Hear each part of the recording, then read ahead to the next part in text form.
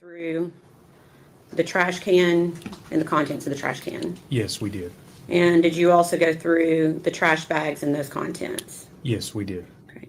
And without telling me what it is, did you find items that were considered relevant? Yes, we did. Okay.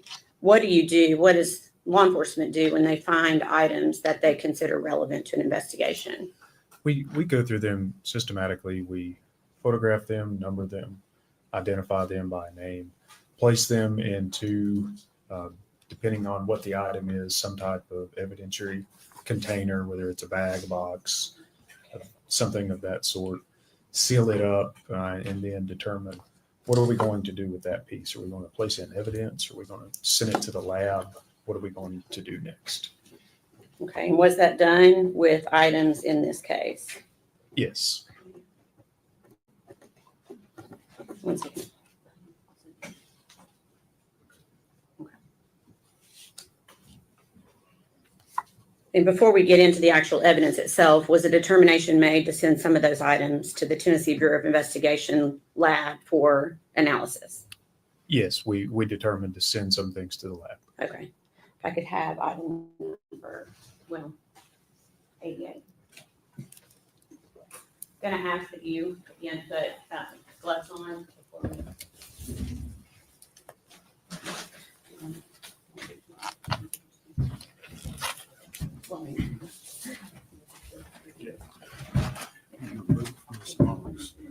Put yourself between this and put it on that side. I've got it. Thank you. You ready? I'm ready. Okay, if you could just carefully open that item that's been passed to you.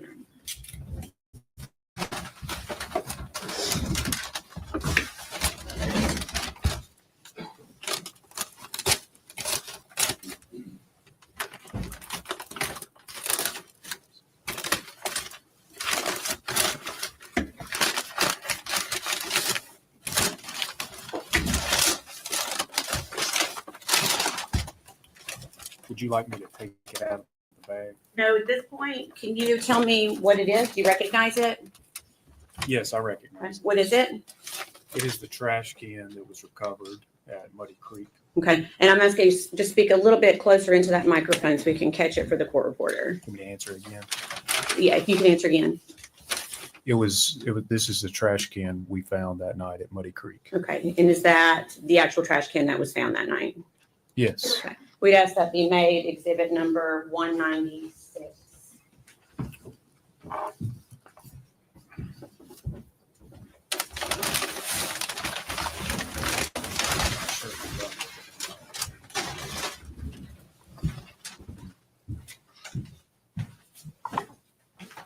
Any objections? No. Before we do it, 196.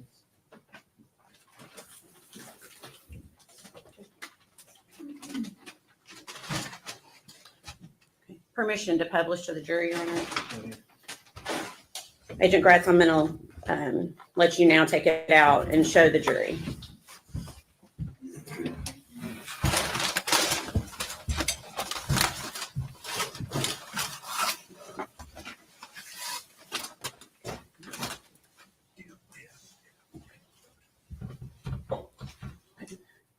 And if you can try to, while you're displaying that to the jury, continue to display it, but try to also speak into the microphone so we can hear. There appears to be black residue on that trash can. Can you tell the jury what that's from? Thank you. Yes, this trash can has gone under what I would say a significant analysis at this point. This black residue is going to be from the lab in Nashville placing dust on it in order to identify any fingerprints. Further, if I can set it down, if you can take a look around the rim and see how it looks irregular, that's not the way it looked that night. When you say irregular, are you talking about the notches that are cut out?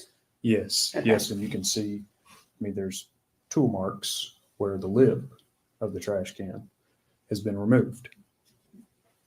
Okay. And so that was not that is not how it looked when you took it into evidence that night. Correct. Okay. Are you aware of who took that off? Yes. Who took that off? David Hoover at the Tennessee Bureau of Investigation Lab in Nashville. He's a forensic scientist special agent. Okay, thank you. Okay, we're done with that exhibit, and I'm going to pass you.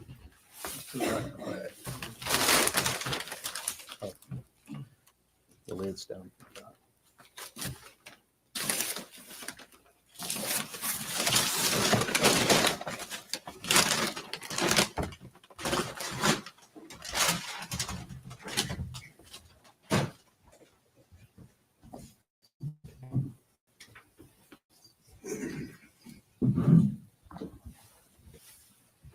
Pass to the next exhibit. Same thing, if you could just open it and see if you recognize it.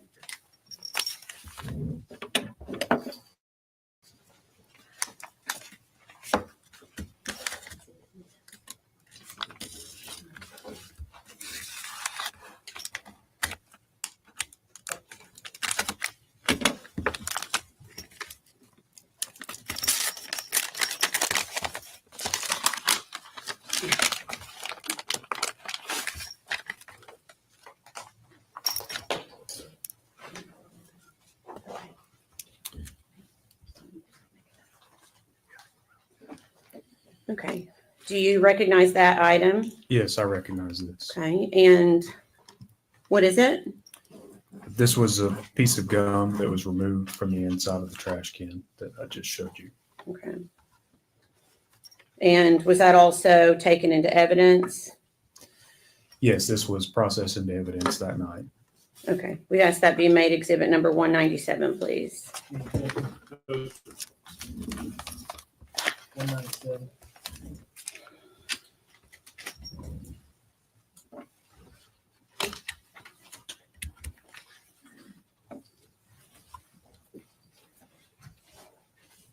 And permission to publish, Your Honor.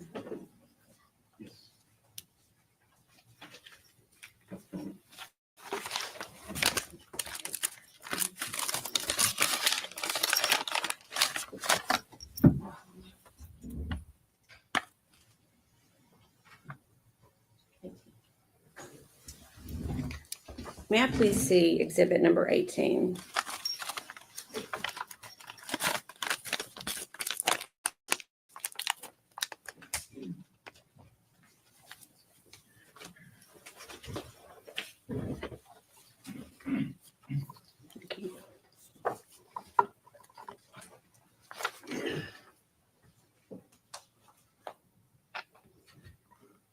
Okay.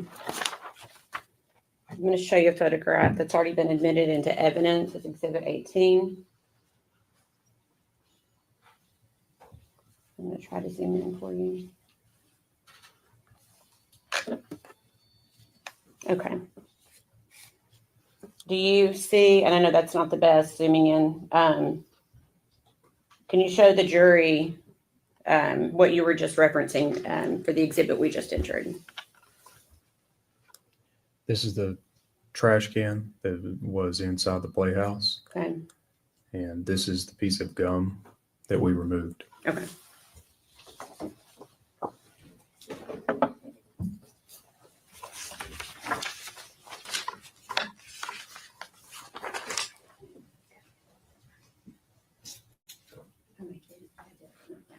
I can pass to the next.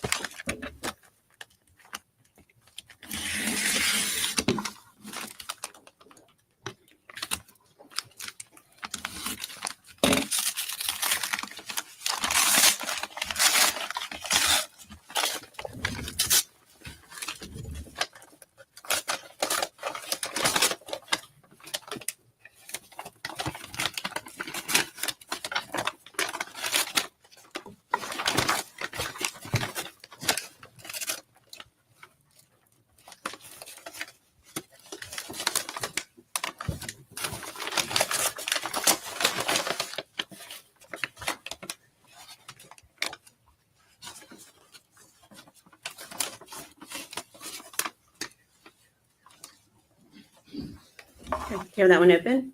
Yes, I have it Okay, open. and are you able to recognize what that is? Yes, I am. Okay, what is it? This is a black trash bag that was recovered from the trash can that night. Okay. And was that also taken into custody and sent to the TBI lab for analysis? Yes, this was. Okay, if we could ask that be made exhibit number 198, please.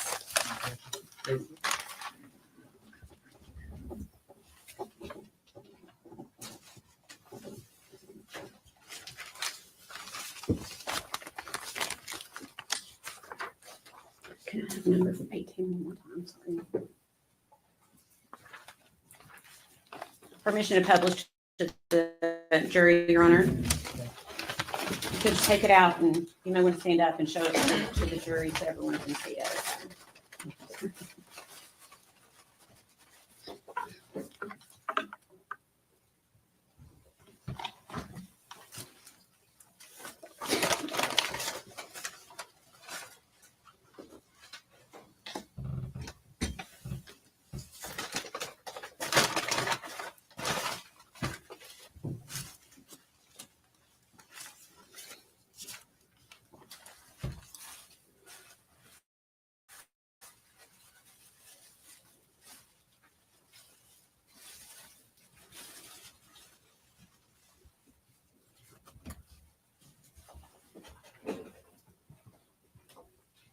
And can you explain to the jury why parts have been removed from the bag that you're holding? I believe you're holding up part of that. Yes, I am. Again, similar to the trash can, this has undergone significant forensic testing. You can see the powder of the residue that would have been done at the Nashville lab. There is insect debris that we found in or on this trash bag. And this is a cutout that was done at the Nashville lab. Okay. And where was that trash bag found? Inside of the trash can at Muddy Creek. You can go ahead and try to put it back in, and then I'm going to show you the same exhibit number 18.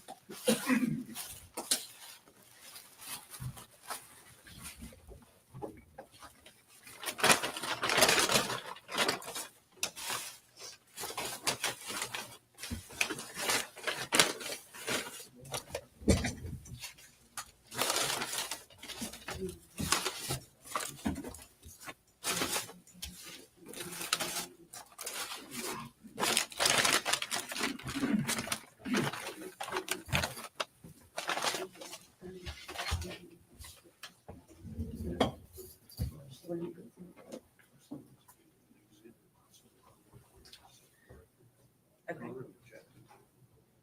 Okay. Are you okay?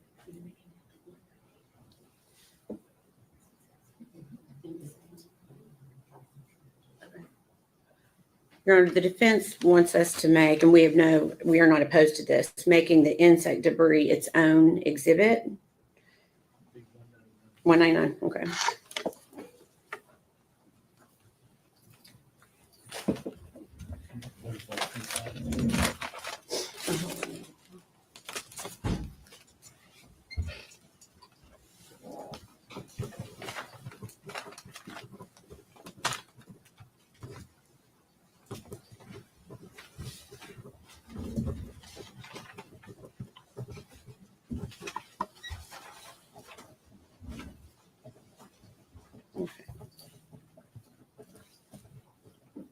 Okay, so back to exhibit number, what's been previously marked as exhibit 18. Can you tell us, is that the black trash bag that you were just referencing? Yes, that's correct. That's the bag.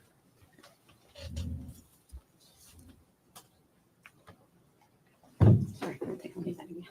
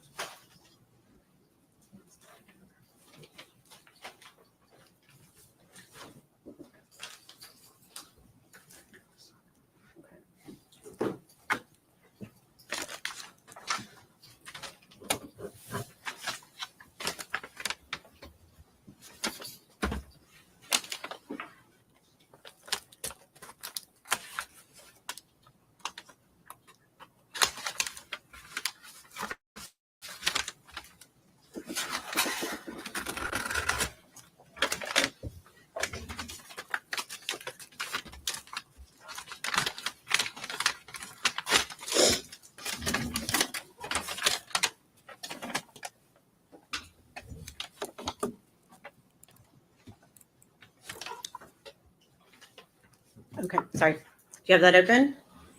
Yes, it's open. Do you recognize it? Yes, I do. What is it? This is a Dasani water bottle. Okay. Where was that located? It was with the trash that we located that night at Muddy Creek. Okay. And did you also take that into evidence? Yes. And was that item sent to the Tennessee Bureau of Investigation Crime Lab for analysis? Yes, it was. We'd ask that be made exhibit number 200. Any objection? We approve.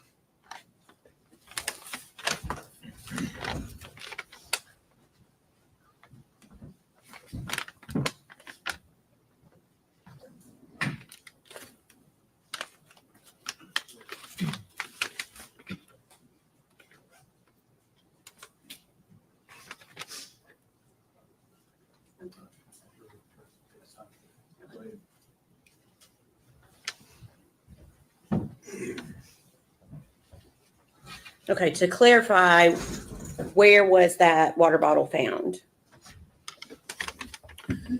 I don't remember if this was found in the trash can or in the bags that were with the trash can. Okay. Just 1 minute.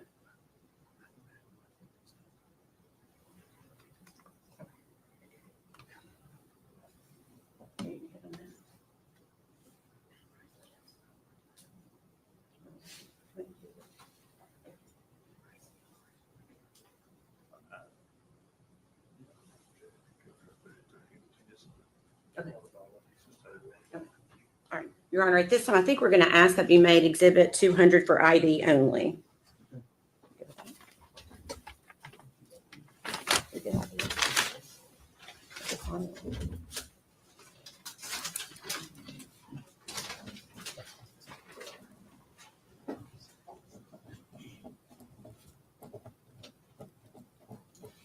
Okay. If you could pass that to the clerk, please. What's the next? 1 minute.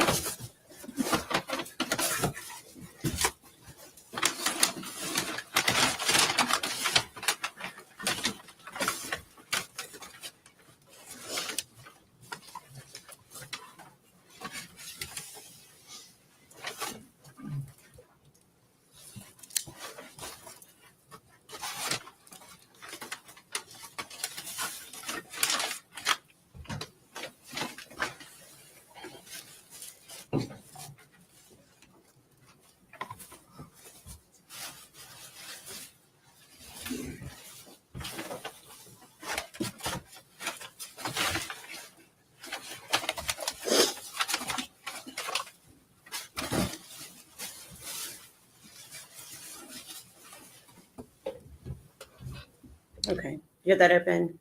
Yes. Okay. Are you able to identify what it is? Yes, I am. Okay. What is it? In this bag here, it has sheets of aluminum foil. It Okay. has some sheets that are by themselves, and there's a box where I placed some sheets inside this box at a later time. Okay. And where was that aluminum foil recovered? It was inside the trash can around the victim's head. Okay. Your Honor, we'd ask that, well, and was that taken into custody by law enforcement? Yes. Okay. And was that sent to the TBI crime lab for analysis? Yes. We'd ask that be made exhibit number 201. Before we get to, now, this bag and box, Mhm. are you separating them? Are you? Agent Gratz, can you specify why the foil is in a bag and a box? So there's the brown paper bag. It's inside this. There are sheets of foil. In the bag. Yes. Is there anything else inside the box? As far as I know, it's not been opened. I can open it up and look. Would you like me to do that now? Yes.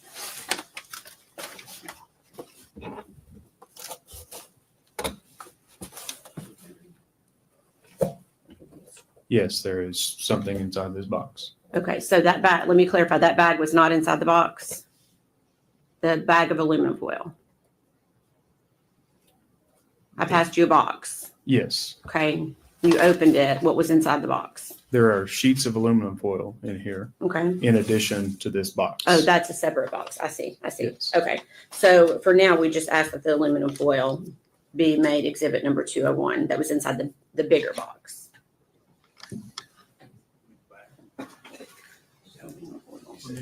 Oh, I'm sorry. The aluminum foil. That.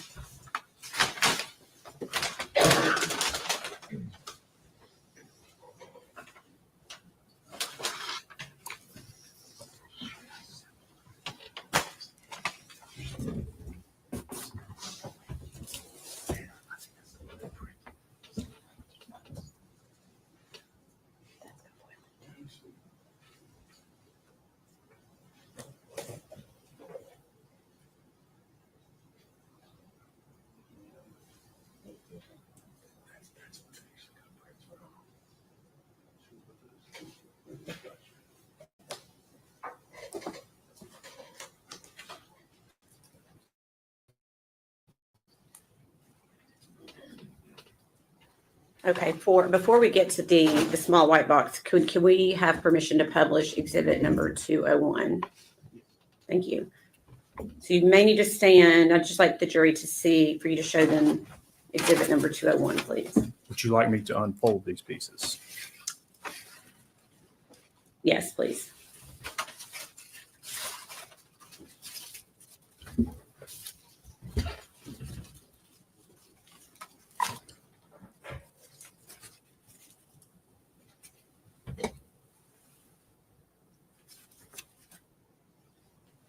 Agent Gratz, was it flat and folded like that when you removed the item from the victim? No, if you can remember from the photographs, part of this was formed around Evelyn's head, and part of this was sort of still stretched out. At a later day, we pulled it all out to do the measurements and the photographs that you also saw on Saturday. And then I folded it back up for evidentiary processing purposes. Okay.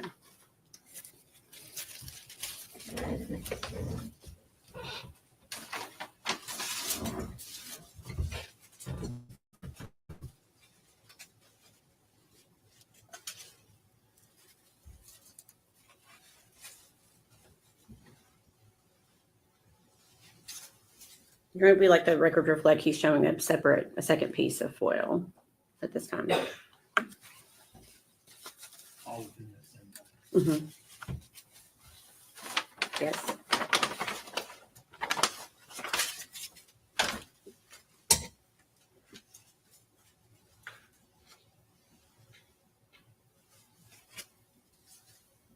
And we'd ask the record reflect he's showing a third piece of foil.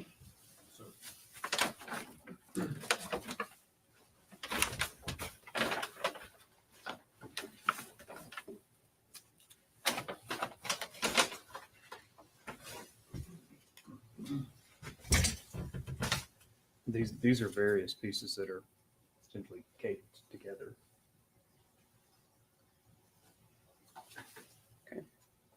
We'd ask the record reflect he's showing the jury smaller pieces of foil.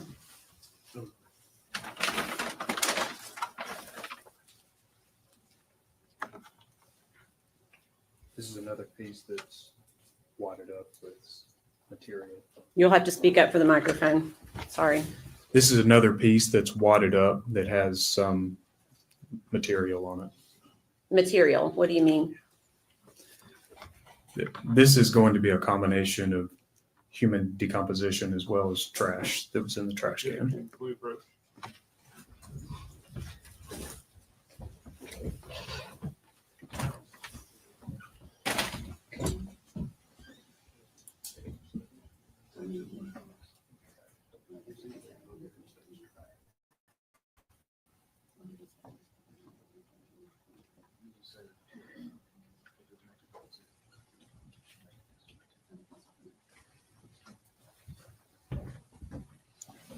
We'd ask the record reflect he was holding up another smaller wadded up piece of foil.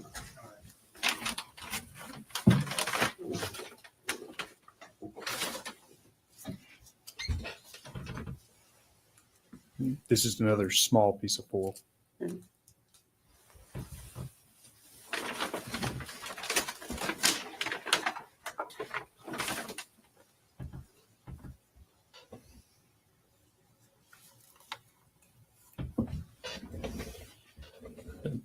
These are boxes that contain hair that was found on the floor.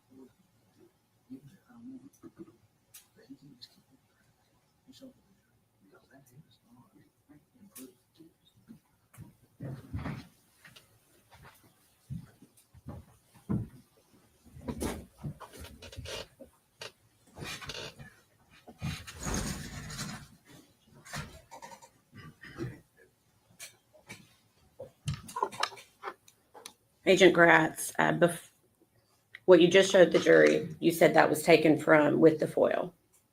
Yes. Okay, and that was taken into evidence. Yes. Okay, Your Honor, we'd ask that be made exhibit number 202. What is it? Are you asking me? Yes. These are Don't Two. show it to the jury yet, please. These are evidentiary containers that have been sealed up. Each individually is labeled hair from full. Okay.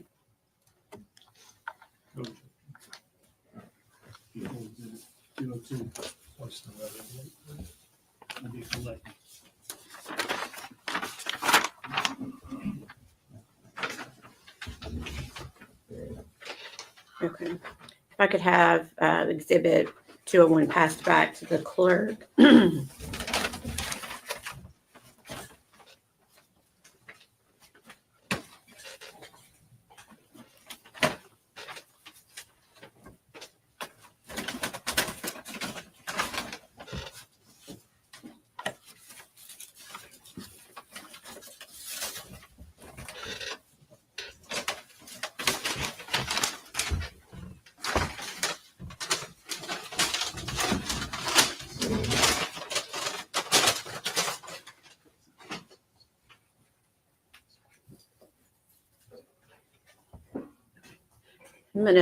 Are you able to grab that white box? Yes. Okay. I'm going to ask that you open it and see if you're, without showing it to the jury, and see if you can identify what is inside. Yes, I can identify this. Okay. What is it? Is another piece of aluminum foil. Okay. How many pieces of aluminum foil?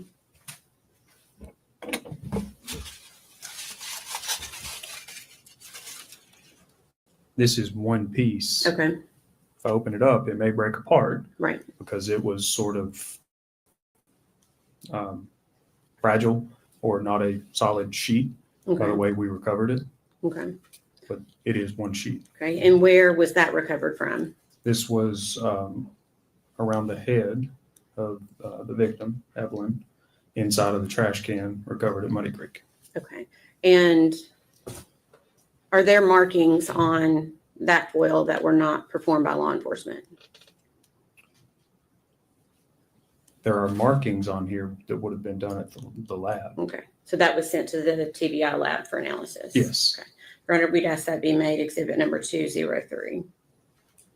No objection.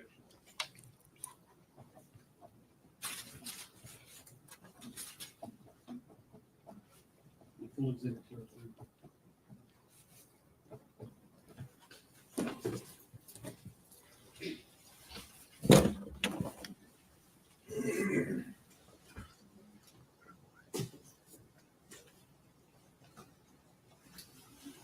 Thank you.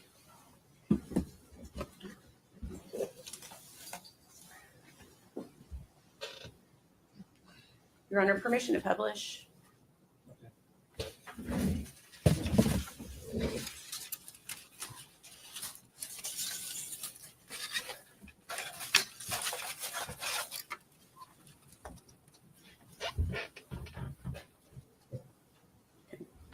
All right, thank you.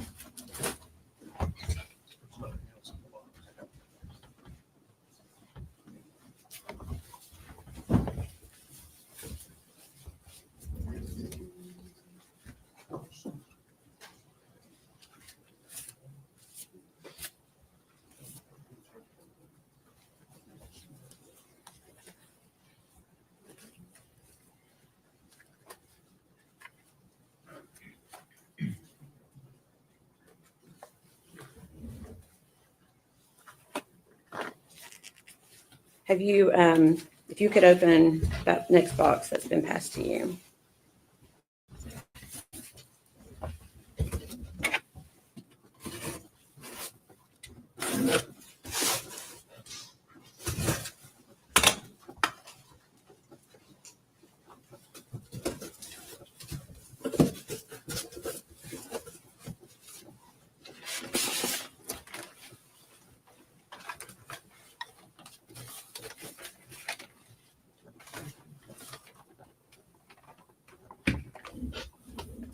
Okay. Okay, I have it open. Okay. Are you able to identify that?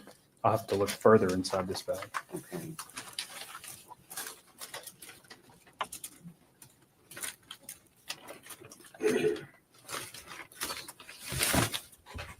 Yes, I can Okay. identify this. Okay. You said, yes, you can. Yes. Okay. What is it? This is the outfit that the victim was wearing that night Okay. when she was recovered. Okay. And is there anything else other than the outfit?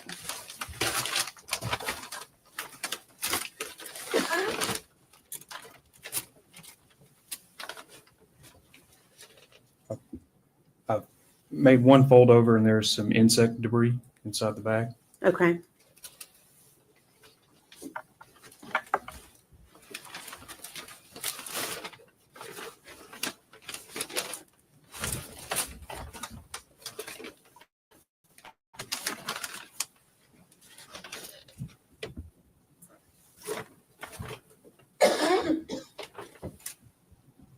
That appears to be everything. Okay. One moment.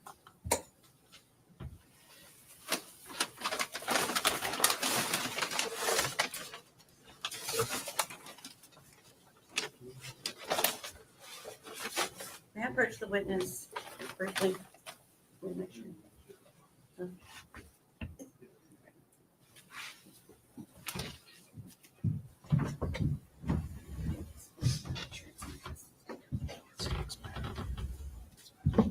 Is it in a plastic bag?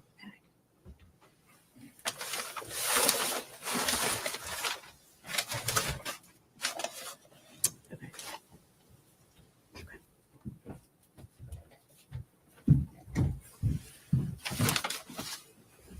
It's not in a plastic bag. May we approach?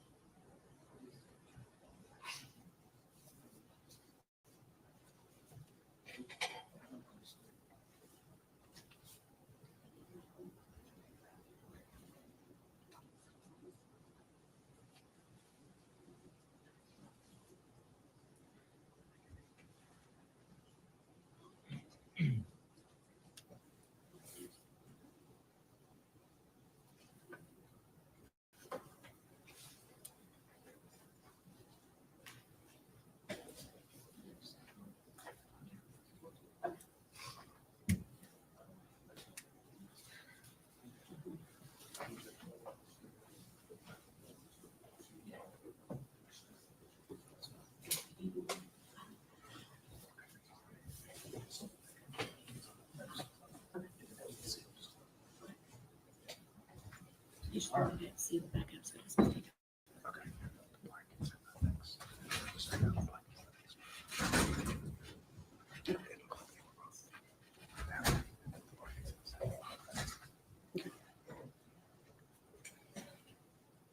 I don't remember what all I've asked you on that yet. Did you state where that was found? Yes, this was found inside the trash can that night at Muddy Creek. Okay, and did I ask you what it was? I'm not sure at this Okay, point. what is it? This is like a fleece onesie. Okay, and where was it found inside the trash can? It was on the body of the victim. Evelyn. Okay, we'd ask that be made exhibit number 204.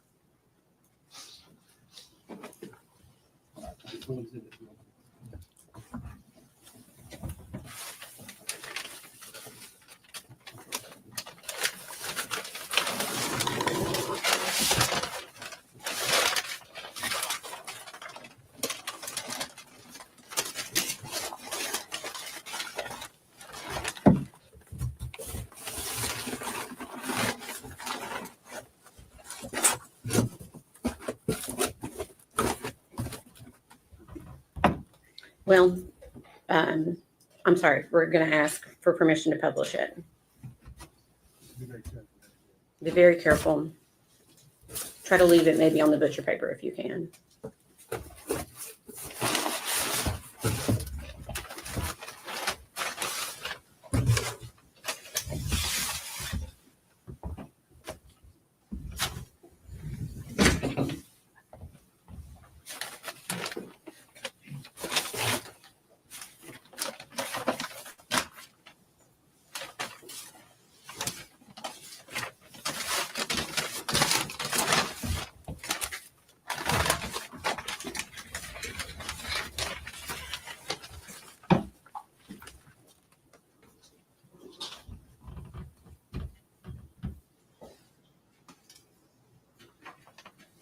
Thank you.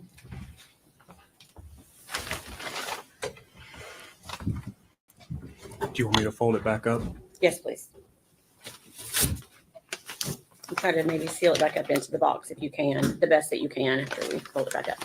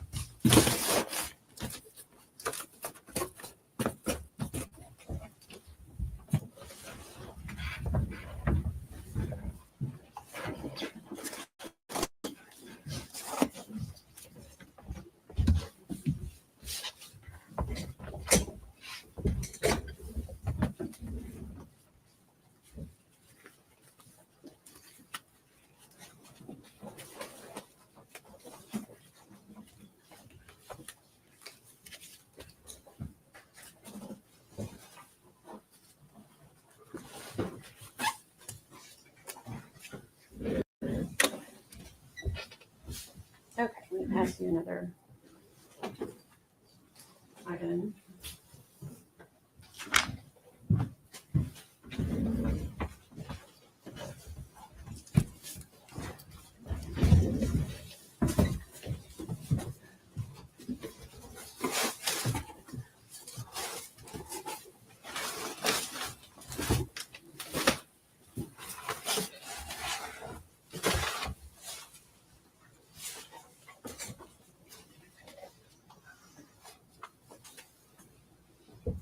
Okay, are you able to identify what is in that box? There are several bags. Would you like me to go individually through each bag and open them? 1 minute.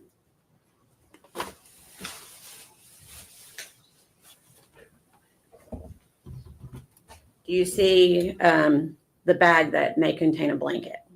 Yes. Could you look at that bag, please?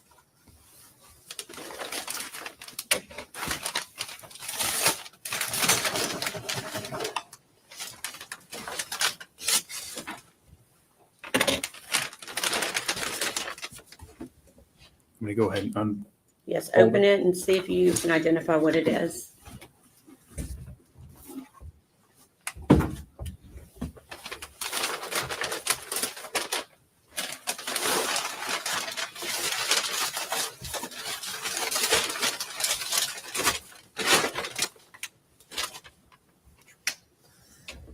I have it partially open and I can identify it. Okay, what is it?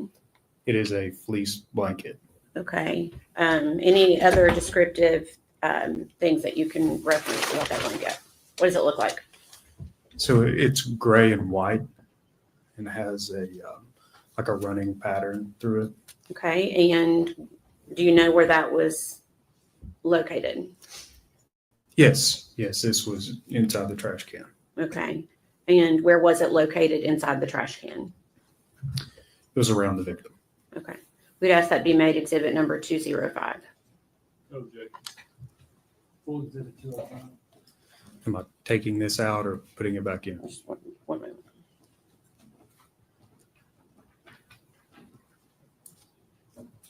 Permission to publish, Your Honor? Okay. Yes, if you could just show that to the jury, again, with the same thoughts to try to be as careful as you can.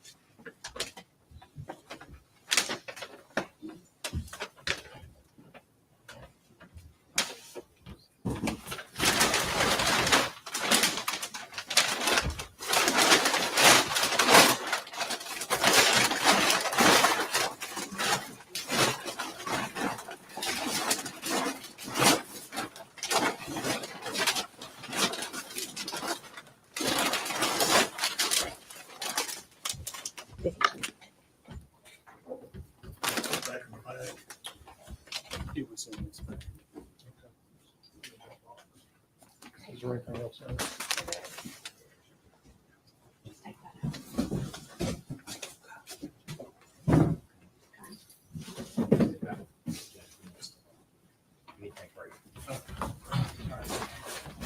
Take about 15. You want to stand, please?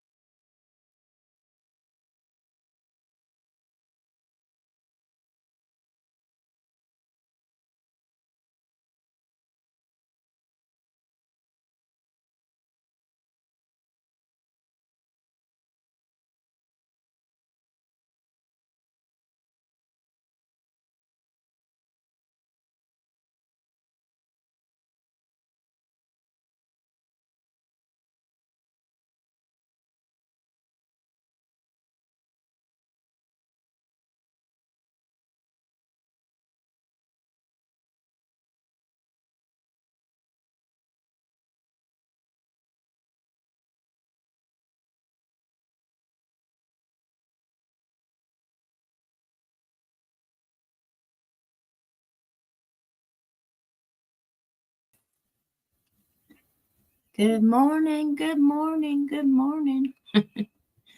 Didn't want to come on here and scare you guys. All right, let's do a little poll, y'all. Put a 1 in the chat if you think that Megan was under the influence when this happened to the baby.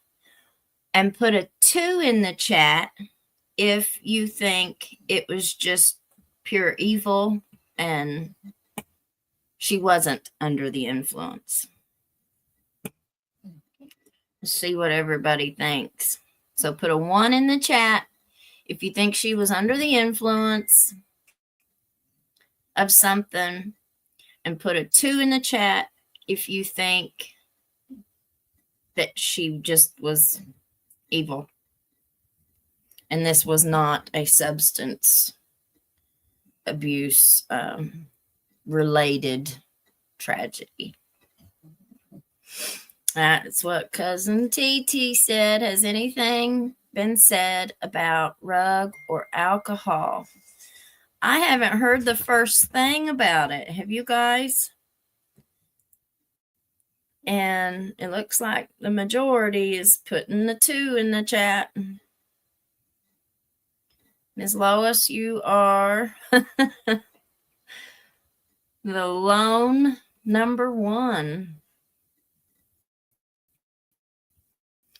So, yeah, I think that you can tell by looking at the photos of Tommy, her dad, Megan's dad.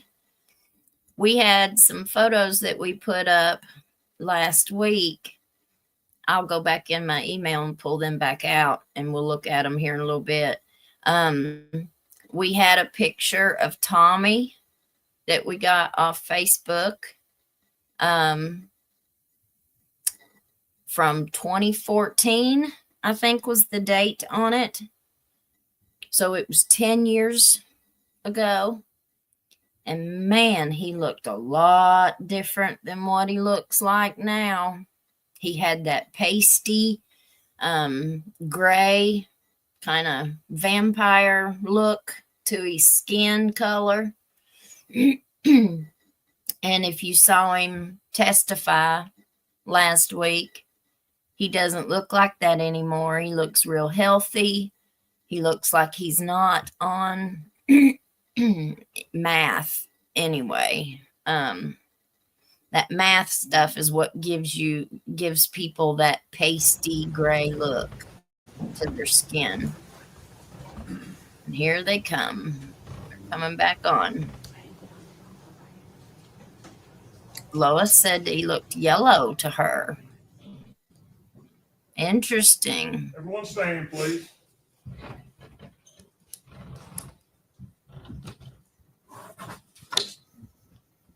They haven't took their thing off.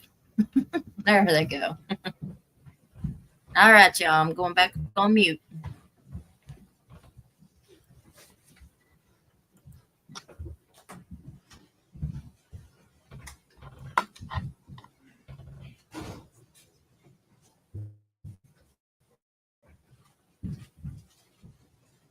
You may be seated. Thank you. Thank you, Your Honor. A few more questions. Prior to the time that Evelyn's body was recovered by law enforcement, had Tommy Boswell's property been searched? Yes, there had been law enforcement on the property. Okay. Was the playhouse searched prior to Evelyn's body being found? No, And can you tell us why? we never had any reason to believe that would come into play.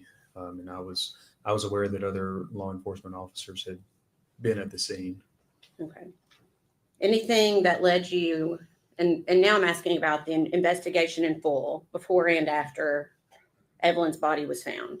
Anything that led you to believe that her body had been moved to Tommy's property after the defendant had been moved to Tommy's property after law enforcement had already been there? No. Okay. 1 minute.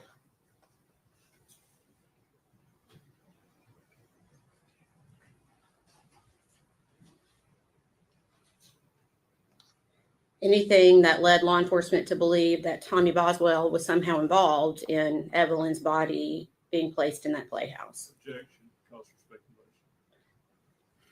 I can ask it in a different way. Sustained. Okay.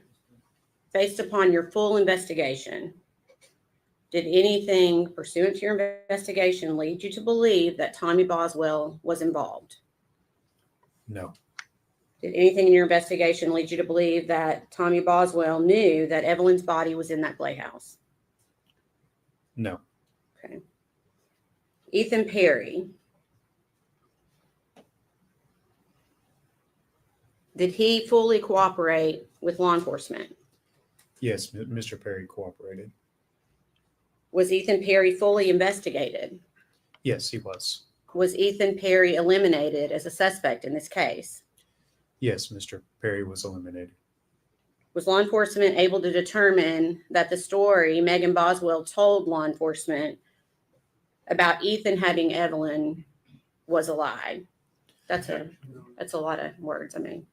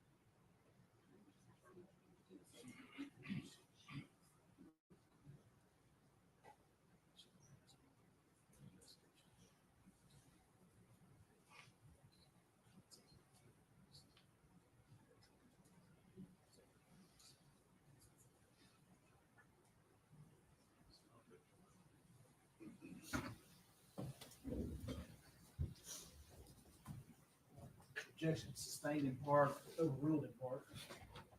I'm going to try to ask this in a different, less wordy way.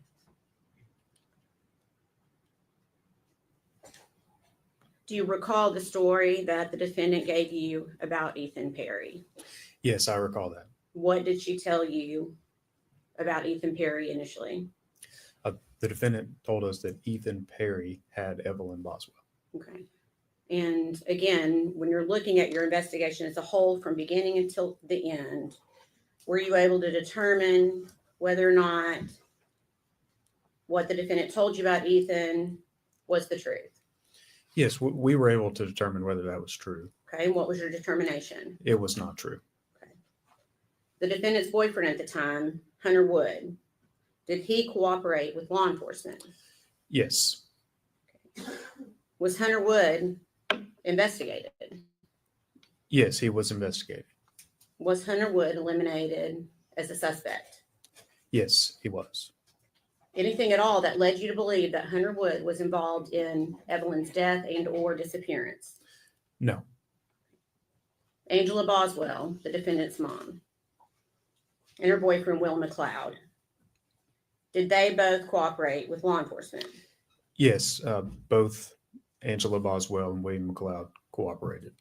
Were they both investigated? Yes, they were both investigated. Were they eliminated as suspects? Yes, both of them were eliminated. Do you recall what Megan Boswell told you about Angela or Angel, her mom, at the beginning of the investigation? At the very beginning, or What did she tell you about her mom?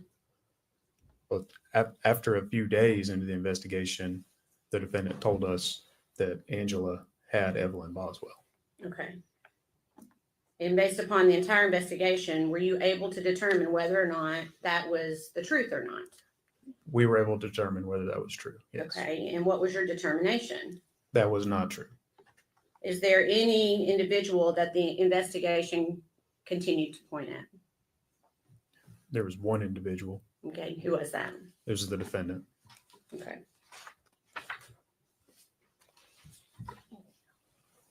Please answer any questions the defense has for you.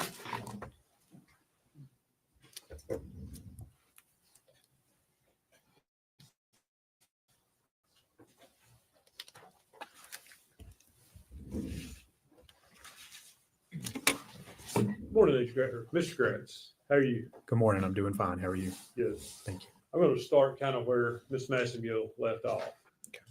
She asked you if they're about clearing certain suspects. Correct. And she used words and asking you about Hunter Wood, if there's anything at all about him that caused you all to disbelieve him as not being a suspect.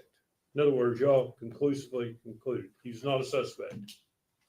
We did after we investigated him. Okay. As part of that investigation, I'm sure, did you collect his DNA? No, I did not. Matter of fact, he refused his DNA to law enforcement, didn't he? I think at some point he did. Okay. So his DNA cannot be compared with any of the DNA where the body was found. That would be a question better answered by the lab personnel.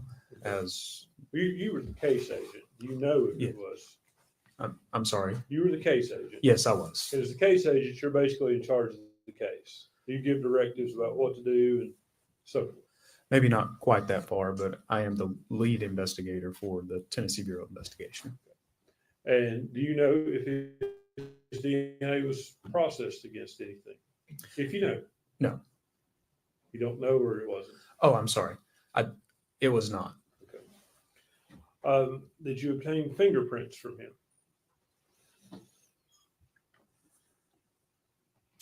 I'm almost certain I collected his standard of fingerprints. Yes. Okay. And you say you're almost certain. Do you know for sure or not? I think I collected them from the booking at the jail when someone's booked into jail. Okay, so their fingerprint. He'd been arrested for something before, is what you're saying? Yes.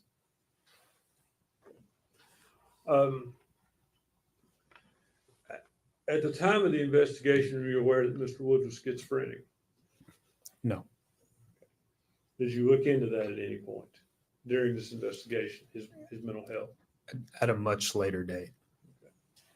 And did you all investigate any connection between people with schizophrenia and people that tinfoil hats? Go ahead.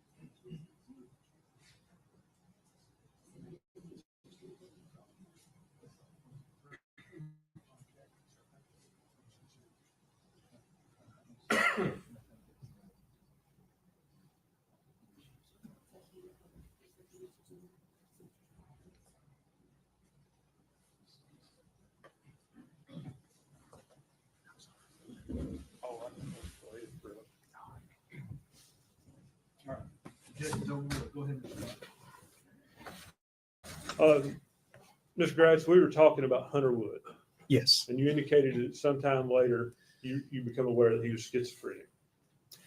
I knew he was having some mental health issues. I'm not sure that I knew the actual diagnosis, but I am aware of issues. Did you investigate his health issues in relation to this case? And for instance, what I'm asking is, the first time I asked you about schizophrenia, you seemed to indicate that you knew that. I knew he had some type of mental health issues. Yes. Did you investigate, give consideration to the possibility that the tinfoil could be related on the baby, could have been placed there by someone with mental health issues? We did a significant investigation into the tinfoil.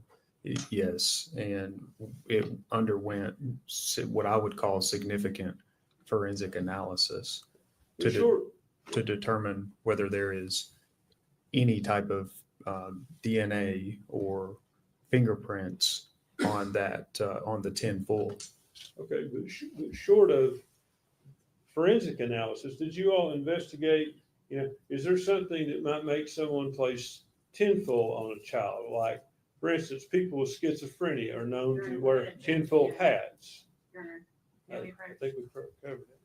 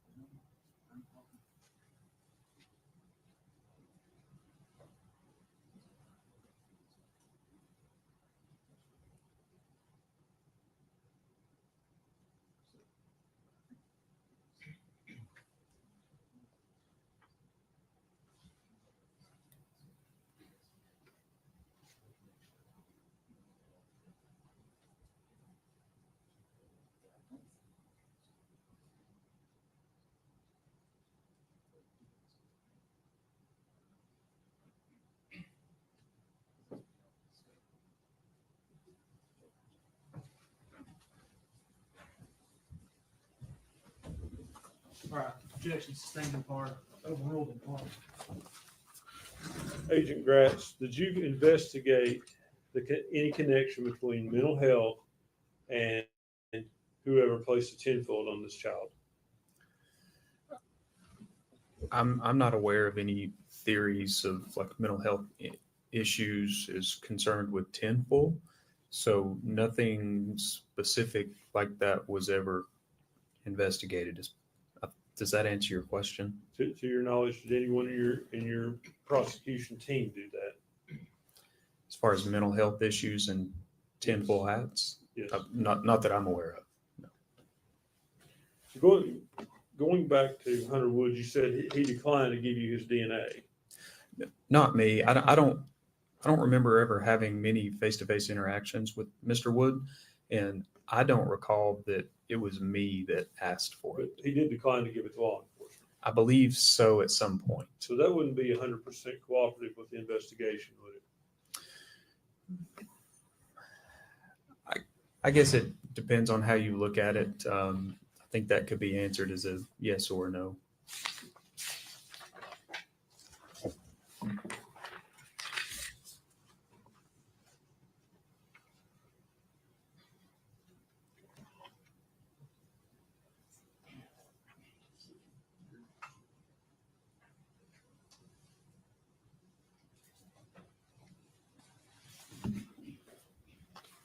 let's go back to the investigation at the Boswell property.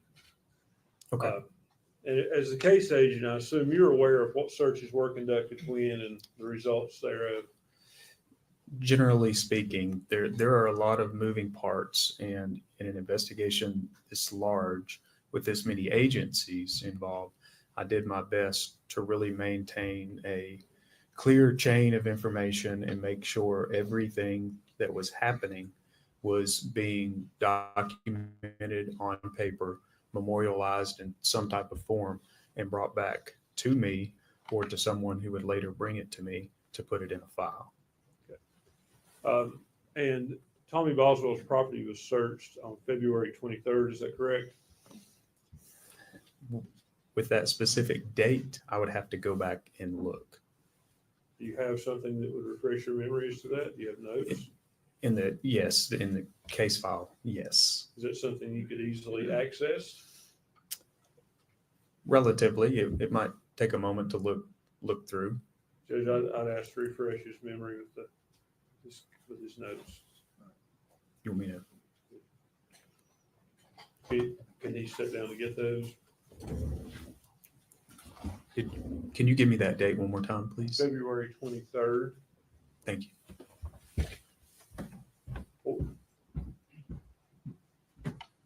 I guess he's not on the microphone, but I would ask for any other date it was searched as well. That'll just help. Okay.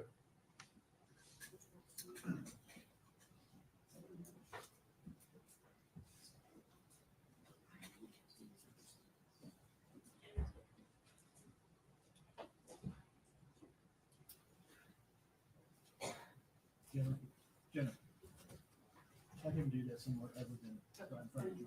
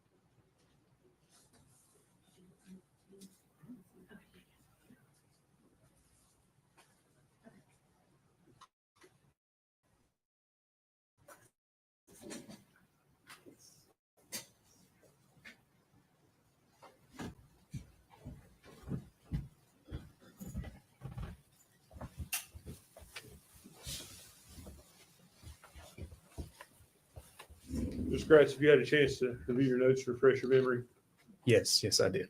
was a search conducted of Tommy Boswell's property on February the 23rd? Yes, it appeared that after looking at my notes that Mr. Boswell Sr. had given written consent and permission for law enforcement to search his property. And you recall who searched the property? Yes, there were a team, or was a team there. There were members of the Sullivan County Sheriff's Office present, as well as at least one member, or I suppose two, of the Union County Sheriff's Office. And that would be Union County, Tennessee. And a cadaver dog searched the property that day and provided no hits. Is that correct? That, according to the report. Would the report would be correct to the best of your knowledge? I would have to defer to the officer that conducted that to those that were present. Is your report Ms. Gratz. Our 115 author is David Gratz. Mhm. You agree with me about that? Yes, correct. Okay. So you would have recorded the information you were provided by the team, whether or not the dog hit, correct? My report essentially reflects that there was another report issued. So the other report was issued by the Union County Sheriff's Office.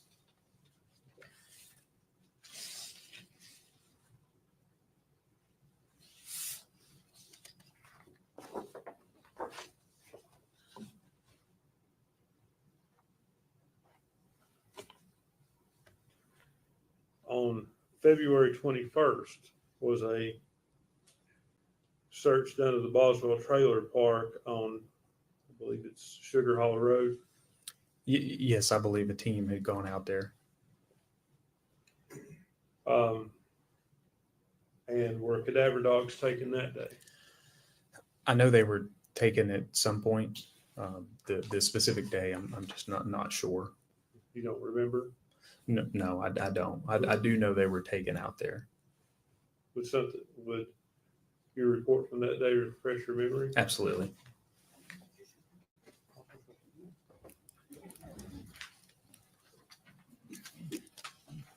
Thank you. Thank you.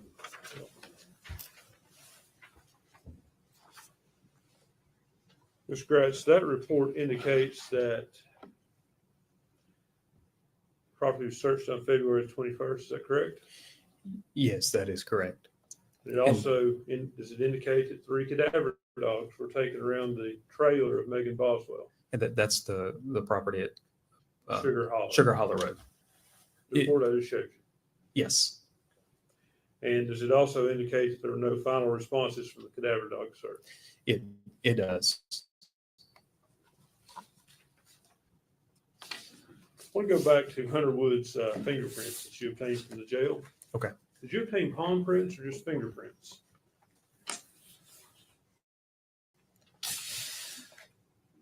It would be the standard prints they take, which I think are what we would refer to as major case prints.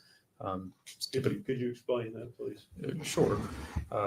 It's a small standardized document that has a box for each finger of each hand.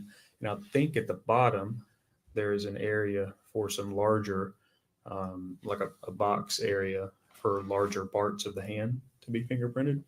And they are filled out, depending on the department, either in ink or electronically. And do you know one way or the other if Hunter Wood's palm print was taken? I would have to look at his major case or his prints to determine that. Are you also aware there was a palm print on that trash can where Evelyn was found? I would have to defer to forensic scientist David Hoover for that. You're unaware of that? I know there was prints found on the can. I am aware of that. To say palm print versus fingerprint, I'm not sure. Okay.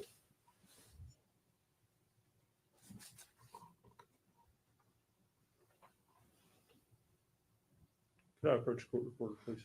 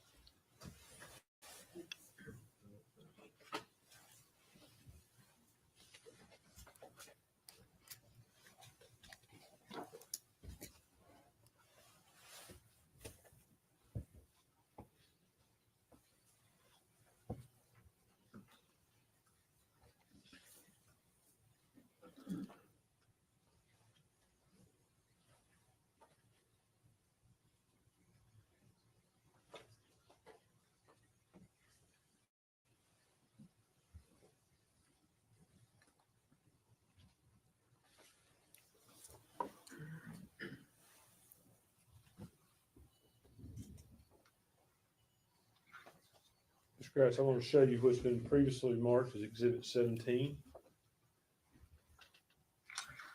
Flip. There you go.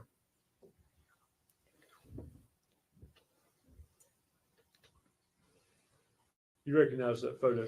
Yes, I do.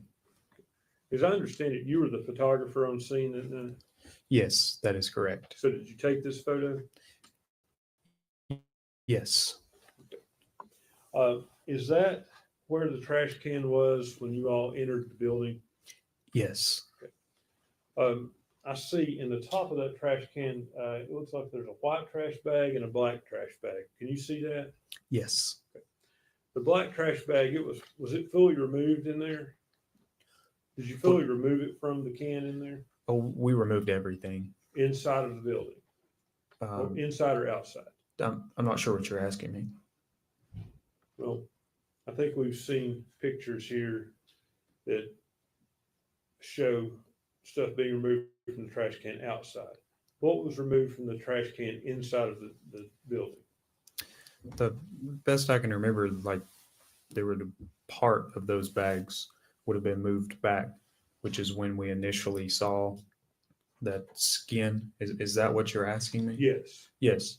So part of that would have been disturbed, moved, however you want to characterize it. And when we saw what we believed was human flesh. And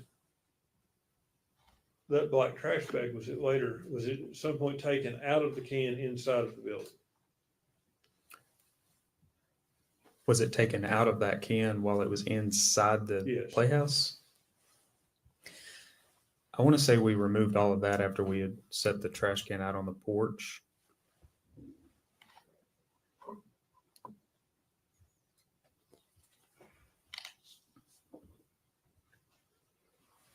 I'll show you what's been marked as exhibit 15. Mhm. The black trash bag appears that it's been moved. Yes, we moved those bags. Okay, is it your testimony that you could see around the trash bag in that condition to see the body? When you're standing above it, you could see part of the body. Yes. So that bag, it wasn't taken out and placed back, is what I'm asking. Was it taken out and placed back in the can? Was it like totally removed from the trash can and then pushed back in there? Or set back in there like that? I'm not sure. I'm not sure. Is it possible? Yeah, sure.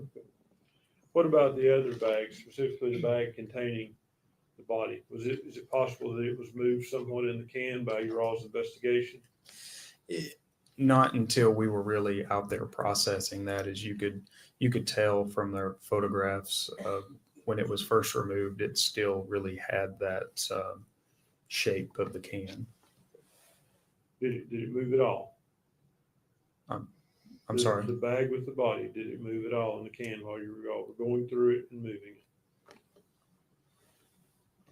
We were systematically pulling things out of there.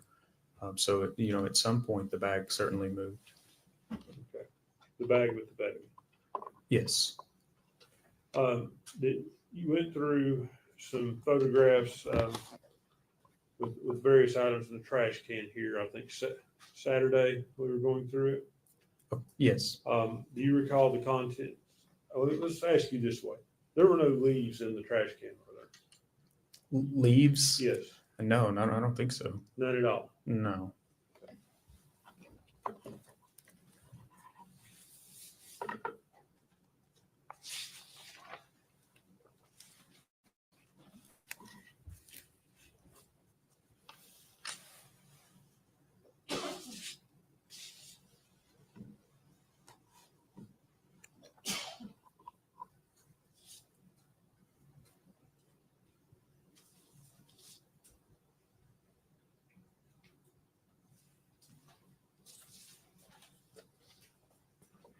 Okay, just a minute.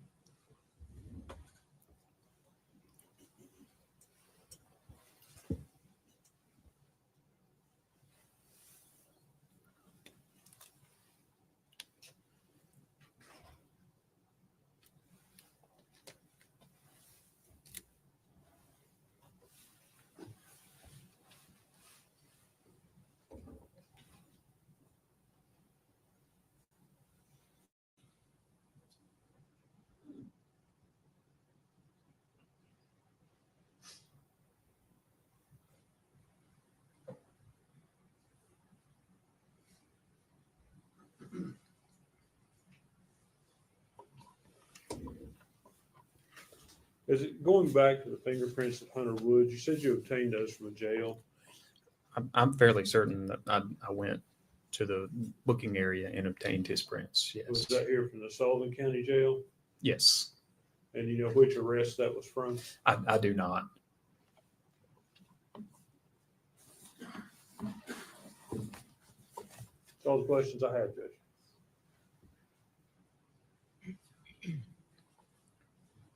Redirect.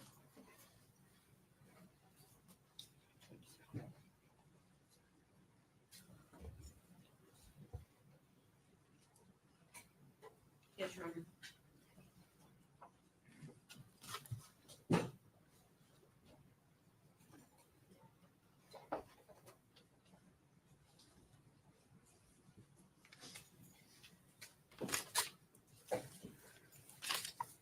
How many interviews of what we call lay witnesses do you think were conducted during this investigation?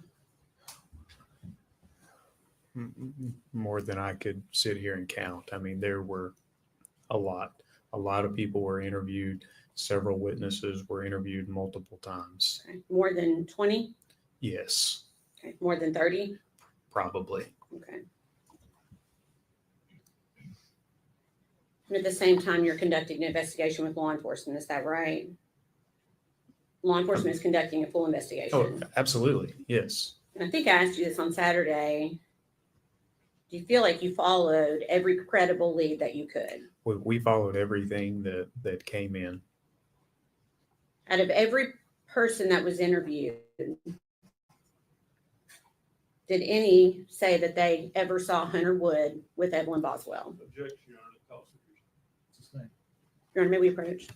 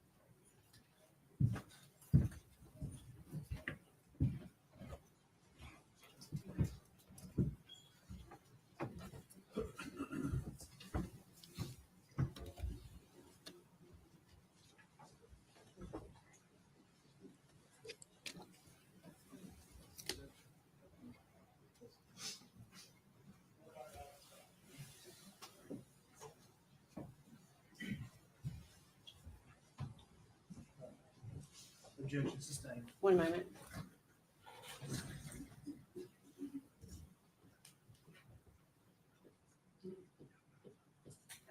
All right, no other questions, Your Honor.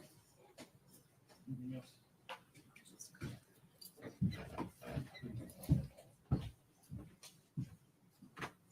No, sir.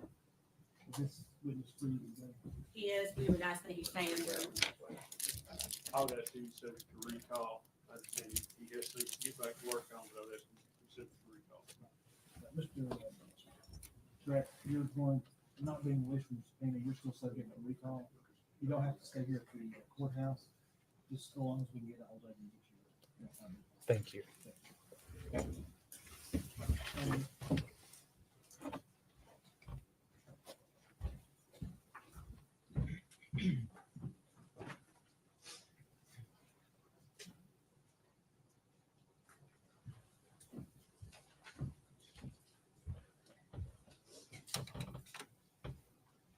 I'm assuming you take the process next. He is the state would call Detective Matt Price. State your name. Matthew Price. Solemnly swear from testimony about the truth, the whole truth, and the truth. Yes, sir, I do.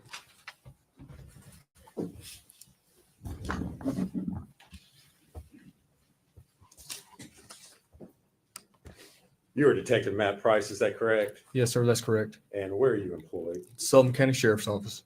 And what is your position there at the Sheriff's Office? Currently, I'm Lieutenant over Criminal Investigations Division. All right. How long have you been in that position? I've been lieutenant for about 3 years, 3.5 years, How long have you been in the Criminal Investigations Division? since 2009.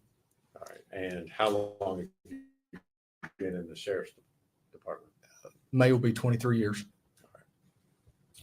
Lieutenant Price, were you working in the Criminal Investigations Division back on February the 18th of 2020? Yes, sir, I was. All right. And what was your assignment there? I was sergeant in CID at that time. Okay. Were you called out at that time to assist in the investigation into a missing child by the name of Evelyn Boswell? Yes, I was.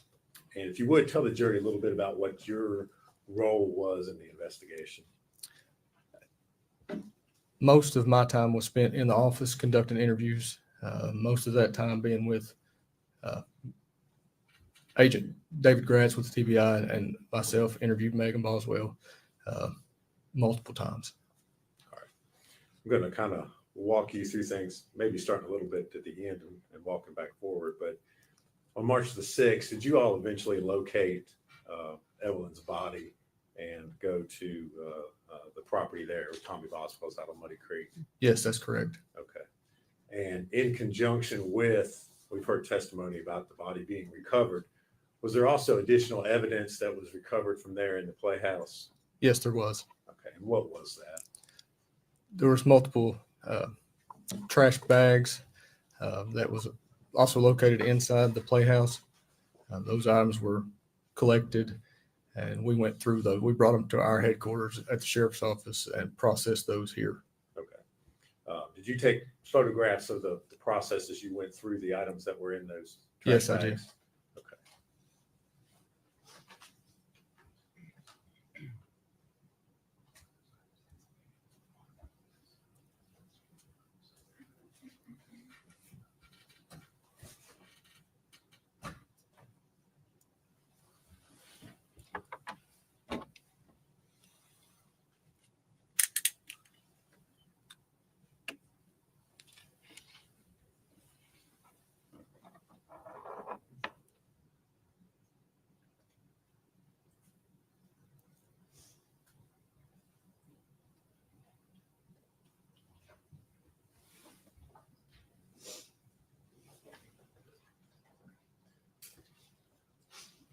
Lieutenant Price, I'm going to hand you 5 photographs and ask if you can identify what's shown in those.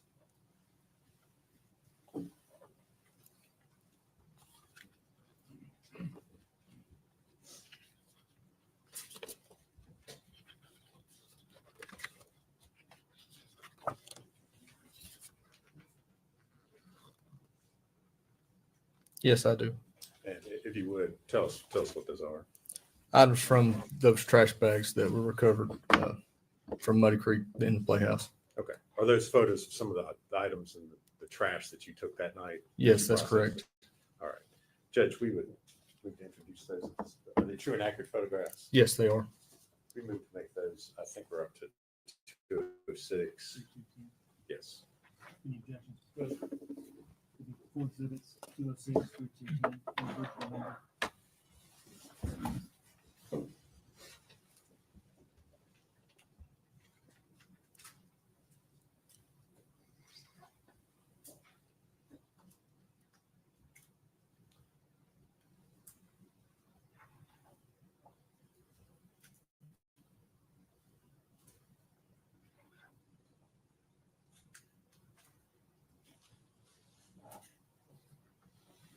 Judge, if we could, I'd ask the permission to publish those this time.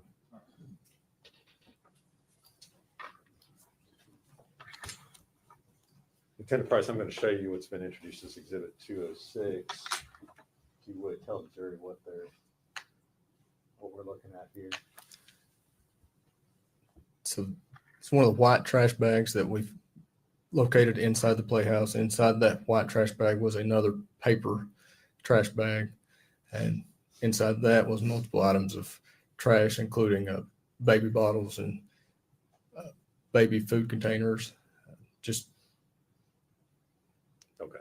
And is this a photo taken before, I guess, you had inventoried or removed any of those items? correct. This was just as soon as we'd opened the bag. Now I'm going to show you Exhibit 207. And again, if you would, tell the jury what we're looking at there. It's another white trash bag that we removed from the playhouse, dollhouse on Muddy Creek. And again, inside of it was numerous other items of trash.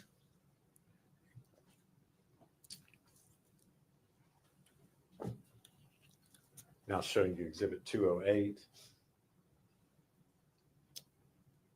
Yes, that was an egg carton that was found in one of those trash bags with the expiration date. All right, I'm going to go back real quick and show you 207 again. Is that the egg carton that we're It seeing is. there? Yes, it is. All right. Now go back again to 208. Is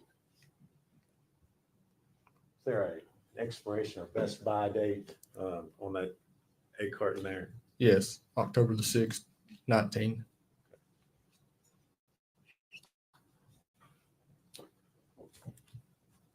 Now I'm going to show you exhibit 209. What are we looking at there? Trash, again, trash bag with trash inside of it, including a most prominent thing is a milk container. And again, does that milk container have an expiration date on it? It does. I don't know if you can see it or not. I'll zoom in on it.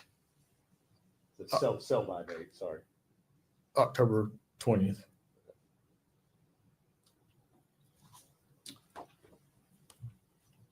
And I'm now showing you exhibit 210.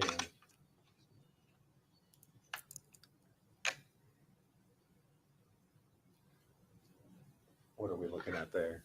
Is a receipt, Northeast State Bookstore with Megan Boswell's information on it. All right. And that was removed from the Trash can, as yes, well. sir. Thank you.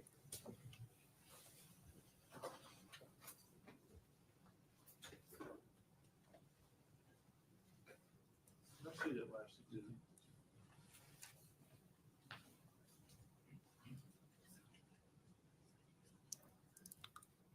Oh, sorry.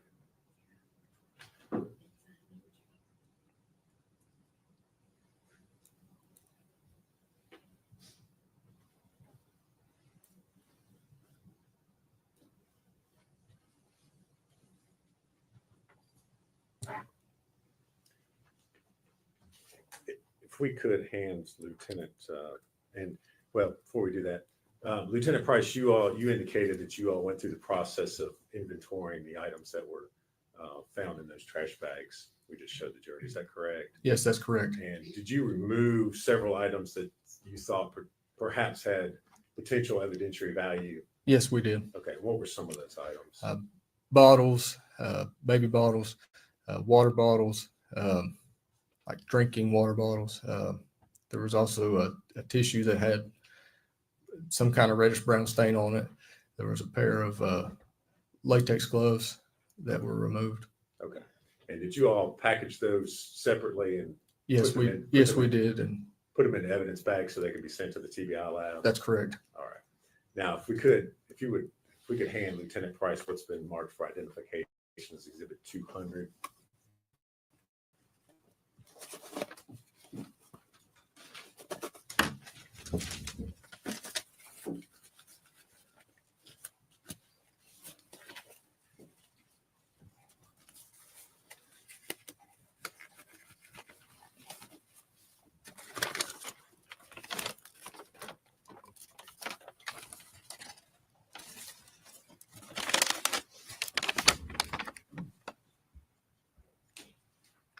Do you recognize it? Yes, I do. And what is it? It's a Dasani water bottle.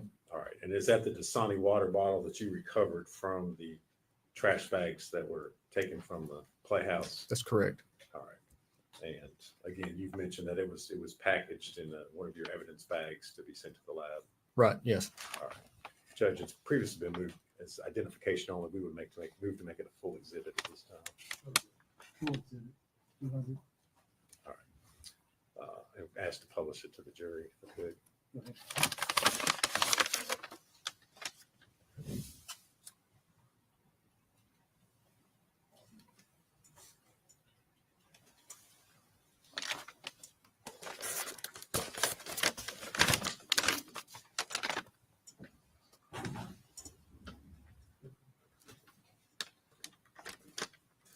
Lieutenant Price, I'm going to hand you another bag and ask if you can identify what has just been handed to you.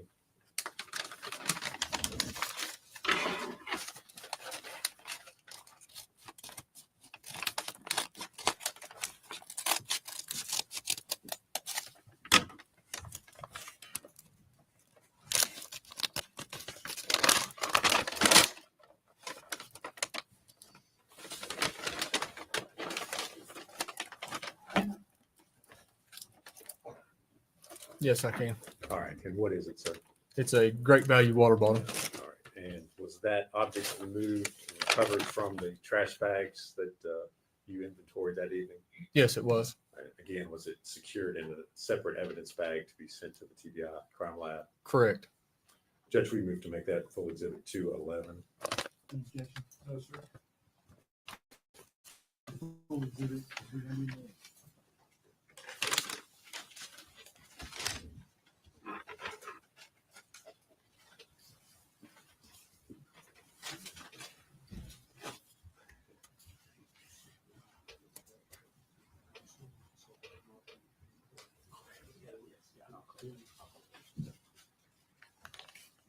Defendant Price, I'm going to hand you another evidence bag and ask you if you can recognize what's been handed to you.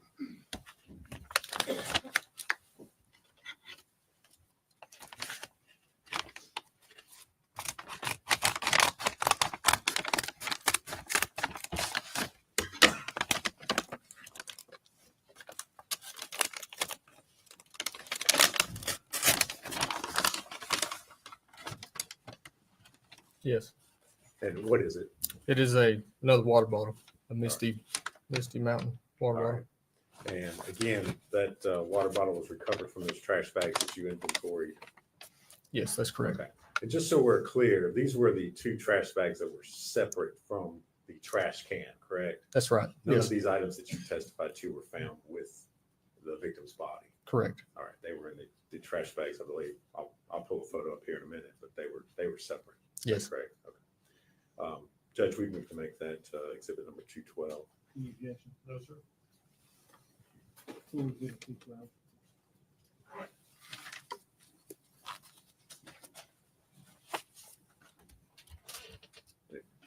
Permission to publish that, Judge. Yes.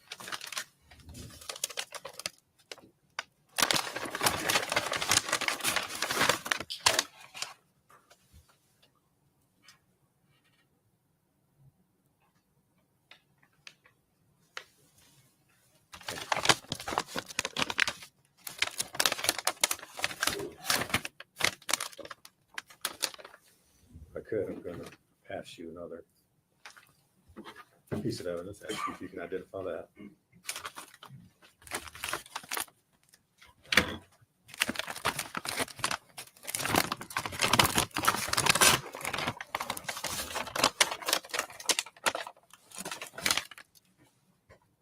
Yes.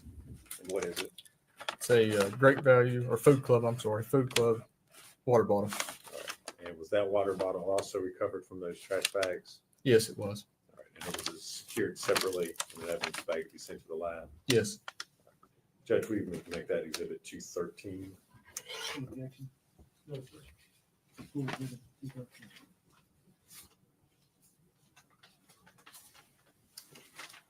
Ask that it be published to the jury.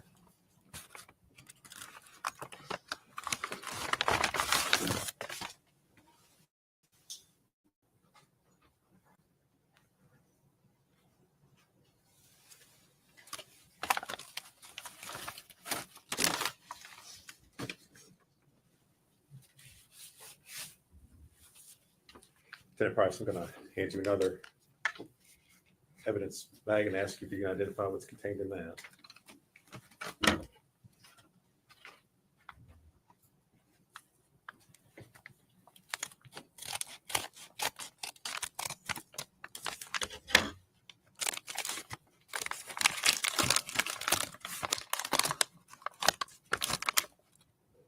Yes. And what is it? It's a white tissue with some kind of stain on it. All right. And was that tissue recovered from inside the trash bags that you were inventorying that night? Yes, it was. And was it packaged in a separate evidence container bag to be sent to the TBI lab? Correct. Judge, we can move to make that exhibit 214. Any objection? No, sir.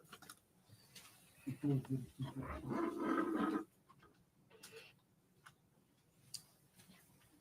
Ask permission to publish that to the jury.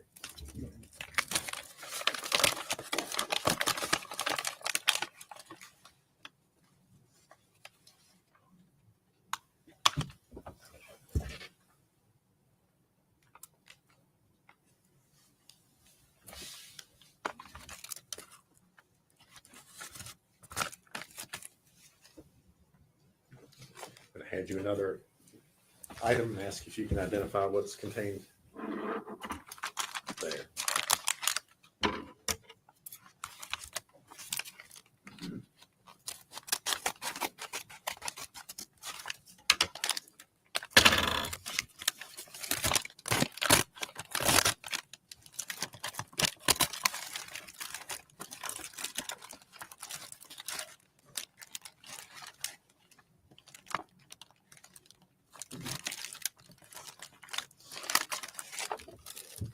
Yes, What is it? it is a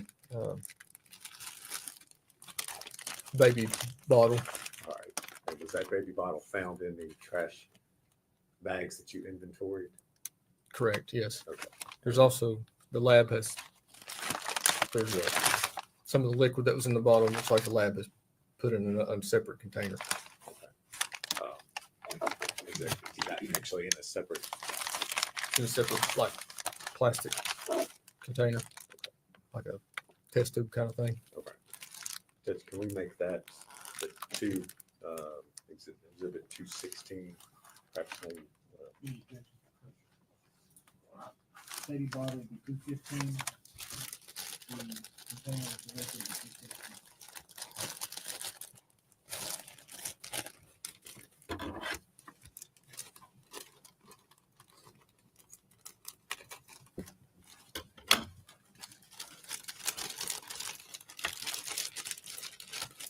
that's permission to publish 215 to the jury this time.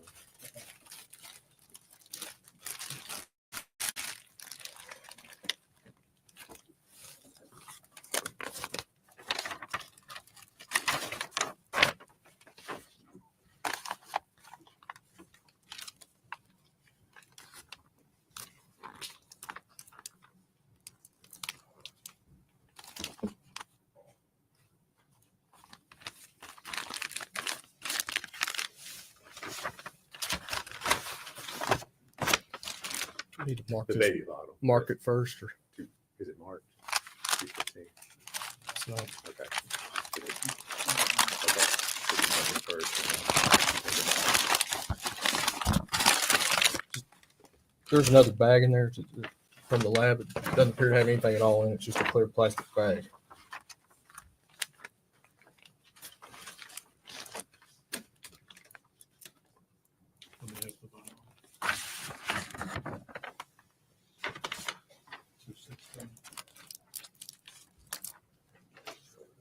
You want to inspect it? Let's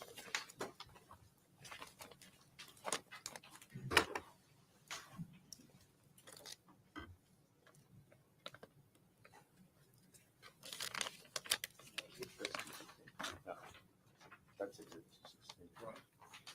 216. Is there, you said there's another bag in Yes, and I believe this was the.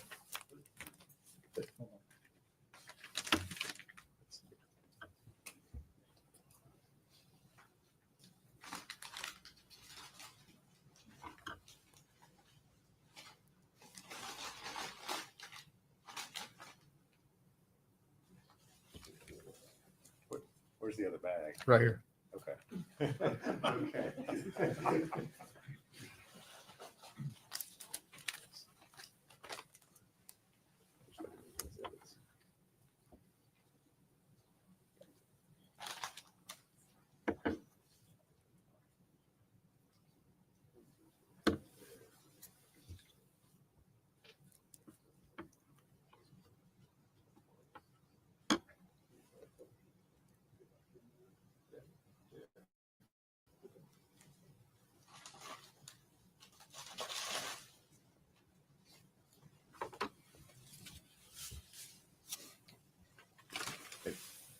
Lieutenant Price, I may have you identify there's a separate plastic bag that's in there.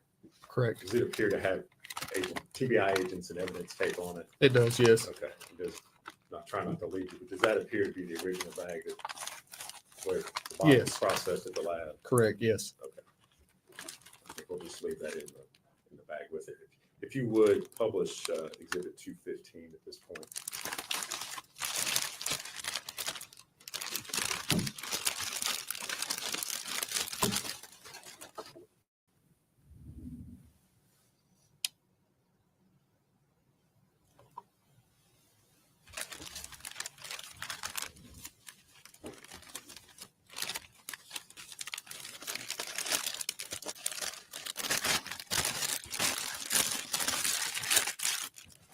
Lieutenant Price, I'm going to hand you another item and ask you if you can identify that.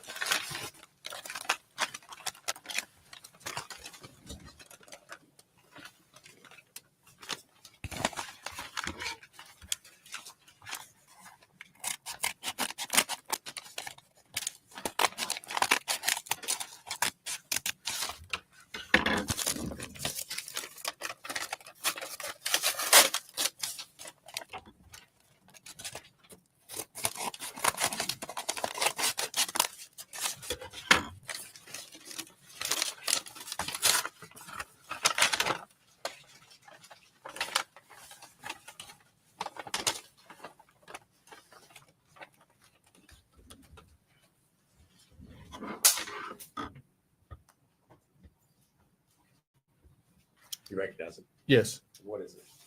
Blue latex glove. Okay. And were those collected from the contents of the trash bags that you inventoried? Yes, they were. And were they secured in a separate evidence bag to be sent to the TBI lab? That is correct. Judge, we can make those Exhibit 217. No, sir. Before exhibit 217. Judge, we'd ask permission to publish those to the jury. Go ahead.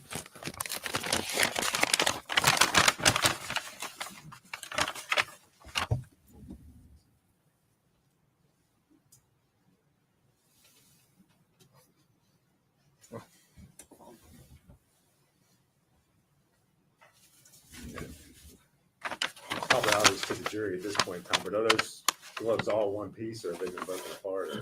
Broken apart. Okay. You all did not break them apart. No, sir. All right. They were like that. That's the condition they were in. when you Correct. collected them.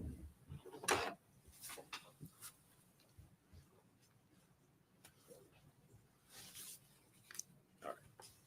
I'm going to hand you another item and ask you if you can identify that.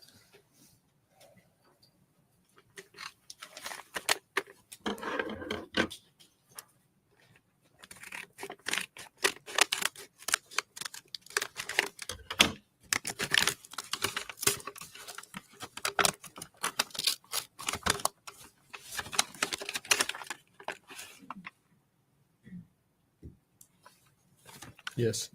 And what is it? It's a cold and cough nighttime medicine bottle. And was that bottle collected from the trash bags that you all inventoried that evening? Yes, it was. And was it secured in a separate evidence bag to be sent to the TBI lab? Yes. Judge, we can make that exhibit number 218. Any objection? No, sir.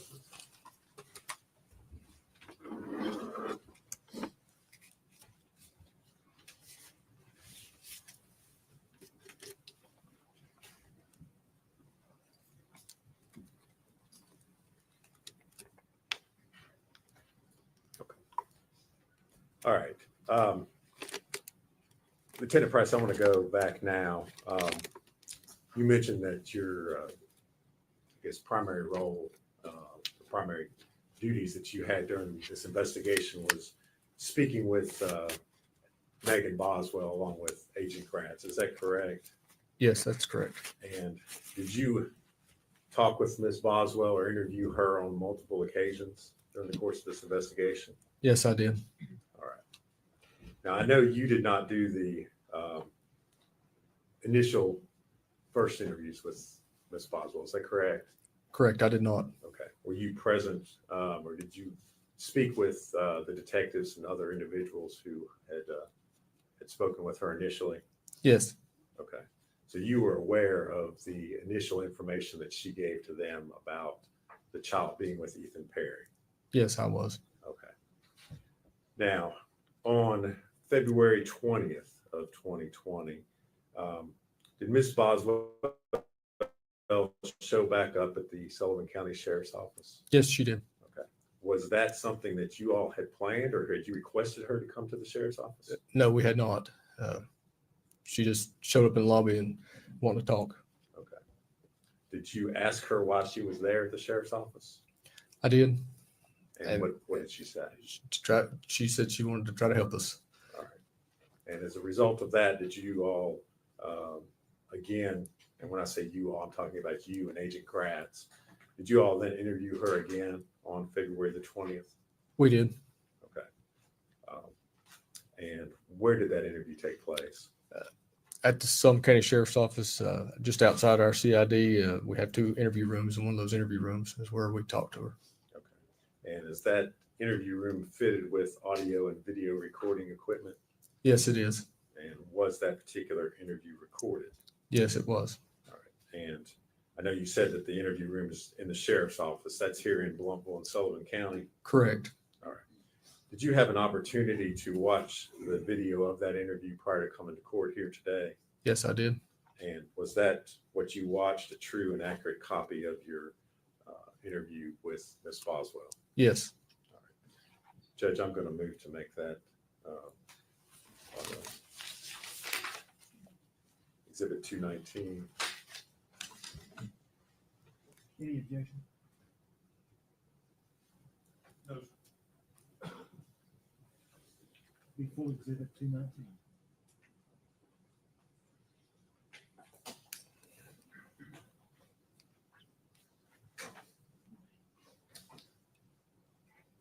And Judge, I'm going to ask to show that to the jury. All right.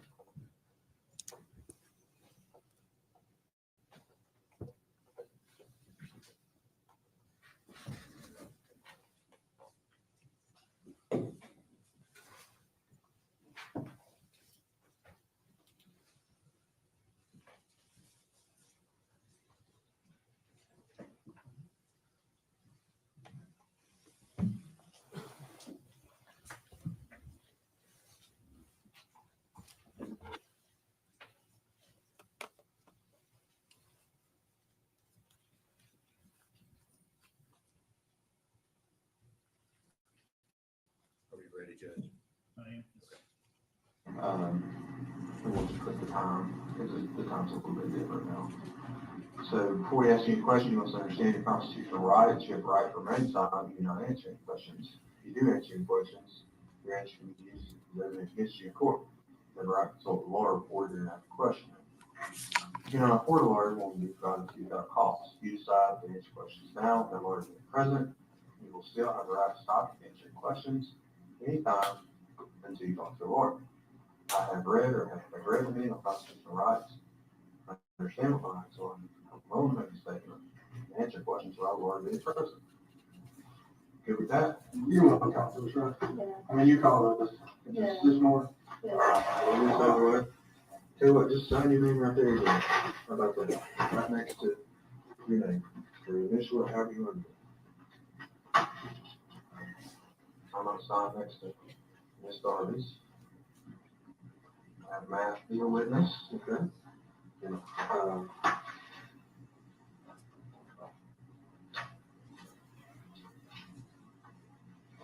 if you would.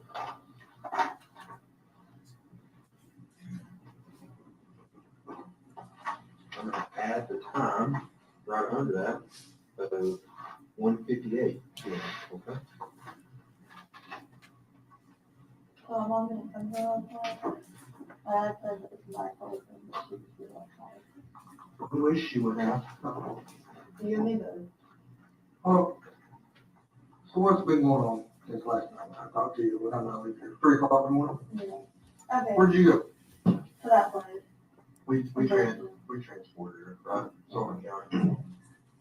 Okay, I mean, Okay, I talked to Dad this morning, and he was going on that, like, I don't, sometimes my mom says words I don't understand what they mean. 'Cause, like, they're in another language. Yeah, Dad knew what I was talking about apparently. But he was going on that she was like, whenever, he told her that before he called you all, and he was going to, and she was going on, oh, she's going to jail, like she can't be around here anymore, she'll have to leave and not come back and stuff like that. Your mom told your dad that? Yeah. Why? I mean, I don't know, but that's, you know, a big thing. Well, let me ask you this. And then yesterday in the car, she tried to start towards like, Mendota, Virginia, and I was like, hey, like, if you're not taking me up there, that's fine, like, pull over, like, I'll call myself and everything. Get me. What's in Mendota, Virginia? I don't know. Mendota, how you say it? Is that how you say that? That's right. Mendota, M-E-N-D-O-T-A, Virginia. That was a question for me. Yeah. So, does she know people out there? Not that I know of. Do you know people out there? No.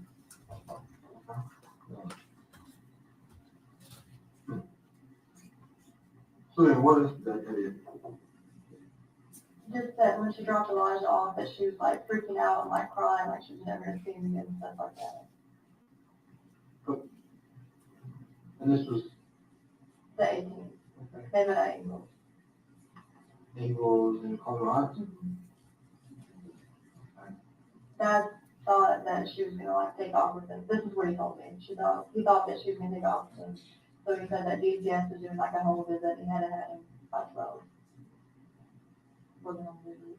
For Elijah and Charlotte, yeah. There was never a home visit. He just said that to give Washington time. so you think Dad's playing your mom against the system? Or like DCS and all that, trying to keep custody of it? Just that being difficult with your mom over those two kids? Well, I mean, yeah, but you know, she was. Let's face it. I mean, I talked to you a lot, right? And you've had a pretty hard life. Would you agree with that? Growing up, I mean, would you consider your relationship with your family, specifically your father Tommy and your mom, growing up, was it good? No, Not good. no. I don't think it's been good from what I know about it. And I hate that for you. You know, it's hard to grow up in an environment like that. I know. Because, I mean, you were in foster care, right? What was the deal there? True. They put you in foster care for truancy because you couldn't. I ended up missing a lot of school until I got like literally like dehydrated to the point that I could not walk when I was pregnant with Evelyn because I just couldn't keep anything down like Evelyn. And they put you in foster care. But did you have a strained relationship with your mother growing up? I mean, was it difficult? I mean, like I was more with my grandparents and then like So your grandparents raised you? Yeah. Mama didn't care much about you, or Mama was strung out on drugs? so Right? yeah. I mean, I can't imagine having to live in a home where my mom don't know where I'm at half the time, or how she can't function because she's so screwed up all the time. You know, jacked up on meth, or she on meth, is that her drug of choice? Her and my dad used to do both. Cocaine? Yeah. I mean, that's tough for a kid growing up in an environment like that. I get it. So I guess since I got older, like me and mom talk like every day. Like we'll take spouts where we don't talk for a little bit, but like since me and her started like really talking again, like I talk to her every day. Except for yesterday. Exactly, that's what I'm saying. What's the deal there? Yesterday she dropped me off and she was like, well, you didn't get to talk to these people, I don't want to be involved in it, blah, blah, blah. And I was like, okay, that's fine, I'm taking up there. I was like, you just pull over and I'll have them with She me. doesn't want to be involved in it. That's what she said. Why would she say that? I mean, Why would she be involved in it in the first place? Explain that to me. I really don't. If I did, I would tell you. And I asked Dad if he talked to her at first. He's like, well, I'm not telling you if I have or haven't. He's like, why do you want to know? And I was like, we're trying to find her. He's like, well, no, I haven't. Yeah, we're trying to find her. I mean, like I told you last night, we've got, I'd say there's 80 people right now, probably more than that, across the state of Tennessee that are doing nothing but look for this job. Nothing. That's it. Okay? There's probably 50 of them up here right now. And like I told you before, last night, you know, there's got to be more. I mean, you're not a dumbass. I know this. Yeah. And I'm not a dumbass.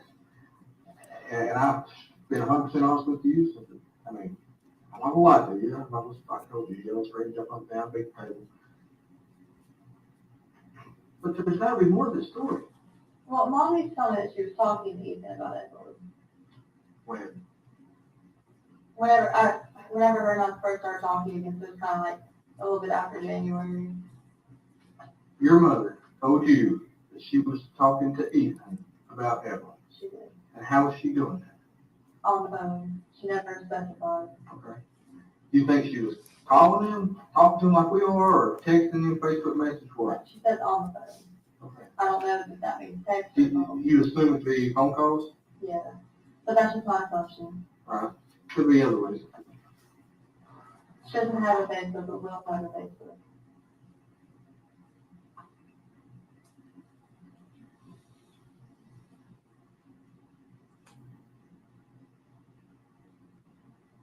Well, what changed? What do you mean, what changed? I mean, what changed? Something has changed in the past 24 to 48 hours, maybe just a little bit more, with you and your mother. Something has changed. She just kept getting mad at me and said she's like, Well, me and Boston. She But, was like, don't involve me in it. and you told me that and told me that. I know. You told me that 100 times Well, last that's all she told me. There's got to be more. That's all she said. How much more? Your mom that you just told me 10 minutes ago that you Well, had this great apparently, she relationship told with. Dad that she was going to jail. I'm talking about what she told you. And you had this great relationship. Just come out. Me and Mom, we've got back together since I grew up. We got a good relationship and this and that. And you talking every day. And then you go to not talk to her at all. Something I had tried happened. to talk to her. Something happened. I had tried. Something happened. Something happened between the two of you all. She got mad and I made her drop me back up here. When she dropped me down in the animal shelter. There's more. The conversation that happened. There's more. Well, she just Had kept to trying be. to go to Virginia, and I was like, why are we going up there? And she's like, we just need to go. And I was like, no, like, I can't do that. Like, I need to be up there. And she's like, we're going to Virginia. And I was like, no, we can't do that. And then it's kind of went like back and forth. And she was like, well, we have to go up there. And she's like, I have to drop my wheel off somewhere. It doesn't have to go through that. It doesn't have to do with going to Virginia. It has to do with why you're here and why we're trying to talk to her and Evelyn and the whole deal. That's what the conversation was about. There's no doubt in my mind. Y'all had a conversation. She kept asking me what I told you all, or Okay? what you have told me that she said. And I kept saying nothing. She's like, okay, keep it that way. And she was like, So if your you're mom, asking wait. Slow down. Your mom told you to not talk to us, and if we ask you anything, not to tell her anything. yeah, that's Okay, why? Why? I don't know, but she didn't You want don't to know know why. about her. She didn't want you to know anything where she was or anything like that. Why not? If I knew, I would tell you. Well, you got an idea. Well, I really didn't have it until Dad told me today. You got an idea. Maybe Ethan gave Evelyn to Listen, you know, maybe Ethan gave Evelyn to her. What makes you think that? Well, I mean, she's kind of just taken off. When do you think Ethan gave Evelyn to Angel? Maybe before he left her back. Let's Me and my mom weren't really like on a talking day-to-day basis at that point, though. well, let's just assume for a minute that's true. Okay, let's say Ethan has Evelyn on the 26th. Let's say the 27th. He says, Angel, here, I've got Evelyn, you come get her. Okay, why didn't Angel, why didn't your mom tell you, hey, I've got Evelyn? I don't know. Did your mom tell you she has Evelyn? No. I even asked her, and she was just kind of get mad at me. When did you ask her? You told me yesterday that She dropped me off up here. You know that. I do. Well, I asked her if she had her. I said, do you know where she is? And what did she tell you? She wouldn't answer me. She just kept going on. You don't need to go up there. You don't need to talk to them. You don't need to tell them anything. Have you talked to anyone today that can help besides your mom? No. We know you talked to Tommy, your dad. Yeah. Who else you talked to? I don't know about this. Did you talk to Hunter? When did you talk to Hunter? A little bit before I came up here. What did you talk about? Well, he was going on about Facebook, and apparently somebody called and said that they were going to kill me and him at a chicken shack. Well, that's confident. Dad's been blowing me up. Dad cares about the budget. Listen.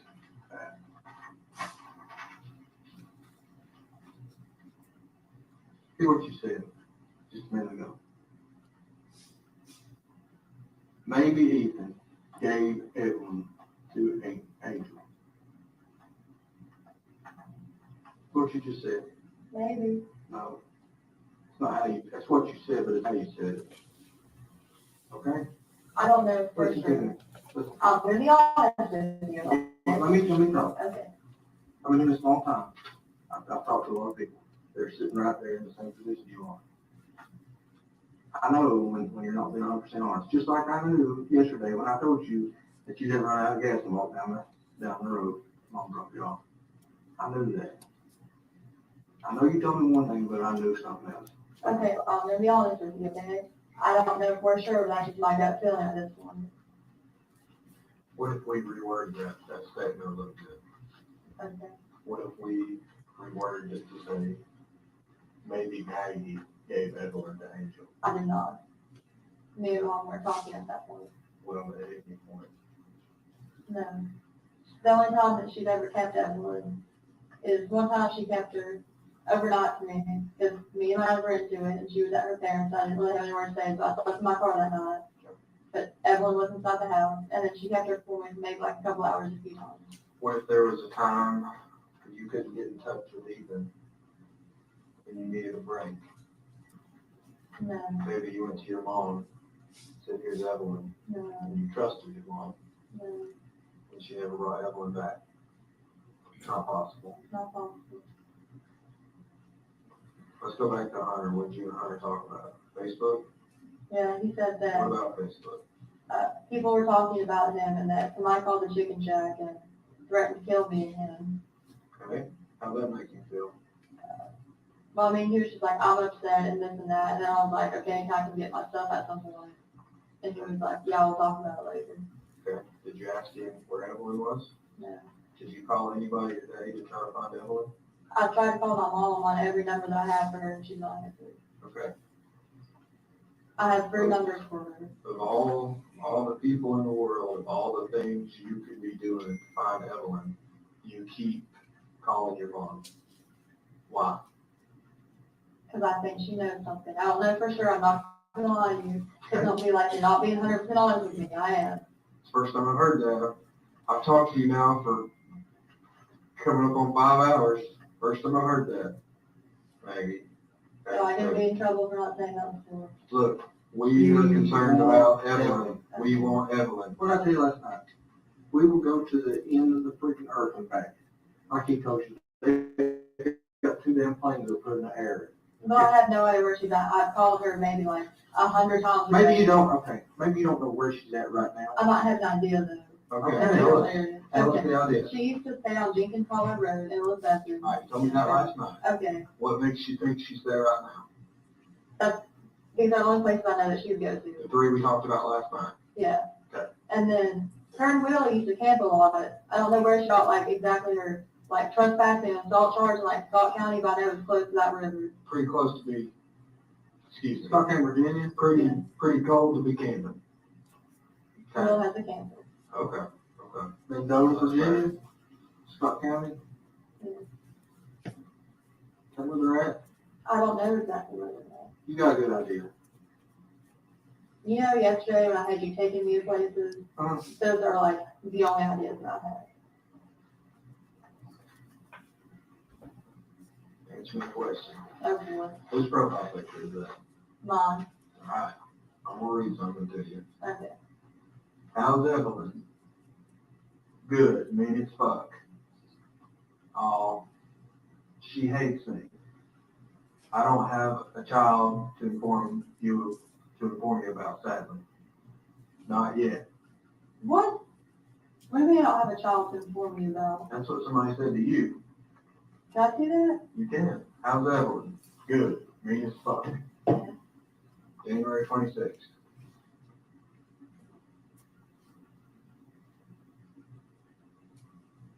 Okay, what's your point? Tell me about it. I didn't want to tell anybody that I didn't know where she was at. So instead of saying, I don't know where she is, you just saying she's mean as fuck. Excuse me. Okay? God, you know, that's new information. That's new information. Last night, she was the sweetest baby to ever grace this earth. Now she's mean. That's what you said. You said she's a sweet baby. She never cried. Was never a problem. Always take care of. Now she's mean as fuck. And you need a break. Tell us about it. I just knew everybody knew that I didn't have her. Okay. So I'm making excuses why I didn't have her. Why not? Because I feel like it made me look like a bad mom, and I really didn't want like. Well, look, let me ask you this way. I don't think you've been in there to see how many people we've got. We're not exaggerating. The number of people in there pales in comparison to the number of people on the ground. We have an entire unit in Nashville, Tennessee working on this. We've got an entire unit in Washington, D.C. that's working on this, okay? Those people are stationed in offices. They're controlling people out on the ground. These people got people out on the ground, a bunch of people, okay? You say you think it would make you look like a bad mom, okay, or a bad person or whatever. Why didn't you just tell somebody a month ago, 3 weeks ago? Hey, The only my baby's person I missing? talked to about it is mom. Okay, And she told me that she can talk to you. okay. Why didn't you go to someone? Did you see the extent? We got to tell me, have you passed the billboard that has the Amber Alert on it? Mm-hmm. They're all up and down the interstate. I bet I passed 3 coming in this morning. Passed probably 3 going home last night. And you know how the Amber Alerts work? Sends out a text message to everyone. Okay? Yeah. People are willing to help. All right? Our first thought is not, hey, let's judge the mom and talk about how bad of a mom she is. Our first thought is, let's find this baby. Help us. Like I said, I don't know for sure that my mom had a drink. I would just tell you to get over with. To get it over with. But I have to It's over because it's the right thing to do. to find her. But to get it over with or because it's the right thing to do? But I don't know for sure. Now listen. You know more than you're telling us. Please don't hold back. Honestly, we've got, this is no shit, we've got 10 billion people out here doing whatever we need to do, working on this case, baby. And we get that many more if we thought we needed.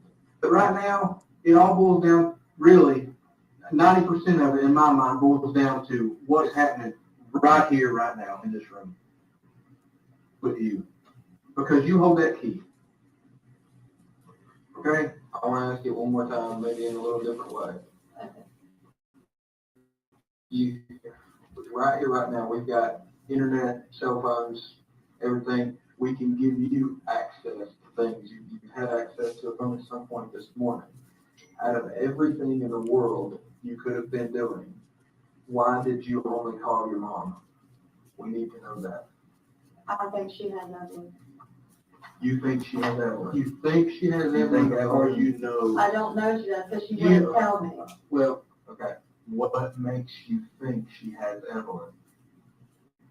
Just because the way she's been acting, stuff like that. So you think she's okay? You think Evelyn's okay? I hope she is. That's not right. I don't think mom would do anything to hurt her. I think she's okay, yes, but I just don't know where she's at.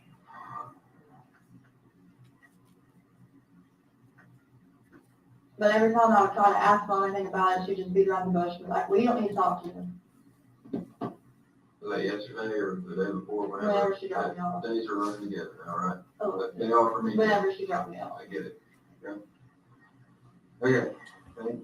Instead of your mom writing down Angel, it's easier for them. Thinks Angel knows something, that transforms into thinks Angel has Evelyn.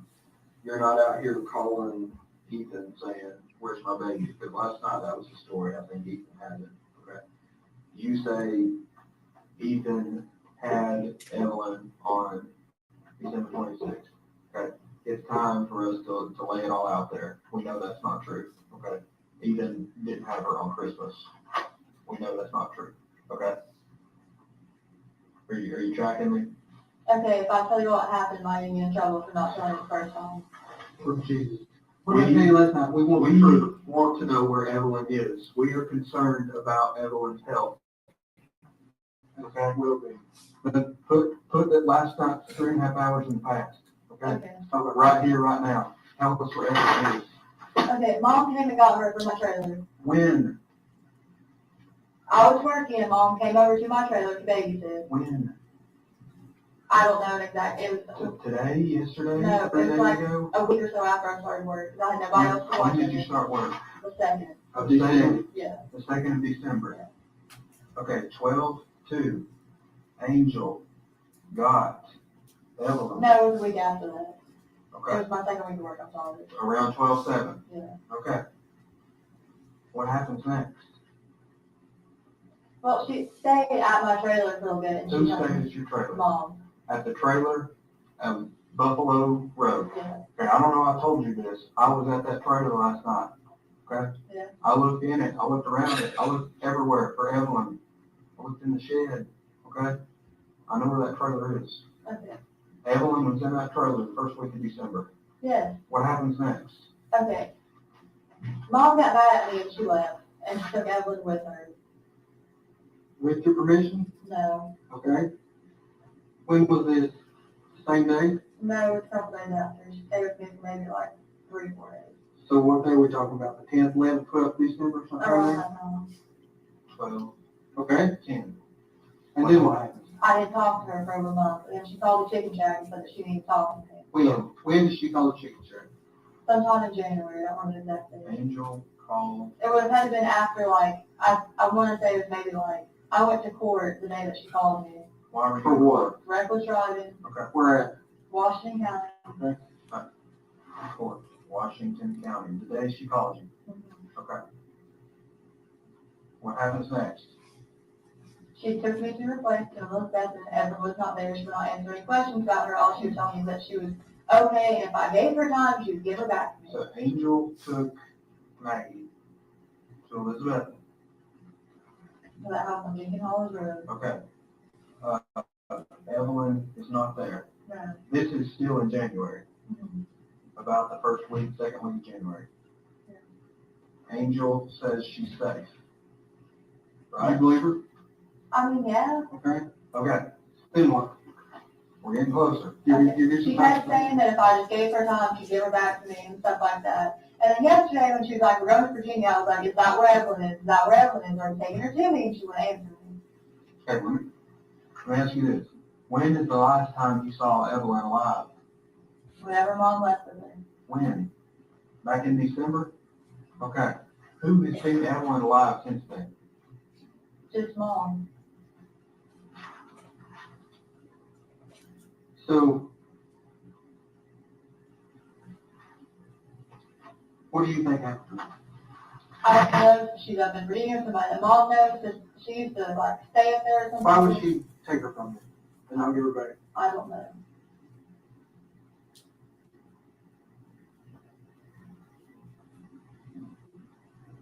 Why in the hell did you not tell us this to begin with?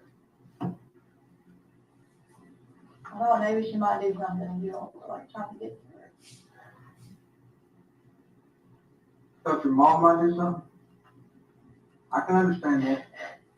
Sorry. Listen to me. We want to find this baby. I thought she might be gone there somewhere and I just never find her again. So I was telling her I wasn't talking to you all about her or anything like that. Okay. Maggie, how can we find Evelyn? I don't know where she's at. I tried to call her yesterday. You know, I tried to call her all day yesterday. We went to exit 7, tried to find her, couldn't find her. I don't know. What's the one thing you want most in this world right now? I don't know. Where do we go? Where do I leave from here right now? Where do I send 40 people? Where do I send 100 people? Where do I send a plane? I don't know if she's in Bristol, Virginia or not. I don't know if yesterday. Who is she gonna be with other than Will. if she's not in that car? Where else is she gonna be in? We'll have to try. Okay, Will's the boyfriend, the cloud. Yeah. Anybody else in the world? And look, I'm not the dope police. I don't give a damn. Who on her dope hang? Who does she hang out with in the dope circle? Cause we know she's a doper. Let's just be honest, we know it. Her brother, Who's that? Travis, Joe, Okay. Travis, where's he live? somewhere in Bristol, I don't talk to How him. old is he? A little bit older than she is. Okay. Is that where she get her dope from? I mean, I don't know. Will's friend does stuff like that, dude. Who can we call and send a message and get word to Angel and say, we don't care about your dope, we care about Evelyn? The only numbers that I reach are the ones that I've given you all. Okay. Or that you all already have. Do you have them memorized? Tell me one more time. 375 375 1128 1128. It's 423. 366 366 2004 2004. 423. Yeah. Okay. 647 647 0939. 0939 423. And which one, you told me yesterday one of those was Will's number. That's the 647 number. Okay, and you knew something specific about another one, which one was it? The 375 is a text now number, and the middle number is Will's dad's number. Will's dad? Why is that your mom's? Because you called it all of it. Have you seen her FaceTime, tweeted, Instagram, anything since 12/10 to see Evelyn alive? No. Has your mom sent you any pictures? Nothing, text message? All right. One more thing we need to help us. Would help us. I need your Google account login information. I need your Facebook account login information. Are you willing to give that to me? Do I have to? You're not forced to, but okay, you're not under any obligation. I wouldn't talk but- to her attorney first. Okay, that's fine. You want to talk to an attorney about the Google part, right? Yeah. Okay. Well, can we leave that off in the distance and continue talking about Evelyn? Yeah. You're good with that? Yeah. Because we're trying to make sure she's safe, okay? Okay. And with this Google, Instagram, iCloud, whatever, we don't care about dope, okay? No, I don't know zero. Well, that's what's in your head. We don't care about dope. We care about Evelyn. So since you have just told us this, things have changed. Gears are switching. People are, we're trying to find her on the move. We're trying to find her right now. I'm sorry. I'm not saying, I'm not trying to be angry with you, but we've lost 3 days. Well, I'm just thinking about from last night, we've lost 12 hours, okay? From the first time I talked to you, we've lost 3 days. Almost 3 days.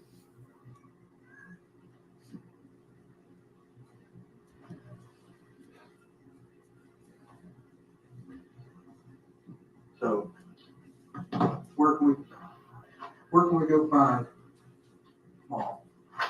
I'll just stop. I'll go and think I know she'd be at. All right. What you need? Yeah. Sorry. Is there anything else I can get you to make you comfortable? Are you hungry? You want food? You want a Mountain Dew? Coffee? You need to go to the bathroom? You sure? Okay. I'm sorry, I thought she'd leave with her if I told you all anything and you all were trying to talk. But we're not worried, we're not asking for apologies. No, I've had help. I'm not, nobody's mad. Okay. Okay. Whenever, well, we'll get to that in a minute. What else, look, we know you said you didn't have a phone in this time period. We've got some evidence that suggests otherwise, okay? What phone period? That's 2.5 months, yeah. I thought 7 months or 4th in December. I used something after that. Where's that phone you had? I don't know, to be honest with you. Was the story about you smashing it, is that true? I sold it. Okay. I'm not looking to get you in trouble for that. At this point, I don't care if you smashed it, sold it. Well, I'll be completely honest with you. I Okay. sold it. Who'd you sell it to? A little kiosk at Kroger. Kroger where? Keep it for- Like you dump it in the machine, get Yeah. like. Yeah, an echo thing, yeah. Okay.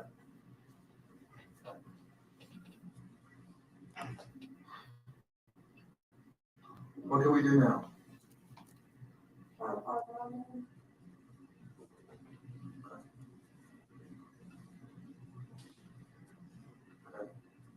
Alright. That's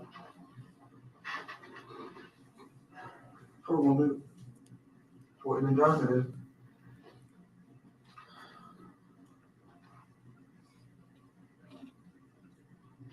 appreciate it. We're right back. You need anything? You sure? Thank you. Can you hang out and help us find Evelyn? Can you do that for us? Okay. I'm gonna take all my notes so I can get everything straight here, okay? We're right back. I'm trying to, you need to make a phone call. You wanna call, you wanna talk to anybody, you wanna talk to your dad? Can you call him? I'll be glad to call him. He called me while we were sitting. Can you not tell him what I told you though? What do you want me to tell him? Just that you don't know what's going on. Okay. I'll call him in. I'm not gonna call him right this second, but I will, okay? Thank you. If you need anything, knock me on this door, put your head up on my door. If something doing.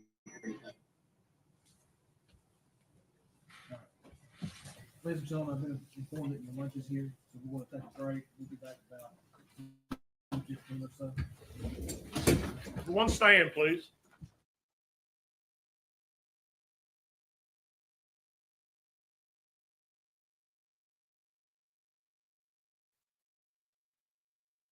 All right, guys.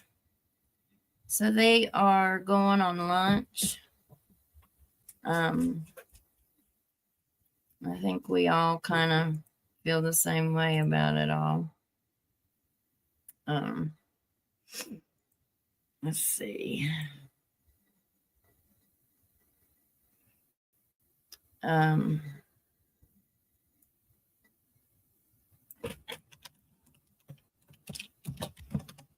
Okay. We all kind of feel the same way about it. When she said, well, I would have been throwing a fit come Christmas. You know, they all went to Gatlinburg, I guess, Pigeon Forge at Christmas time. And she took her new boyfriend, but she didn't have the baby with her. And her dad, Tommy, said, he was like, where's Evelyn? And she said, oh, well, she's with Ethan. Well, I'll just tell y'all, that baby had never stayed with Ethan. Ethan had only seen her one time, and that was when she took off down to Texas while he was away at the base. And then she left. I don't think she was there very long. And he said all he did was play patty cake with her. He didn't know how to be a dad. He wasn't a dad. So he didn't know how to take care of no baby.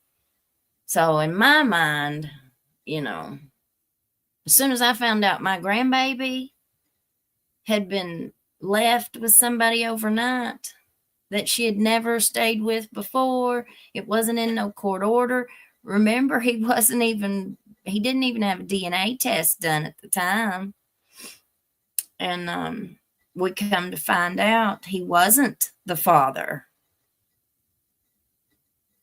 He was not Evelyn's biological dad, and we still have not found out who Evelyn's biological father is. I think somebody said yesterday that the defense said that they have found out who the dad is. So I think that's supposed to be coming out in testimony. But we've all got a whole bunch of things that we need to do that we've kind of put on hold to watch this trial. So, yes, Terry, the whole family is dysfunctional. I believe that. Twitchy Bear says, I was trying to count her lies in that interview. There's so many of them, you can't.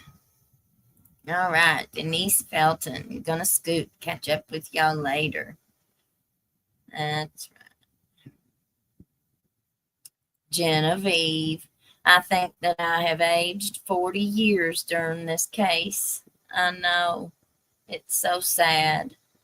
I said nobody kept track. Just imagine how many babies are out there at the mercy of an idiot. It's just so sad.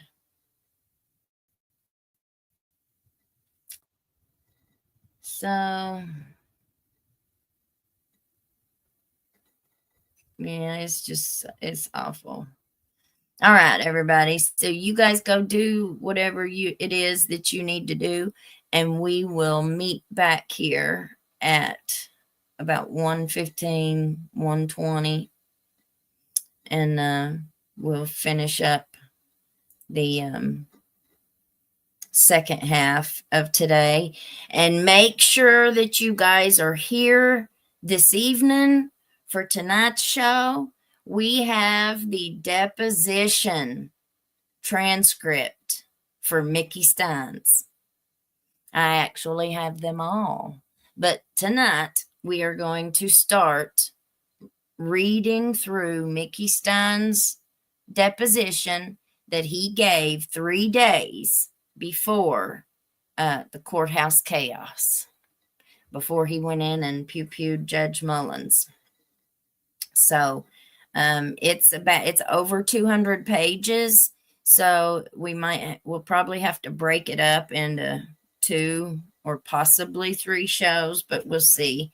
We'll see how far we get. So make sure that you are here for tonight's show. If you can't be there, no worries. Hit the replay crew. But yes, we have got a good show tonight too. All right, y'all. Have a great lunch. We'll see you on the other side for part 2 of today.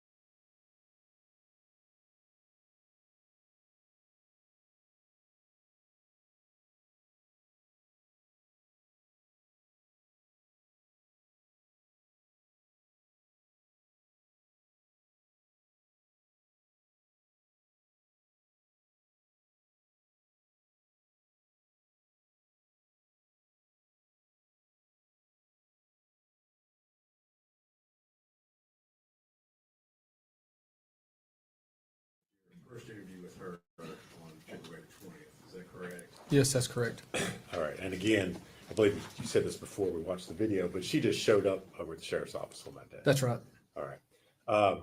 Was that the first time you all had heard anything about the fact that perhaps her mother had Evelyn?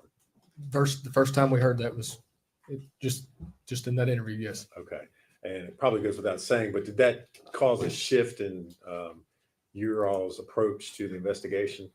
Yes, absolutely. Okay. What did you all do as a result of what she told you at that point? We started trying to run that lead down with her mother. All right.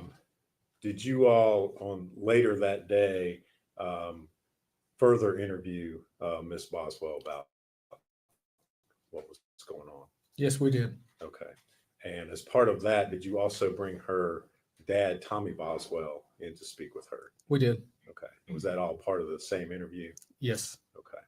Were you in the room and present when, well, let me ask you this. Who was in the room initially when that second part of the interview began? It was just Megan and her father. Okay. Agent Gratz also Yes. around? Okay. Were you, those interview rooms, are you able to watch or monitor the interviews as they proceed live? Yes, we are. Okay. And did you watch and monitor the first part of that interview? Yes. Okay. And eventually during this interview, does her dad leave the interview room? Yes, he does. Okay. And do you enter the interview room? Yes, I do. Okay. And do you and Agent Gratz then proceed to interview Miss Boswell further about her involvement? And her Correct. mom's involvement? We did. Yes. Okay. And you've mentioned before, but this interview took place over at the Sullivan County Sheriff's Office. Is that correct? That is correct. And is that the same interview room that we just watched you interview her in? Yes. Before lunch? Yes. All right. So that's located here in Sullivan County. Yes, it is. All right. And has audio and video recording capabilities. Correct. It does. Prior to coming to court here today, did you have an opportunity to review that interview? Yes, I did. And is it what you saw a true and accurate copy of the interview that you conducted? Yes. Judge, I would move to introduce that. I believe we're exhibit 220. 220. No objection. Before exhibit 220. And I would move to play that for the jury this time. Go ahead.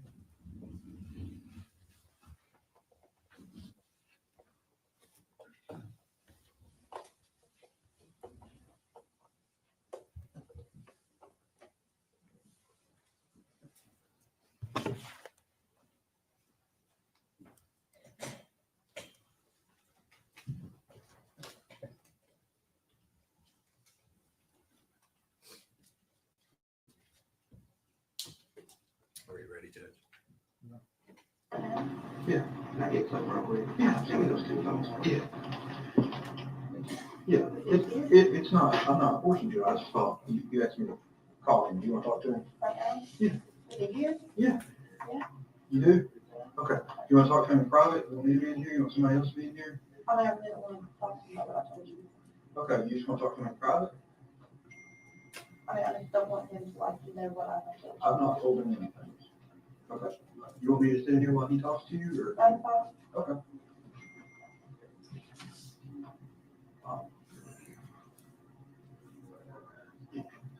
Yeah.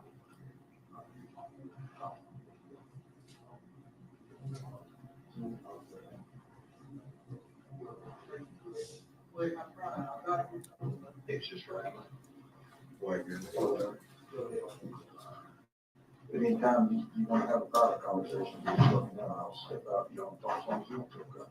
Hey, Tom, hey, come on here. So if you already makes it comfortable. All right, sure. She said it was okay for me to sit in, if y'all want to talk, but what I was telling her, if y'all want to talk in private at any point, I'm more than happy to step out and let you, all the daughter sit there and talk, you know? I have told them they know what's going on now.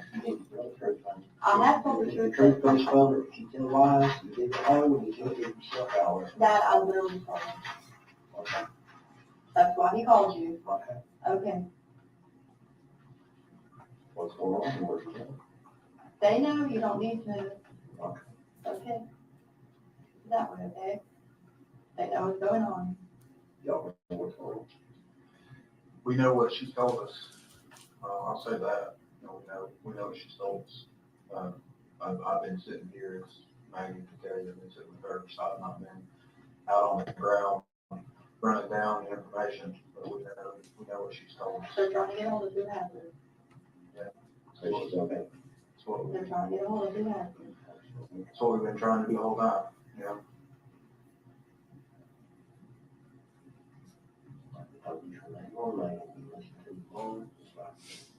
That's going on, I got you, and they gonna thank you for not going to school. So I go to the mom, I said, fine, I got to be back here, so I said, you just go to the restaurant. You didn't come back, because I told you, I said, come back, I said, just go, I said, get it for 4 days, and I said, if you don't show up for 4, they're gonna thank you. You need to start listening, I love you, you're my I did father. listen to you and I talked to you. I'm not doing nothing against you, I'm not against you. Never been against you. And you tell them the truth, and Evelyn's all right, and the things. I have her trying to find her. You passed the lie detector test, I'll hop the bar for a lawyer for you. They're trying to find her. Is that your mother's voice? What? Wherever she's at or whatever? Maybe. I didn't hear what you asked. I asked her if that's your mom was the ones where the baby's at or Oh, whatever. I do it, yeah. They're trying to I'm find a mom. country boy, I speak. They're- I don't know, I know what I mean. They're trying to find mom. She's taking her off. I told them everywhere she could possibly be with Evelyn. I've given them every phone number I have for her. They're trying to find her. Your mom's got Evelyn here, so. No, she don't. She told me she does. All right, man. Your mom don't have it. What did she get? In December. No, your mom don't. No, she don't. That's who took her, Dad. Okay. Okay. It took the story, if you gave you all the right. The truth stands out. You tell the truth. I have Dad. I'm They're not trying to find mom. trying to argue with you. I'm hoping that you daddy, I love you. Okay. You tell this lie, that lie, before you know it. You don't know what you told you. And like I told you earlier, I'm a professional. When we do grade, or do a driveway or a park lot or whatever, I can drink water, I can do whatever. That's my job. The customer ain't gonna tell me how to do my job, just like I ain't gonna stand there and tell this man how to do his job. He's a professional, what he does. And he think I know whatever I told you and try to help, absolutely. Because I know they're professional. That's their job. And you're full of the best. You ain't fool. I mean, you're not gonna sit here and try to tell me shit lies and get one over on you. That's not gonna happen. I'm not lying, Dad. I Okay. told them everywhere where they can find her. Dad, if you're just gonna sit here and do that, I don't want to talk to you. I'm not trying, I'm just, Dad, okay. Man.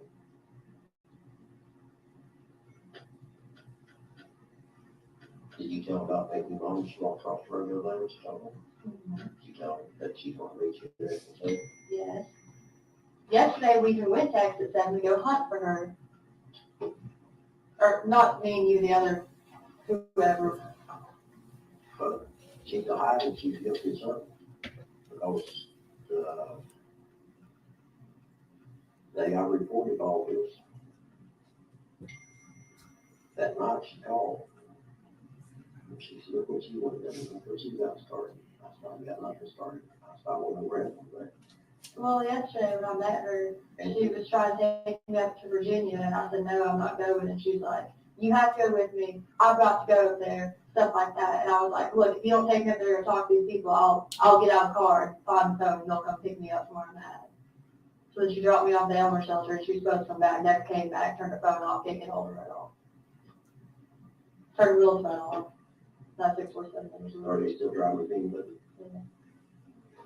I told them everything I know about the vehicle. they could like just be honest. The tail light is out on it, or not the tail light, The tail lights out. but part of the driver's side tail light's out on it. I mean, the truck, passenger They side, know. intermediate. They know, but they know well, yeah. I don't know why, last time she was there, something told me to get the tank. Did you? Not what I did, but something told me to, and then there she left. Well, they can look it It's on the up. black BMW. Yep. It's on the dark Oh, road. you got it, Yeah, okay. okay. Yeah, you're right, it is gray. Is it gray? I didn't know if it was dark, gray or white or dark blue. It's listed as gray, so I think it's what it is. The truth, and honest. Yeah, I told them I can't get hold Okay, of them. well, okay. I've tried to call her I know that, thousands of all right, times. She won't just call. let me explain something. Okay. I should have told them I came in here. I don't want to hear Yeah, that. no, I ain't gonna, there's nothing to do with me. You know, when she had brain waves up there and all that stuff happened. Well, yeah, I did bullshit, because I didn't want to go to jail. I don't care a thing. And And my lawyer sat me down one day, he said, Colin, he said, I'll tell you something. He said, the truth set you free. He said, you get in front of that judge with that attitude and lie, and he knows, he said, you will go to prison. I just told you the truth.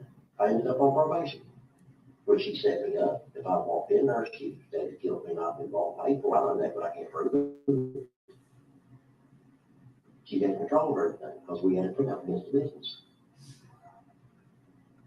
I told the truth, exactly what happened. I got probation. Yeah. And people talk about probation officers. You give them respect, they give you respect. I can't say one thing bad about them people. Not one thing. Because every time I went in there, I'd give them respect. Yes, sir. No, sir. Yes, ma'am. No, ma'am. You, And things are good.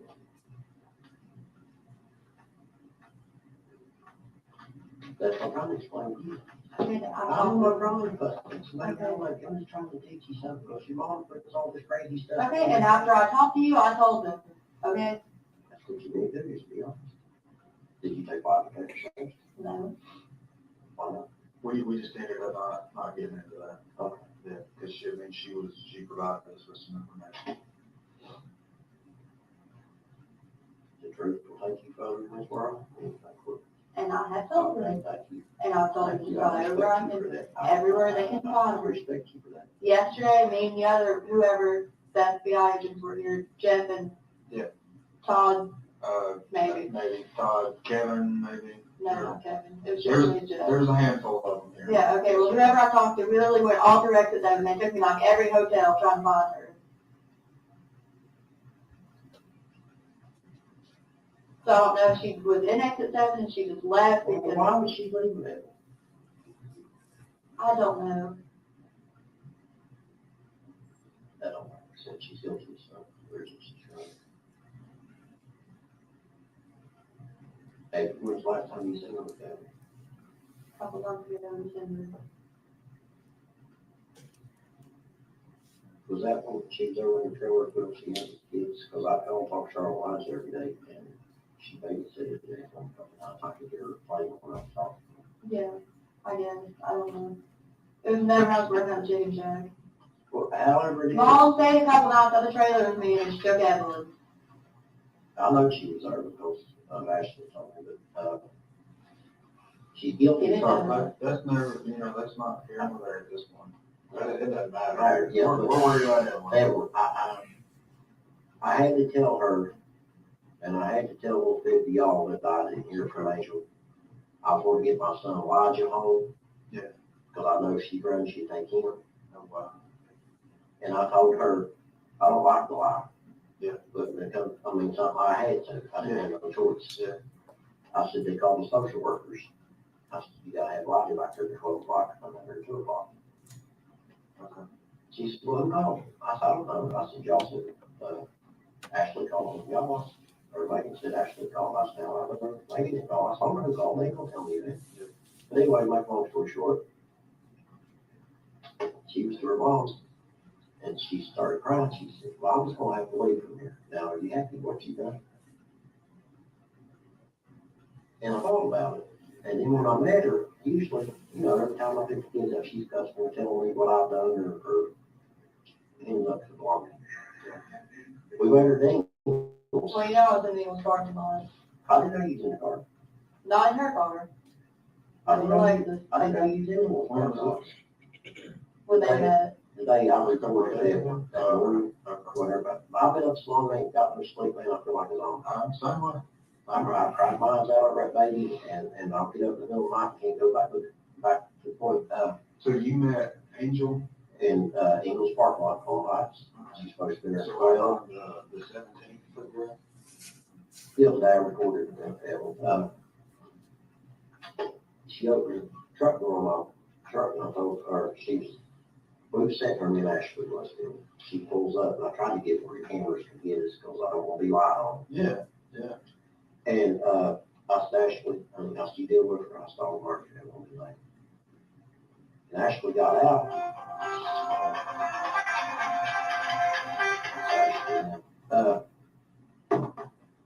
She got out, opened my truck door up. We was married 18, 19 years. I know it won't better than anybody else. She got out crying. I've never seen her cry the way she was crying. And she opened the truck up, put lights in. Did you see her crying when she was crying? Put lights in the back seat, in his car seat, and locked him in. And I mean the tears, man, just like you take that bottle of water, was rolling down her cheeks. Is that right? She never opened her mouth up to me. She never said one word. And I told Ashley then, I said, something's going on. She knows something. She knows that's the last time she's gonna lay eyes on that Elijah. Because Elijah's her pick. Okay. And I thought about it after I left me and Ashley got, and I meant to tell y'all, and I've had so much to run through my mind and try to speculate what we're gonna do. And I told Ashley, I said, I've never seen that woman cry like that. Yep. And then it dawned on me, I said, she knows that's the last time she's gonna see Elijah. Right. So I don't know what she knows or what she's done. But something like it never did happen. Now, she'd come up and cry and try to get Elijah started so he wouldn't go hard. And Do you then, know anybody that she knows in Mendota, Virginia? 'Cause that's where she was hell bent to take me to yesterday, was Mendota, Virginia. now, if I just got some people, In Mendota, not Mendota, close to it, no, Damascus. just listen to real fast. I don't know, I worked on her so much, before you get to Slow Fight, Like I said, she never specified her Well, you get name. the Nichols there. before you get to Nicholsville, there's a place called Slow Fight back inside of it. Gladys's brother lived there on that farm, and there's some other people. Well, this is my mom's mom. She passed Yeah, away. yeah, that's right. Maybe they can have some people around her. But Yeah, she knows so many people where she's been in and out of jail and what she does yeah, that I don't know. yeah. So, I mean, that, I don't know. Well, she wasn't exit 7. I don't think she's there now after yesterday. Like I said, me and the two other guys. I sorry, I'm talking. Did y'all check it, the motels, was any other register her, register? I checked. I called every single one of them. I think they checked every motel. Did they go see if they got somebody else? It was probably Jeff. Did you check under Michael McLeod? I didn't go out there with. Okay, well, it's Williams then. I'll just do But it was probably Jeff. We went like everywhere. And exit 7, twice Boston, nothing. it. That's what I've been telling you from the get-go. You told so many lies, nobody knows to believe you. Like when Ashley first got together, she lied to me about anything. I hear on the phone line her with I said, Ashley, I said, no reason why.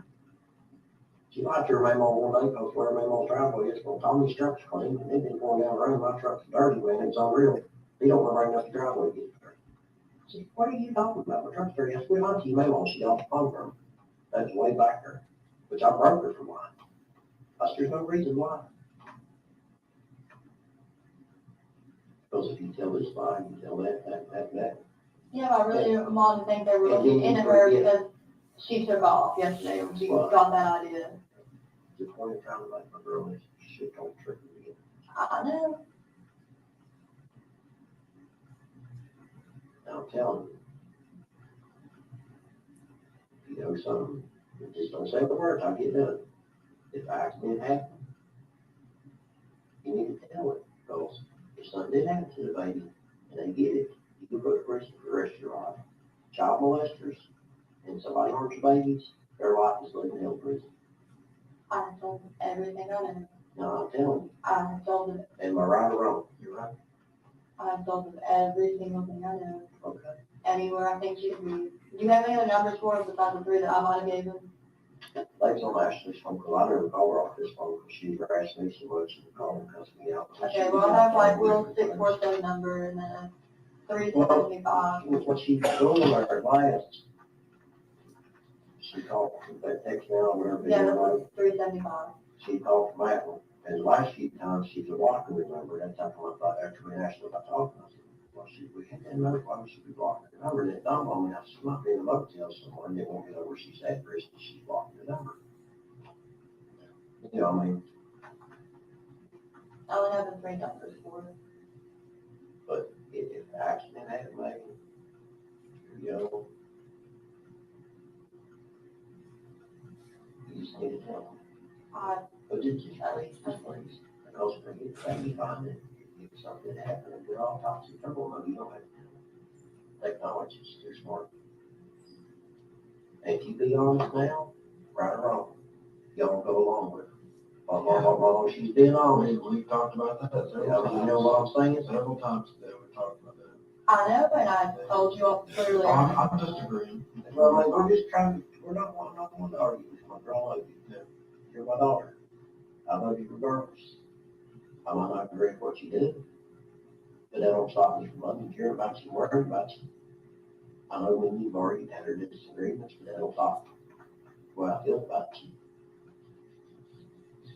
And if you be honest and go before the judge, they'll stand up to the judge and tell them she's honest. If you keep lying and they go before a judge and tell them what she told me, tell that judge go throw buckets.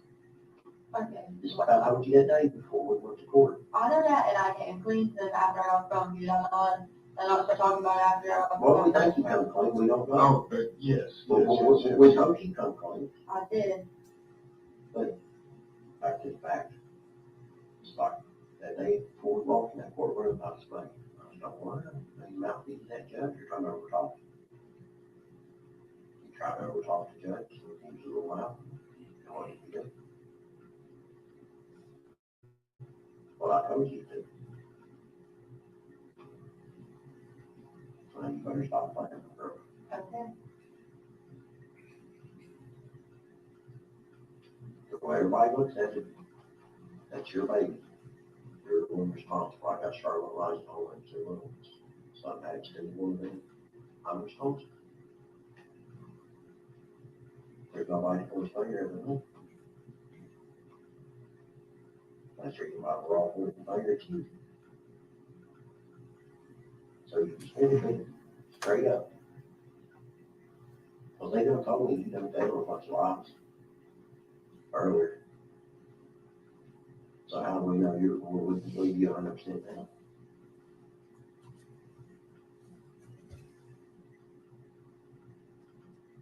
It's going to come out. It's just a matter of time till they find out what went on. They got, how many guys you got, 40-some people working on this? We got like 40-some people working out of this specific location. Yes, like, That I swear to God, I just told them the truth. okay, fine. I'm just telling you, I mean, it's just a matter of time till it comes out. I told them the truth just now. Or right before he called you. Okay, That's when I started talking. well, I'm just telling you, I mean, it's just, it's like a clock on that phone, it's ticking. Well, do you know where else mom would be? I don't know what you want to be. I don't hang out sure want. And usually whenever, I don't know where she lived at over at Will, or to your mom and dad's. Well, But I other than told that, them, do you know the exact address on Jenkins Hollow Road, or just that it was on Jenkins Hollow Road? I don't know the address, I can take you there, but I didn't know if they wrote anything. You know, I'm not really educated, so I don't look at road signs. I look at, I'll mark something, this church, or that bridge, or that store, or. There's like a river behind it, and it's a trailer, guy who lives there, and too. Yeah, if you go just a little ways on that road, there's a bridge across, so before you cross that bridge, I'm trying to picture it. It's kind of like a yellowy tan color trailer. And it's got a little portion that has like a stove sitting out front of it and much other junk. There's a fence goes in between that, there's a little house, and there's 2 trailers, there's one trailer right in the house where it was at, because we went over to. I think they Charlotte up that last time, Elijah, because she told me she was on the cabin. Just put me on speaker when we talked to the kids. She put me on speaker, I said, "Why kids?" I said, "I'm coming to get my kids, you let me have them, I'm running along with me." And I know everybody here hear me, when she put me on speaker. Boy, they got ants in their pants, me and Charlotte watching them out my book, drive by. Okay, yeah. See, your mom, hang out, nobody but herself. She don't love you kids, but I love y'all. I lay down and die for, I die for any of you. Man, wouldn't blink an eye about it. She's not that way, man. If you don't love her, that's something's wrong. She's for herself. Whatever benefits her, whatever keeps her out of trouble, she's for herself. And I tried to explain it. Mikey knows that's the reason Mikey's talked to her, what, 8 years? Why do you think your brother's gonna talk to her for? She's on that thing. She's not signing that statement. You don't cross your family like that, and you think your family's gonna win. You got to take your brother to prison.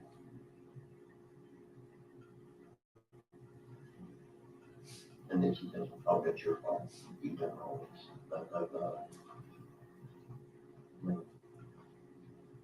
And like he's young, smart, diligent man, he runs that business, he's a good man, and if they don't marry, he's right, goes to work, goes home. But he told me, he said, if I had $1 million laying there, I send it home this person, so I'd give it to him before I give her $1.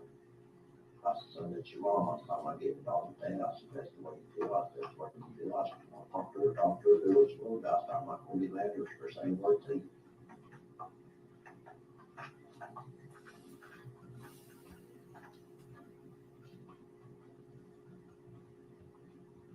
Don't get mad when I say this, I don't think you're telling me the truth. And I'll give them every single random I find her. Yeah, you want me to give him every single way to find her. That I'd be Where's on that? long time ago. Well, why did you say he can have your conversation? Because I thought Mom was gonna run off. Which now it's a little late for that, don't get me wrong, but you know, I kind of wanted to just take off and leave. Why would she just take off and leave? You walk out of the room for a second. Absolutely. Doesn't want to see. I'm gonna just have someone think it's me, so I can. Well, Thank you, I appreciate it. yeah, thank you, Tom. Thank you. You know when all that stuff happened and she was still running off that hard and accusing me of doing it? Yeah. That was started that. How's it going? She wanted the money back. Yeah. Okay, So why would she want that? you're not calling on point. No. Okay, she stayed at the trade with me for a little bit, okay? She watched Evelyn while I went to work for a little bit. And then she started about that money, like, I'm really broke, I don't have, you know, a dime to my name. At this point in my life, and she just, I went to work again. I came back and she was gone. I called her, she's like, bring me the money and I'll let you have her back. That, I swear to God, right hand to God, that's how it went down. What'd she do with him? That I don't know. Yesterday she kept trying to take me to notice. Every time that I would talk to her between now and like last month, when she did finally start talking to me again, every time I asked her about her, she'd be like, just stay, get her back in a little bit. Here, I'll just step back in for a minute. Yeah. Okay. Did you tell her what you was talking? No, Thank you. Look, I don't know, I didn't hear what was being No, said but she there, didn't but, tell you that. well, let's just put it like this. I've said it before to her, we'll start fresh again, okay? Everything we talked about. well, no, it's still she was Mom. I get that, but we're not gonna hold it against you, okay? We want Evelyn, so what else is there? I'll tell you. Okay, so a while ago, Mom said that I took money off of her debit card, and I did not. And she stayed with me in the trailer for a few days after that whole deal, so I mean, I thought we were good. That's when she was watching around going to work. All right, so Angel said Maggie took money from debit card. Mhm. Debit card. Mom kept Evelyn overnight one night, or the first night that I stayed at Hunter's, and I was late to work the next morning by like 20 minutes. So Mom kept Evelyn the first night you stayed at Hunter's. When was that? A week after the chicken shack opened. So first night, Maggie stayed at Hunter's. Help me out with the date. I don't know anything about the chicken shack. Don't know when it opened. Do you have their Hunter's calendar right here, just like that? What month meeting is it? December, Okay. I guess it would have been 2 weeks after, but probably around like either the 14th or the 16th. Okay. 12, 14, or 12, 16. Okay. Mom kept Evelyn the first night. Maggie stayed at Hunter's the 14th or the 16th of December. Okay. I was supposed to be at work at 6 a.m. the next morning, but I stopped by the trailer to check. Maggie stopped by a trailer where Angel and Evelyn were. All right, They weren't there, and she started, hey, when you give me all that money back from the debit card, I'll let you have her back. Angel and Evelyn weren't there. Angel stated, give me the money back you stole from my debit card. And you can have Evelyn back, right? Right. We like those. I just wanted to stop that real quick and point something out. And we needed to stop and comment anyway. One thing I noticed that she does is she tries to isolate everybody so she can tell her lies to them. But I wanted to point out, I really like this tactic that this cop is using right now, being slowing her down and writing what she's saying, because I think she's so used to talking so fast and talking, she tells it real fast to get her lie out there. And so I think that is a really, really good thing this cop's doing. I guess it was better. Where was who? Will, I was Okay. The trailer that was doing that. Okay. Can you go back to what I said? Angel, Yeah. Angel said to you, give me the money back you stole from my debit card, you can have Evelyn back. Text, phone, Facebook, Phone. talking over the phone. Talking over Okay. What number were you using then? Like my number? Yeah. It was the 579 number actually. Well, tell me the 423 579 6173. 6173. I don't know which number mom was calling from at that point. Okay. So Maggie, At what time did you have that conversation? Of the day? Well, I mean. It was early in the morning now, like that's fine. That's fine. before 6:30. Okay, I know this. I can't remember when in December. She had my two kids over there. Yeah. And she told me she babysat them. Okay. I did hear Evelyn in the back, but I can't remember the exact I'm date. not sure. December. Okay. All right. So it's 12, And 14 she told me she years. did babysit them. She's a hiding somewhere. She wouldn't be running. What else? That's it. Okay. Now, see, you raised your hand to God, and you told the truth the first time. That's what comes. I'm not mad at you. I'm not fussing at you, but Let's, how many times has she told you? well, I don't know. I don't know. It's supposed to be on me, but we don't belong. I don't know. We can take what you tell us, but we have to go verify it. You know? And you're killing time. If Evelyn out there, somebody got her, and tell them this, tell them that, and lead them over here where they should be over here to find her. They need to go talk to mom, and I literally told them every way in the world I have to get a hold of her for where she might be. Well, let's do this. Since I've been doing different things and Matt's been doing different things, can I just? Mom has family in Oklahoma. Do you think she'd go there? Okay. Mom has family. Angel has family in Oklahoma. Do you know if she has money made in Oklahoma? Angel has family. Yeah, I know she has family. I'm sorry, that just popped in my head. Gladys's brother, ain't it? Yeah, Howard Jack. Who? Howard Jack. Howard Jack. Jack. That's first and last name. I don't think that's the last name. I don't know. It's gone. That's what how you know. If that's Mom Glad- just talked about him.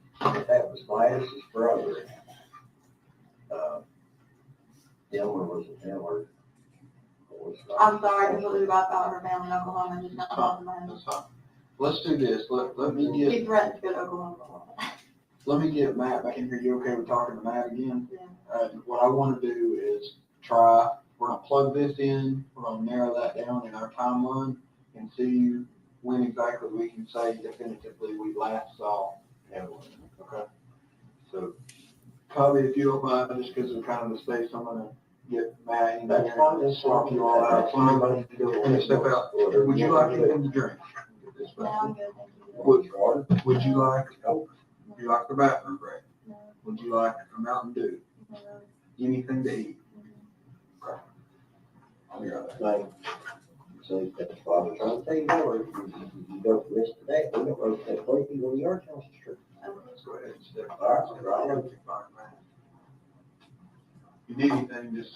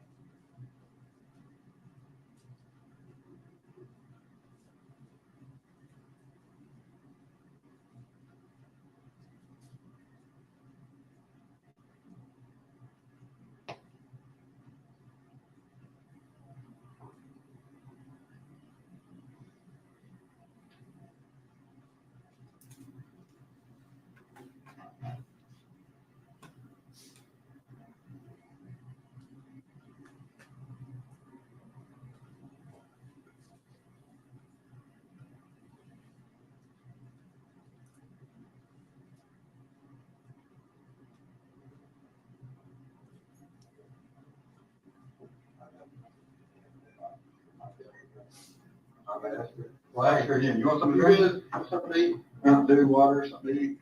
I'm hungry. I know you're hungry. You know, hungry? I'm sleepy. I bet I can find some more of those crackers. You sure? All right.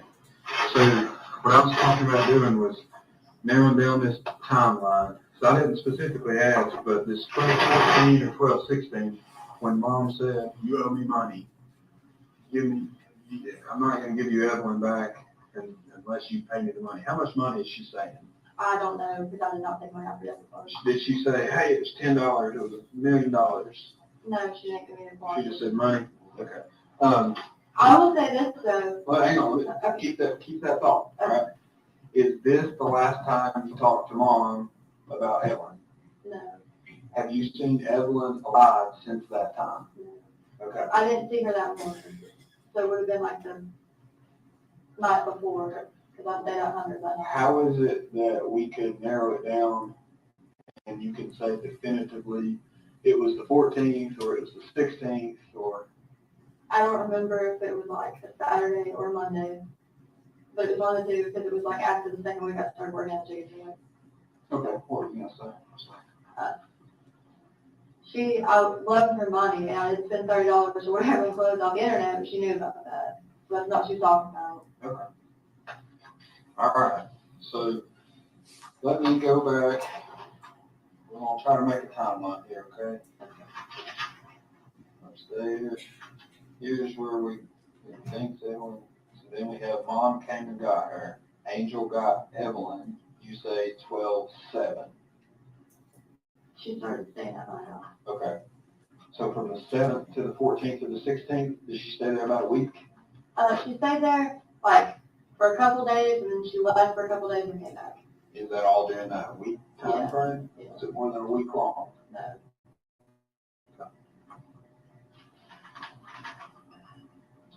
Mom got mad and left a couple of days after. Was that when she left? She got mad Yeah. and then came back? What's she mad about? Come on, just that part. I wouldn't let Will go over. Okay. So, don't hold back, something like that, ain't no big deal. Okay, Angel called Chicken Shack In January. in January, that's the day you had court, Yeah, she asked for me. and they ended up, you weren't there. Mhm. Did you talk to Angel that day? Yeah, And what court was it again, Washington County? yeah, Washington County Tennessee. What'd y'all talk about? Well, she was like, hey, can you come over later? And I was like, yeah, that's fine, you know what I'm saying? Okay. She was on speaker and like there were people at the windows. I really wasn't going into like details. Okay. All right, is that the day you went over to Elizabethton? Mhm. Okay, Evelyn wasn't there. No. Okay, Hunter came with me and me and Mom walked outside and that's when we started talking about Evelyn. Hunter was with Maggie. All right, you walked outside and started talking about Evelyn. What did you talk about? Well, I kept asking her, she was like, she's somewhere safe, don't worry about it. Like, Did you worry? I mean, no, she told me she's okay. Okay. That was approximately a month after you'd seen Evelyn? Around the month. I mean, let me just ask you this. Were you just wanting a break from Evelyn? I never told Mom to take her. I just wanted her to help me, like, watch her. Yeah. And not to have to say at Hunter's, yes, I didn't want a break. And I was like, I'm going to be back in the morning for her to work to check on her. But what I'm saying is we've got about a month time span where you're not seeing Evelyn. I couldn't get hold of Mom. She changed her phone number. Right. I had no clue where she was at. But you're not like freaking out, oh my God, I need to call the police. Yeah. You're just like, hey, I just need a break from Evelyn. I'm tired of raising Evelyn. Well, I thought she was okay. Okay. Yes. So let's say this. We've got as late as the 12th or the 16th. Never talked to your mom from that point to when she called you in January? I would try to contact her, and I even called her parents and stuff after they knew where she was at, and they told me no. So I didn't have a current phone number for her. let me just ask it directly. Did you ever speak to your mom in person during that time frame? No. Did you text her? Facebook message? She didn't have Facebook. I tried to. Well, I mean, whatever like, number she had, but I couldn't get hold of just it. here's what I'm asking. Did you all have a conversation through text messages during that time? No. Snapchat, She doesn't do Instagram, anything like that. whatever. There's probably something I've never even heard of. She doesn't do anything Do like you that. do anything like that? I have Instagram. Okay. Were you messaging her on anything during that time? No. I tried to contact her, like I said, in that phone number, like somebody else had had at that point. Okay. So like a month goes by, there's zero communication with you and Angel. Right? You talk to her maybe, can you tell me the 1st of January? The end of January? I really don't remember. It was definitely in the first part of the month. Okay. You go look at my birthday. Yeah, we're working on it. Yeah, we can do that. So it was your court date in Washington County, Tennessee? Yes. For reckless driving? Reckless driving. Doing like 90 or 95 and like a 65. We don't even care about that. Well, I'm just letting you know so that way it's specified the ticket before. I mean, you got a bunch of tickets in January? Did I? I'm asking you. I mean, I got it in December. I got the ticket in December. The court date was in January. Yeah. And that's it when was your from mom Casey. went over to you? That's the day you talked to your mom? Yeah. I remember that because she called while I was gone. Just out of the blue, hadn't talked to you in a month, roughly. Yeah. Couple weeks. Well, she tried to call a mommy first, and a mom told her I was working at Chicken Shack. She tried to call where? A mommy. Dad's mom. Grandma. Okay. Alright, okay. How do you call her? A mommy. Oh, mommy. Yeah. I started calling her that when I was little, like old mommy. I just not She heard that. raised me. I just not heard that. Well, I try not to say that because then Well, it's fine. it's I mean, confusing. well, as long as we know what you're talking about. Okay. Alright, so month-ish goes by, you don't hear from Yeah. Angel. You hear from her that day, you go over to Elizabeth, and do you drive with her or follow her, just meet her there? No, me and Hunter drove over to the house she was at. Was she already there? Yeah. Okay. If that was the trailer, Jude's trailer, Okay. on the river, or you can call over. Okay. Well, you know which, well, we'll get to that later. Evelyn's not there. Right. What do you do? Well, me and Hunter, walked outside to talk, and I asked her, and she just kept saying to me, hey, she's gonna stay, she's not here right now, it's fine, don't worry about it. What do you do after that? I mean, me and her went home, Okay. and the next day I asked you. Right up. Back up, Court date was when? in January. I had one in February too. It got reset. Same speeding ticket? Yeah, I went the one day, and like, you know, the guy was like, oh, well, like, if you go in front of court, like, if you don't get a lawyer, blah, blah, blah, like, I could give you like 70 days in jail, and I was like, I want this reset, you know what I'm saying? I was like, you know, it's a record, that's the first ticket I got. Okay.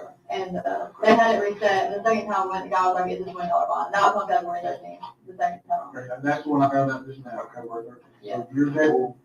My first court date was in January. We're trailing it, all right.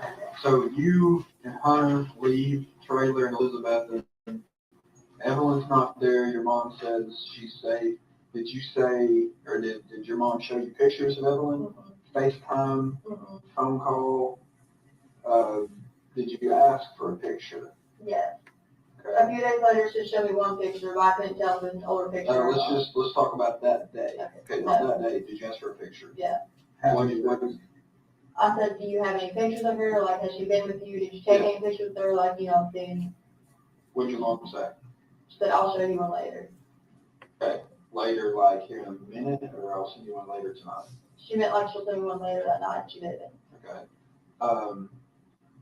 What'd you do when you didn't get a picture later that night? I called her the That next night? morning. The next morning? Yeah. What'd you say? I was like, hey, like, can I have that picture of her? I was like, I just want to see her. What phone did you call from? Hunters. What number did you call? One of those you gave us, or a different It one? was Jude's number. I don't have it. You don't know it now? Is it in Hunter's phone? And it was been called from Hunter's phone in January sometime, early January. Yeah. We don't know what Jude's last name is. Mom just told me, but I don't remember. It's something really funky. I could take you to his house. Okay. Had Jude and Elizabeth no Evelyn asked for a picture? January 9th, 2020 was the court date. Okay, so January 9th, you're confident it was your court day, you drove over to Elizabeth? Yeah. Yes. Yes. Okay, January 9th. Now we've got the time frame from, like I said, about a month, the 14th to the 16th. Okay. All right, in January, no Evelyn asked for a picture, did not receive. I heard you never started too. Okay, so January, you're saying you didn't get a picture. The next morning, January 10th, you called your mom. Okay. Called Angel. Did you speak to Angel? You talked to her She that called me morning? back, Okay. but it was that morning. Angel called back same morning. What you said?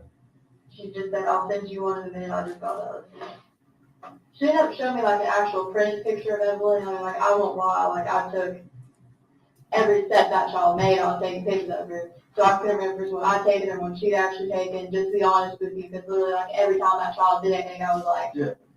let me take a picture. Well, that was the question I was trying to get at last night. How did you go from being literally obsessed with Evelyn, and I'm not using obsessed in a negative context, I'm using it like you're the mother, you love everything a child does, you snap pictures, to, okay, my mom's got my kid, well, maybe somebody else has my kid, I'm not gonna worry about it. How did that transition happen? I didn't want mom to do anything to her. Huh? I didn't want mom to do anything to her. I don't understand.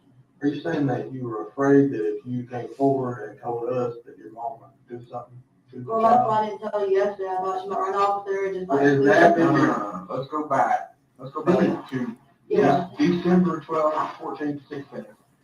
From November of 2018, you're obsessed with Evelyn. Love every breath she takes. This day comes along, you don't see Evelyn. Everything seems happy-go-lucky. You're with Hunter, you're working at the chicken shack, everything's cool. I'm not seeing my daughter. How does that work? How do you go from? I didn't want her to do anything or like take her anywhere with me, like just never get her back. Okay. All right, January the 10th, you called Angel for a picture.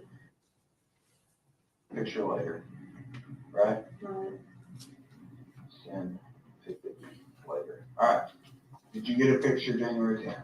No, Okay. When did you get a picture? she showed me like a physical hard copy of like a little 4x6 picture. Yeah. The next day. Right. In person? Yeah, in person. So now we're January At 11th. Dollar Road, How'd you get there? Hunter took me. So Hunter drives Maggie to Juice. Is Evelyn there? No, Okay. Evelyn not there. All right, so you show up hoping to see Evelyn? yeah. She's not there. What did you say? She just, I forget where she was and she kept saying the same thing. She said, don't worry about it, but she just showed me that picture. Angel said Evelyn is safe. I mean, the picture is just of Evelyn like sitting in the floor playing. And to be honest with you, like I said, like I didn't know if I had taken it, maybe she had printed off, or she'd actually taken it. So then Angel shows printed out picture. Printed out pic of Evelyn. How long did you stay? I mean, every time we went over there, we usually there for at least an hour or longer. Okay. January 11th. What happens January 12th? The next day. We still went over there and it was the same thing. So y'all are going over every day? Yeah. All right, so I'm gonna write. We might have went like maybe 1 or 2 days out of like the whole month, but like I was in constant contact with them. Okay, so you're going over there every single day? Yes? And same story. Absolutely. Are you ever getting any pictures of her? Not after that one, no. Never any live pictures? No, Facebook, no, Instagram, chat, No. everything, like a FaceTime? no.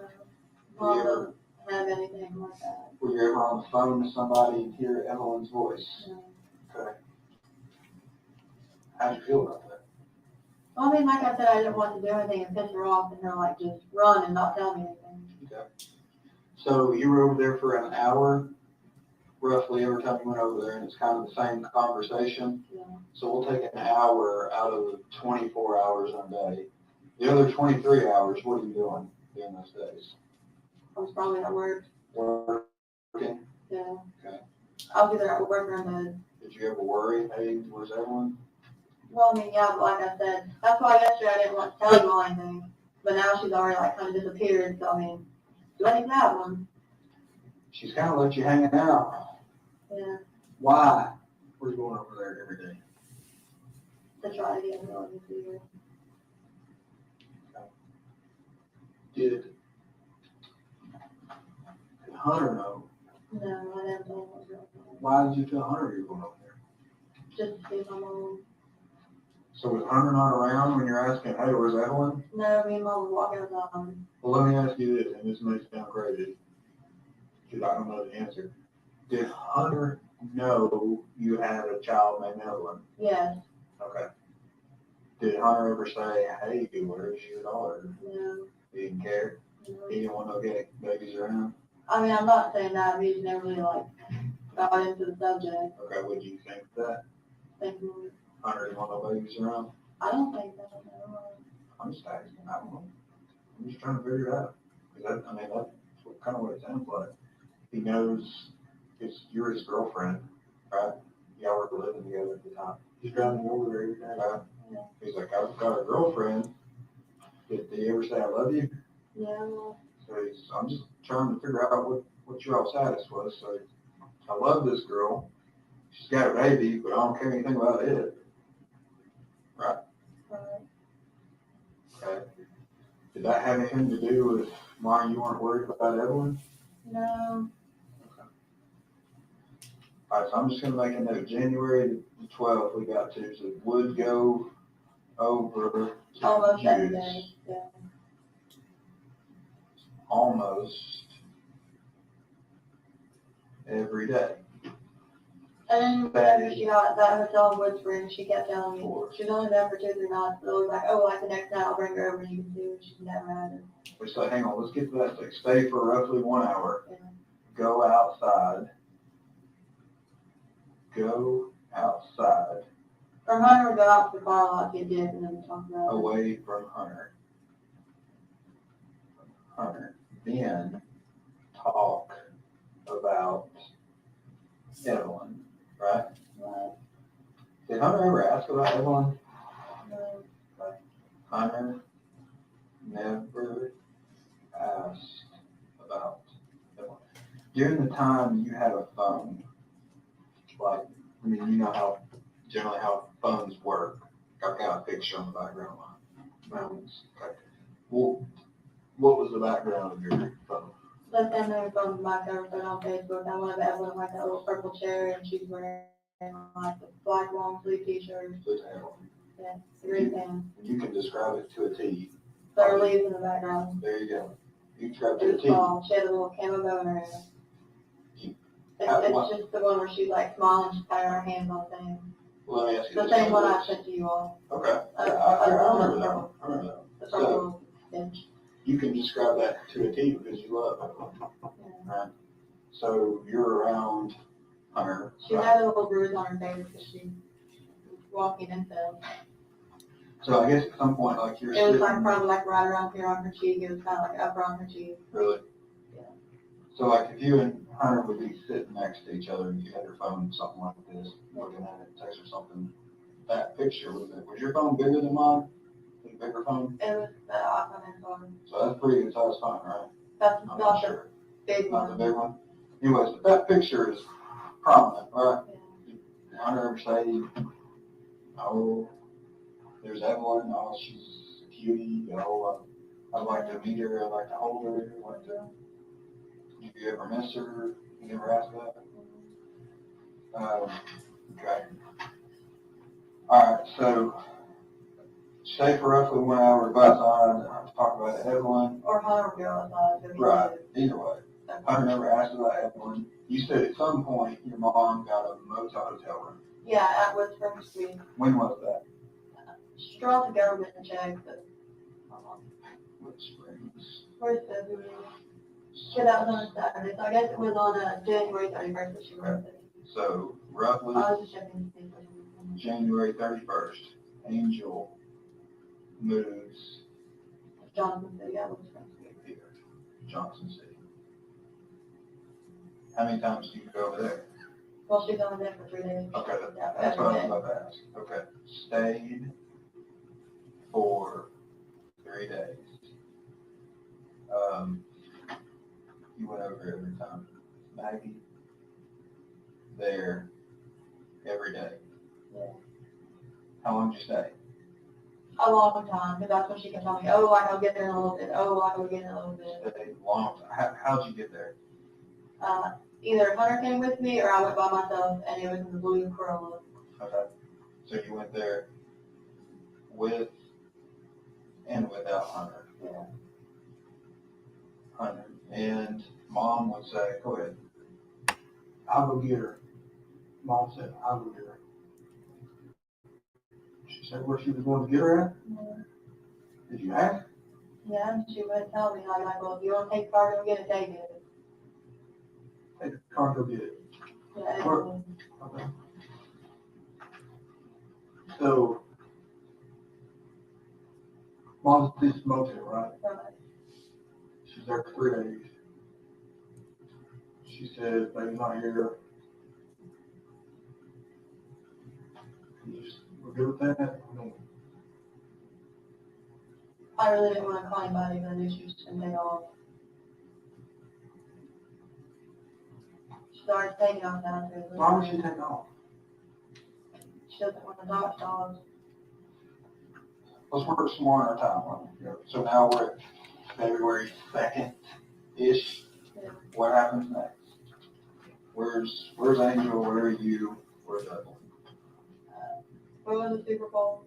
That's the day I kicked out for sure. The Super Bowl. The what now? Super Bowl. What about? Say what you said again, mate. That's when they got kicked out. On the Okay, Super Super Bowl. Cause her will got yours. Angel got kicked out of Wood Well, she didn't have Springs, to leave until the morning, but we'll have to leave that night. kicked out of Wood Springs, Yeah. right? But she didn't have to leave until 11 a.m. the next day. Springs. Yeah, when the cops were calling and all that. Well, February the second. So she was at that hotel on February second. Yeah. February 2. Why were the cops called? Or we'll go ahead and do it. Okay. Domestic assault or something, we'll have to leave. Were you there? No, but she called me and she was like, hey, like Will's like hitting me, pushing me around. We went to a Super Bowl party at Hunter's aunt's house, like right up the road from where he lives. It's on the same road. What, you went to Super Bowl party about what time? 6, 5. So I think we got there maybe like 3 to 3:30, and we stayed till like 9:30. Dropped mom off. Okay, so Angel is with you at the Super Bowl Yeah. party, all right? Okay. We tried to go get the kids from dad, and like dad called the cops on her that day. It was just a big ordeal. And Hunter was like, if you want to go with us, that's fine, you can. So she went with us. You and Angel went over to Tommy's to get Charlotte and Hunter was with us. Elijah, Yeah. right? To take them to the Super Bowl party? I mean, no, if she got them, we were going to go back to the hotel. Okay. So here's my question. You're riding around with your mom trying to go get Charlotte and Elijah with a plan maybe to go party later. Why aren't you trying to find Evelyn? I wasn't going to go to the party if she got Charlotte and Elijah. She got them. She was supposed to take me to go get Evelyn. She didn't get them. And Hunter was just like, oh, we'll go to the Super Bowl party. Okay. So we went to that. You hadn't seen your kid in a month. Why are you thinking, oh, I'll go to the Super Bowl party instead of go trying to find my kid?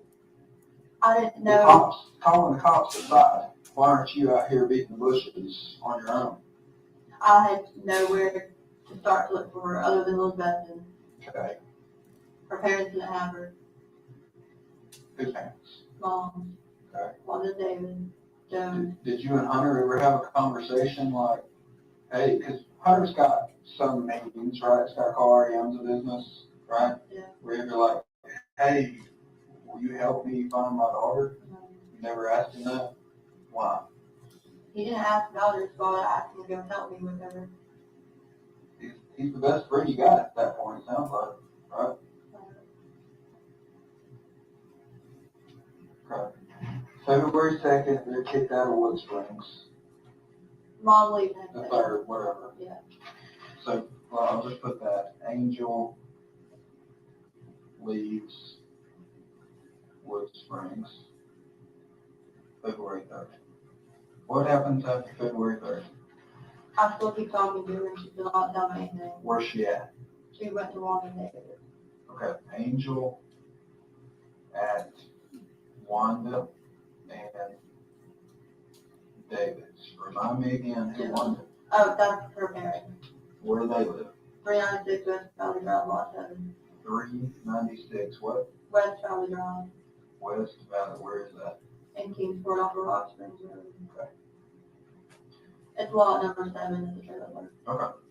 She is there from February 3rd to when? Literally the day that I came up here's the date. Okay. So Angel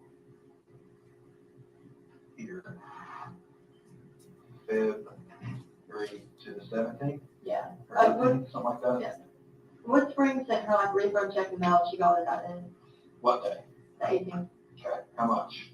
$441. How many? $441. 441 Wood Springs. And it was a check. Yeah. She got it cashed at Wells Fargo on exit 7.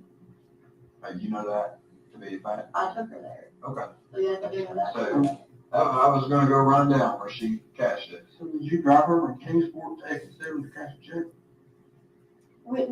First we saw at Food City, they wouldn't cash it. What food city? The one in Coin Ohio, Wait, let me ask a question. Where's the check mail to? 100,000. Right, Hunter's house. Yeah. And she was staying at, She didn't know if she could go stay there when she had the check mail. She didn't know like if they were letting her come stay or not. but she was at one of those in West Valley. Mhm. Did you call her and say, hey, the check's here? Or she call you and ask? This is the whole Ingles ordeal. Like, me and Mom got into it because she called me and she's like, I can't believe, that you would call DCS on Elijah and I hadn't. This is morning, the 18th. Okay, and her and I were into it, and she was like, well, bring me the check or I'll just come set up there until I can come to the mail. And I was like, when it comes to the mail, I will bring it to you. Okay. So then, after I met her at Ingles, she got in the Lexus. So I was driving at the time. We went from Ingles to Cornell Heights to Barefoot Landing to Boswell. Uh-huh. Came back because she didn't have her ID on it. She left in the BMW. She left it parked at Ingles. She rode with me to the house. She didn't have gas. Okay, we pick her ID up. I'm like, I'll take you a Food City cash check, it's just $5. Food City won't cash it because it's a Wells Fargo bank check. Okay. Okay, we drive to the bank across the road, whatever that is, like First Community or something like that. Uh-huh. Okay, they won't cash it either because it's Wells Fargo. They tell me the nearest Wells Fargo is on exit 7. That's why you go for it. We go to exit 7 Wells Fargo. Okay. Just you and her, No, cash. we don't put it. Okay, we'll put it. Yeah. Cash at, say it again, Wells Fargo, Wells Fargo, exit 7, yeah. exit 7. All right, let's go back to you said at Food City. You might have missed this earlier as me and Connie in here. You're sitting there at Food City in a different car. Ingles, that's where they met. Ingles. Angel is there with Elijah Yeah. and Charlotte, or just Elijah? Just Elijah. Just Elijah. Tommy pulls up to do custody exchange, right? Right. You're over in the parking lot. Tommy doesn't know I you're was there. away from them. Right. So, you know Evelyn, you know that Angel has Elijah, is taking good care of him for what, a couple of days or something, whenever? Yeah. Right? Okay. Where's Evelyn? I don't know. Why weren't you asking that question? I was asking and she would not tell me. I literally asked her every day from the day that she called me at the chicken shack. And it was always the same answer. She's safe, don't worry about it. This is the girl that you probably took a million pictures of. And now it's like, hey, where's Evelyn? Well, I don't know. You just shrug your shoulders. All right. Want to go back to Hunter? Well, I didn't really know what to do. I didn't want her to like leave or do something to do it. What do you think you should do? Not sit back and wait? I mean, yeah. For how long? How long are you going to wait? That's a really good question. I don't know. How long are you going to wait? I mean, it's been... Last time you started when? December 17th? 16th? 14. Okay. So it's been 1 month and 6 days. 36 days since you've seen your child. And you're okay with that? I mean, no, like I genuinely not know what to do. And yes, I know you're going to tell me, oh, you should have called us. Like, Well, that's neither here nor there. Whatever. I'm just trying to understand. I'm just trying to understand how that you're okay with this. well, I wasn't necessarily like okay with it, but like I said, it was like I had a lot of options. I'm not gonna lie to you. But you're working every day, going to Super Bowl parties, going here, going there. But I guess we should supposed to do this way. Now, I think we've established it, but I know we talked about it last night. I was getting zoned out of it. I was tired. We all were. So I guess you have a birth certificate for Evelyn, right? You're listed as a mother. No father's listed, right? We talked about that. So you would be the primary parent. You are the mother. You're her legal guardian, right? You're her natural guardian, natural mother. I know that you have this extended family that loves her, but you're her go-to, right? And you have no idea about her well-being for how long? A lot. What's a while? A while could be 20 minutes. The only time I saw that picture was on January. Okay.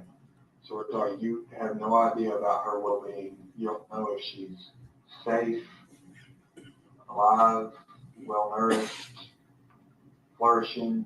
You don't know anything about your child since December the 16th, right?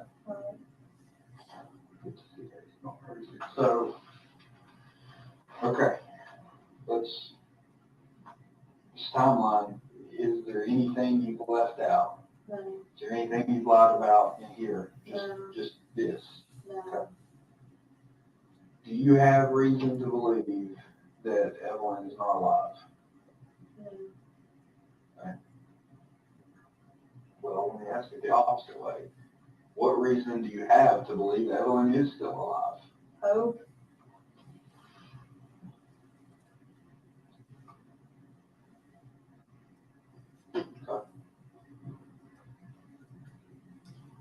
I only have a solid reason, that's all it is.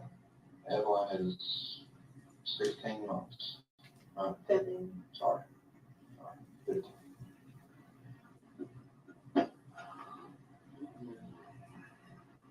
What would you know? Right? I don't know how you go about finding her own. I would have known where to find her that day at Ingles. You would have called and said, she's at Ingles, come help me. At the hotel. The Wood Springs. Hey, she's staying over at Jude's. Hey, she's, hey, one of the police, I know the police are on their way to Wood Springs. I know that's where she's there. Why don't I just go there and tell the police what's going on? We know where to find her then. I bet if you would have called us December the 14th, we could have found her. You know? So, I don't know. Can you check with the family that's on there? Do what? That's a lead. I promise you we'll run down. I've told you there is no extent to which we will not I go. can make sure about to that, so like going on about like why is the family that my mom has family That's that's on fine. there. We can run that down. That was always her go-to, like anytime she violated probation or anything, I just go to Oklahoma. Okay. So, Let's say this. Let's say we find Angel later today. You've seen Angel almost every single day since December 14th. She's never had Evelyn. no, we didn't talk until January Okay. 9th, because that was what they was. I forgot about that lapse. All right. During that entire time, you don't know that Angel ever had Evelyn. So let's say we find Angel. Let's say they've got her right now. We just don't know about it yet. How do we find Evelyn? I asked her, Think she's gonna tell us? maybe. Maybe. She ain't been beating down her door so far, you know. Well, maybe if you have to like in person, it'll be good. Maybe. Well, What do we do if she says, I don't know where Evelyn is? She's the last person who had it. A month ago, month and a half ago. What if she says something really bad happened? And what do we do then? I don't know.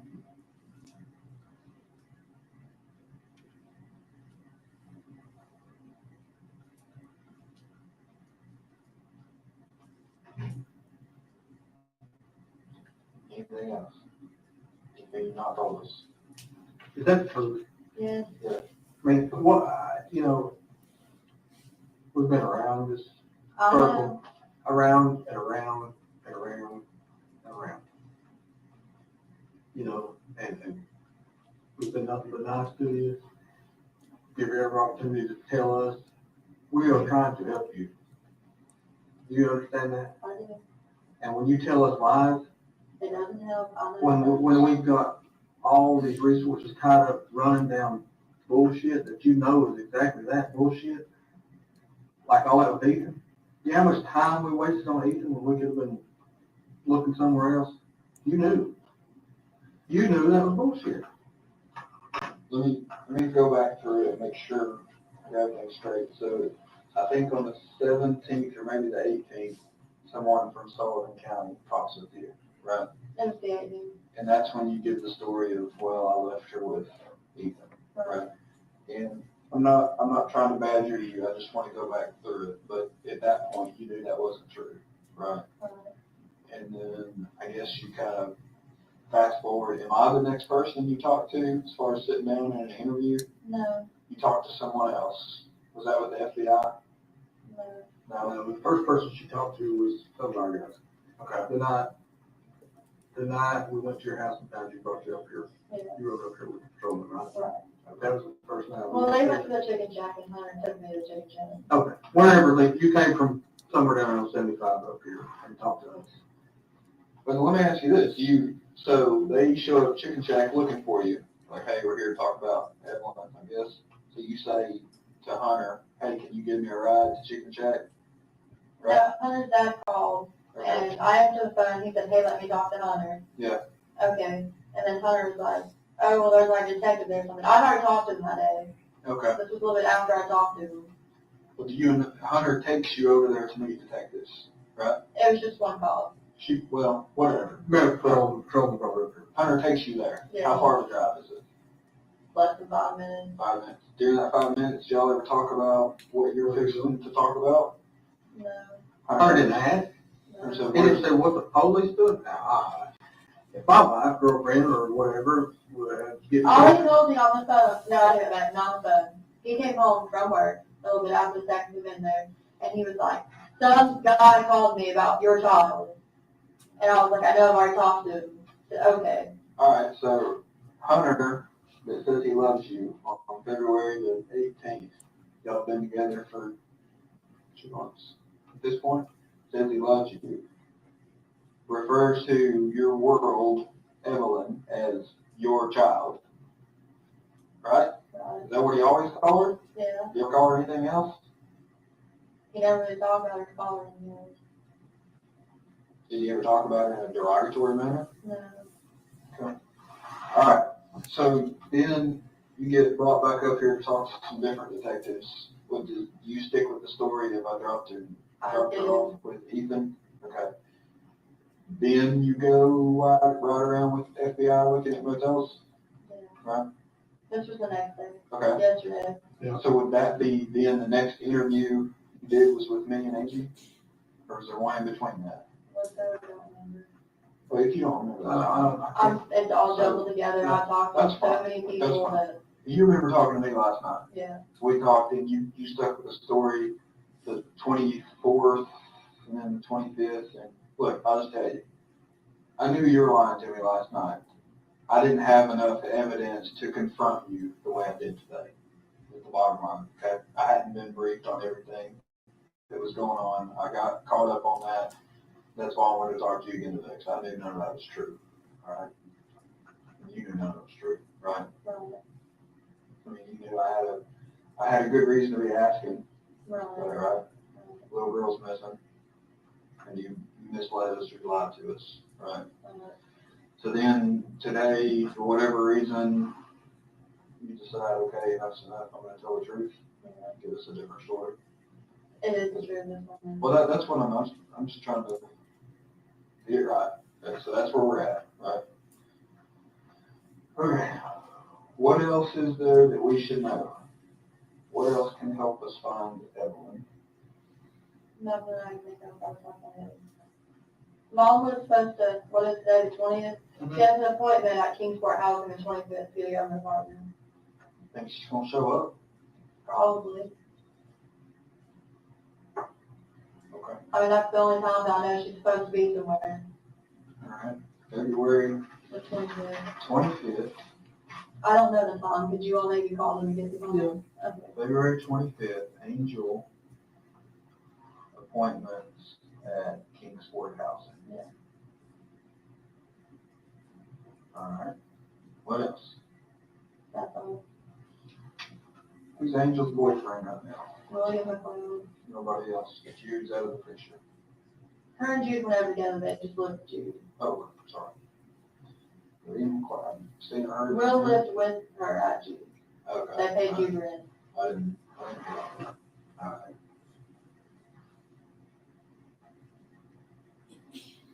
What else?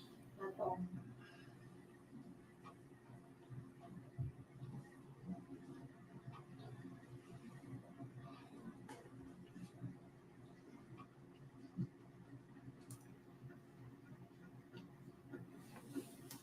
Hungry? No, Let's get some food, no. water, bathroom break. Walk out, get some fresh air, Maybe. anything. Let's, I think we could use a break too. So maybe we'll step out over here. If you want to walk out the way this elevator works, you've probably been up there enough. You gotta have somebody go down with you. Okay, we'll give you some there, okay? Sure, want something to drink? No. All right.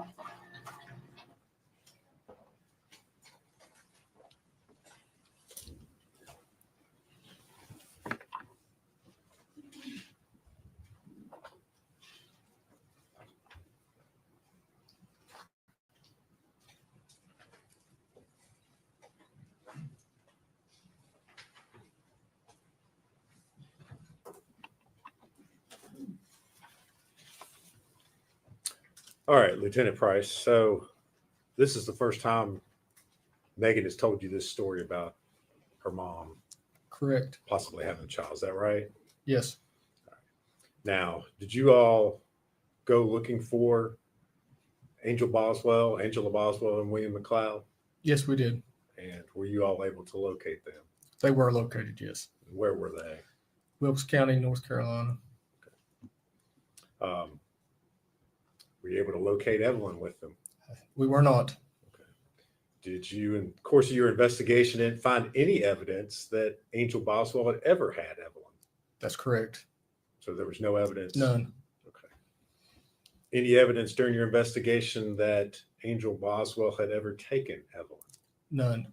All right.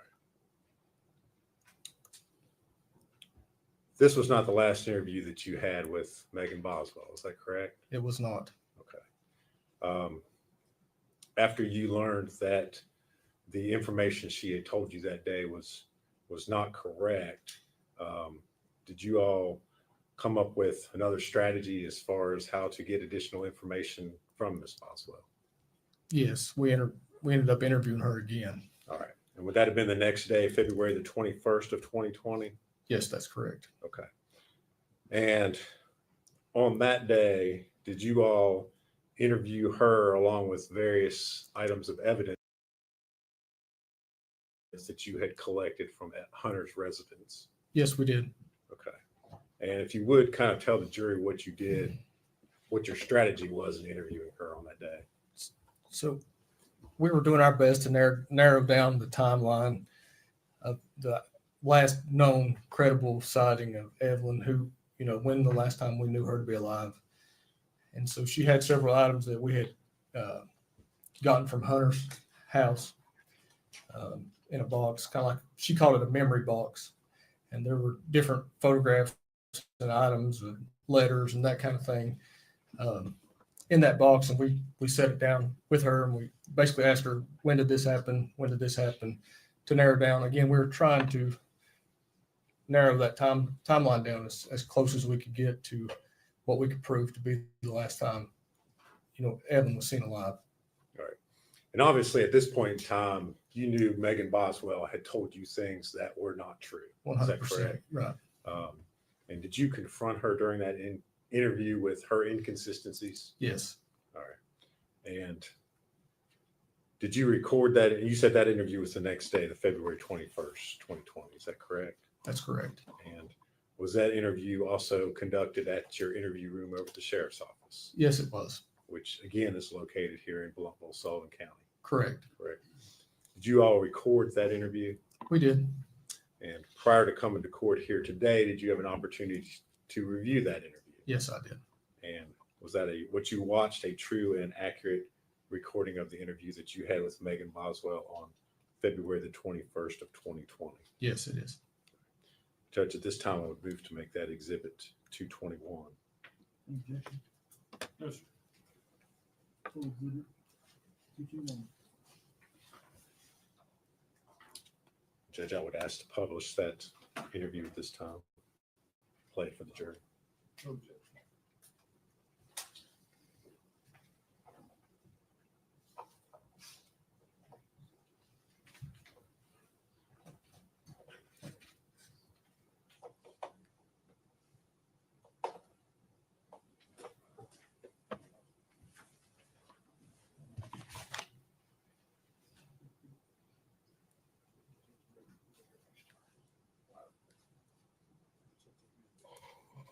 Let me approach for a second, Judge.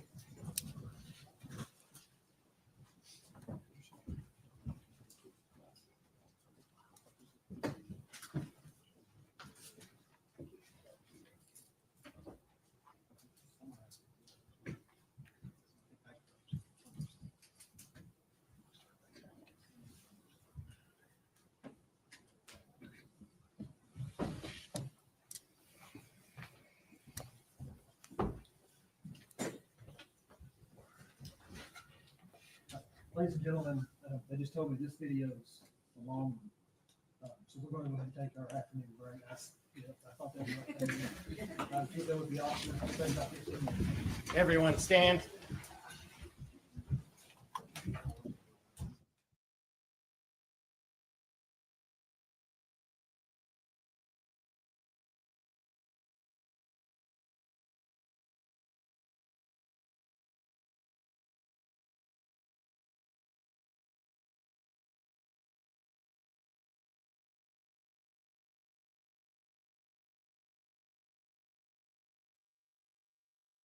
Hey, hey, hey. I try to come on here real easy so I don't scare nobody. Gonna go on their afternoon break. Hello, hello, hello. And so we'll go through some of these comments. Hello. Everybody's kind of over the lies that keep coming out of Miss Megan's mouth. She sure has a lot of them. Miss Vicky says she went to the aquarium. She had Christmas in Gatlinburg with her new boyfriend. She went to a New Year's Eve party with her mom and her new boyfriend, and a Super Bowl party while her baby is out God knows where. Well, she knew where the baby was at. That's why she wasn't worried. And it's just absolutely unbelievable that people actually do these kinds of things. Just breaks my heart. We saw Tommy come in, her dad. He gave his testimony was the very first witness to go up on the stand. And we saw him on camera there with Megan. And he wasn't, you could tell, he was trying not to shut her down where she wouldn't talk at all. But she really treated her dad bad. You could tell that she's never been disciplined a day in her life.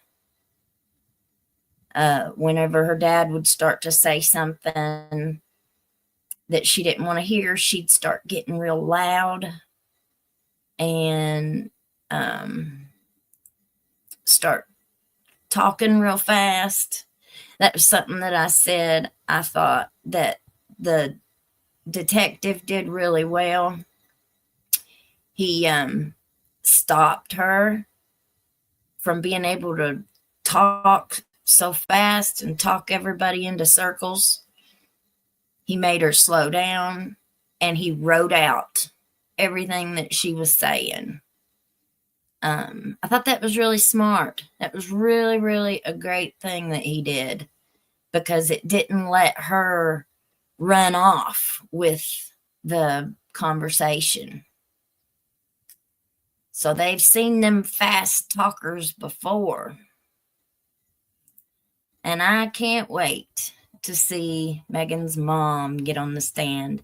They need Megan's mom on the stand to collaborate what she says against what Tommy and Megan have said. He remembers enough about Megan and probably the wacky mom with multiple boyfriends. And I'll say too, I noticed something her dad said. He said, when he was in there talking to Megan, he said, your mom don't love you like I do. He said, I'd lay down and pass away for you. He said, she wouldn't. She's all for herself. So you can see how the dynamic between Tommy and her mom. He told the detectives that he didn't have Angela's phone number and she didn't have his number. You could kind of tell when he was talking about the phones, because he said he didn't want her to have his number so that way she couldn't cuss him, call him and harass him and cuss at him and stuff. So you can tell they've got some pretty dysfunctional relationships going on in that family. And I thought this from the very beginning. I think it's gonna, or I think it was, I don't want her, but I don't want nobody else to have her. we see that a lot in DV relationships. Men will unalive women. I don't want you, but I don't want nobody else to have you either. Or if I can't have you, nobody else is going to have you. There's two different perspectives on that. But we have all been sitting here watching this trial. So while they are on their afternoon break, any of us that have things we need to do, I'm going to go ahead and mute myself, and we will get back to watching it as soon as it comes on, okay? All right, y'all. Here we go.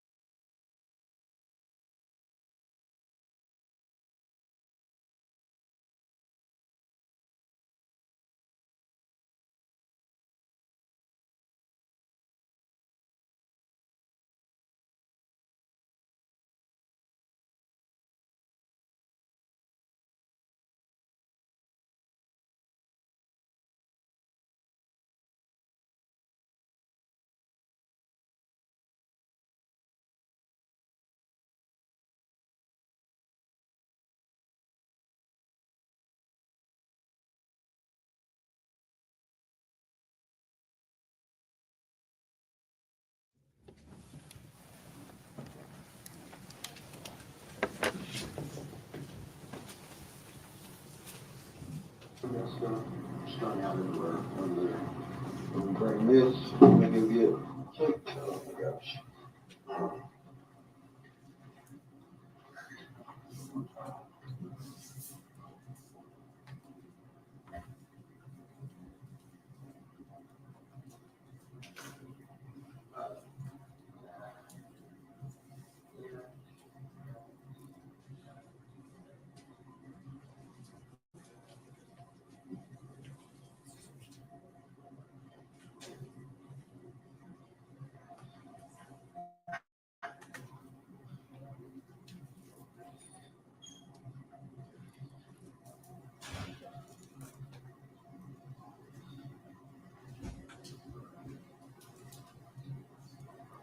I just thought something.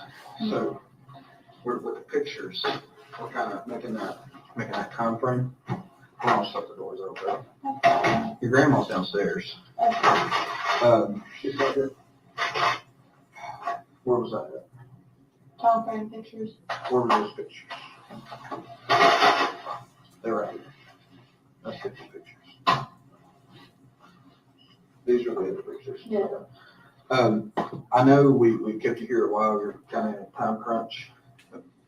I'm sure your grandmother has got better things to do. Well, I have nothing better to do. You're trying to find my child, so. Okay, well, basically what I'm getting at is, if there's any point in time you need to get up and leave, just go. All right, you're free to leave. I know he's kind of in your way. Well, I just kind of wait till you are like, hey, we're done with you. Okay, You go. I'm just saying, you're free to go at this point. So, we talked about, the pictures. I may get into a little more questions. Are you okay with answering some questions again? Yeah, do you want me to sign another paper? I don't have to, like, I find somebody, I'm definitely more than okay with talking to you all, Do you but. care to do one just in case? I'm gonna get one. I just thought of this. My mind is scrambling everywhere. I'm still trying to figure out why ETSU's calling me. You know what I mean? Yeah. That's weird.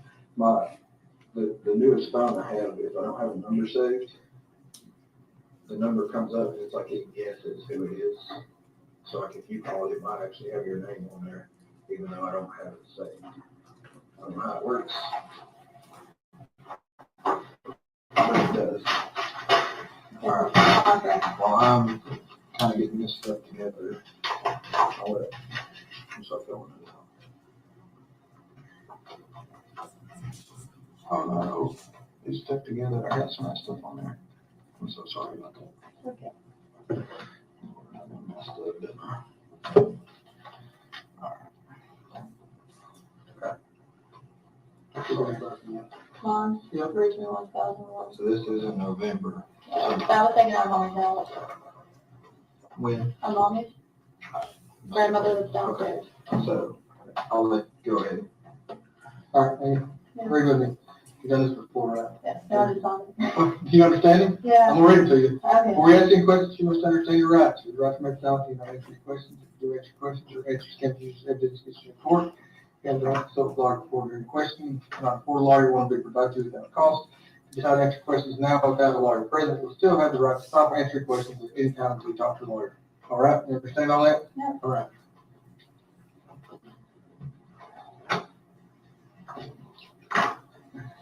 Applebee's, we don't know. Okay.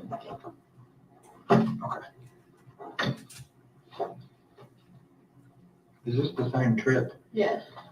They're all What day was this on? the 21st. This picture, I think, if it would have been warm in November, I think it would have been sometime in November. 21st, we're all from the same, I'm wearing the same clothes as those. Tell me again, November. I don't know when in November, but I'm pretty sure it was. The only reason I know that is because I went to Applebee's after DTS was sending me money for going to school, and I went to Applebee's after I got that money for October. Now that I think about it. Because I had money to go to Applebee's, same trip. So those are just the same pictures for now that we're doing. Way earlier. That is from December 6, 2018. This pen is messed up. December 6th, 2018, at Olsen Homes in Greenwood. 18. Yeah. So Evelyn was less than my old. they had like a family thing for like the children in foster care. Yeah, That's what that was. that's great. Would it help if I turn these around? I just realized Now I that. can see. This picture was taken on the day that she turned 4 months old, to my 18th birthday. The 3/21/2019. Like I So said, now some days we're I remember really 12, specific. 6, 3. That one comes after that one. That one's more recent if you're going from. Sorry. Okay. Yep. When was this one? My dad has the pictures. It was from sometime in February 2018. So we're like, well, this one was. December. No, that was in February 2019. I'm sorry. Forgive me. Because, yeah, Evelyn was with us on that trip. My dad has the pictures of like me, him, Ashley, Lottie, Charlotte, Mikey, Sarah, Evelyn. What about this one? Where's first birthday come in? That's not first birthday. That's Christmas. I'm so That would come after that. right there. First birthday would have been somewhere between these two. Like right, yeah.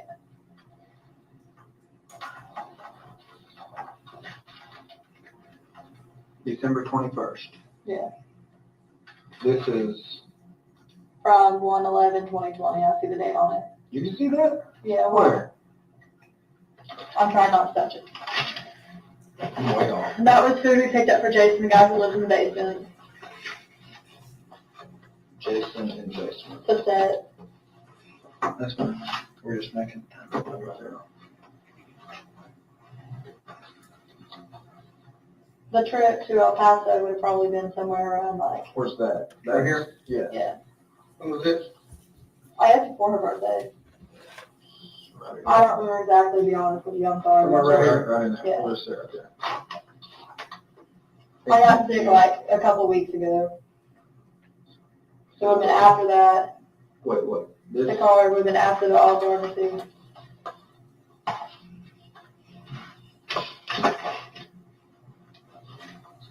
This is. Hunter's insurance. So just put it down here. I don't know when I wrote that. They're gonna ask me. I don't know. We ran into it because him and his dad were arguing over chicken shack stuff. Before or after? After I cussed him out, so I was probably on. Called his dad something mean. He did or you did? He did. Alright, so The ultrasounds were obviously prior anyway. prior to the pictures. Yeah. Because she was in my stomach. Right. The first Speedway night trip is the first time I took her was the ninth day open. Which these pictures are from that, but I took her the very ninth day open. It's gonna kind of go in weird order. Okay. We're gonna start way back here. Okay. Ultrasound. Was this, That was the day I was having her. That was her heartbeat and my contractions. I'm gonna give her out just her heartbeat. I just now we're wanted- like right here. Yeah. That's next, right? Right. That was Christmas. So it would have been with the ornament. Right, we know what the book is, so I'm gonna put it right here. Birthday, Nope, my foster mom made that for me for Christmas. Christmas when? There. It's just the first week of Evelyn's life, basically. That's Right. all the pictures Right. are. None of them are after she was a week old, if that makes sense. I'm trying to decide what's give us some more. But Patricia made me that. I'm gonna call her Gail. Huh? Okay, Gail made me that like for Christmas because I wanted a picture book of Evelyn.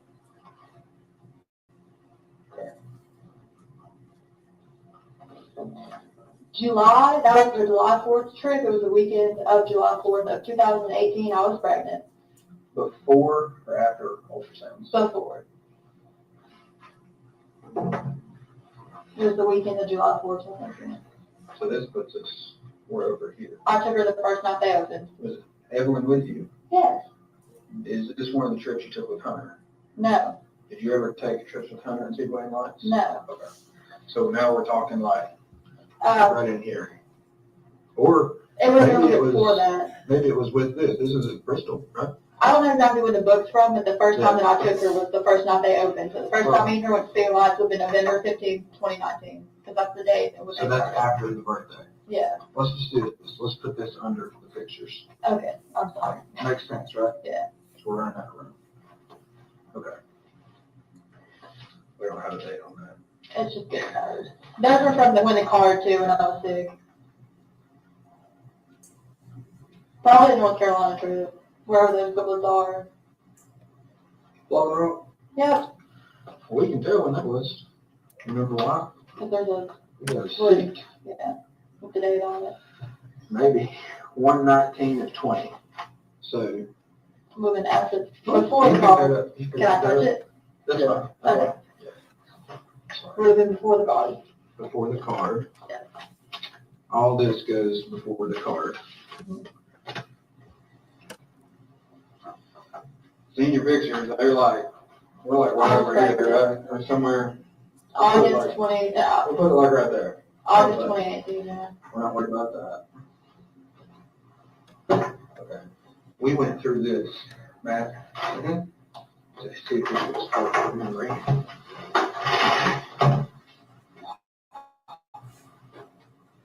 That's you. 18. There's that one page. These are things you like eating. Yeah, Right. it's on from that. There's a baby shower the day we came. The pictures of her, like of me and her at the Christmas party, Yeah. they were way in the back.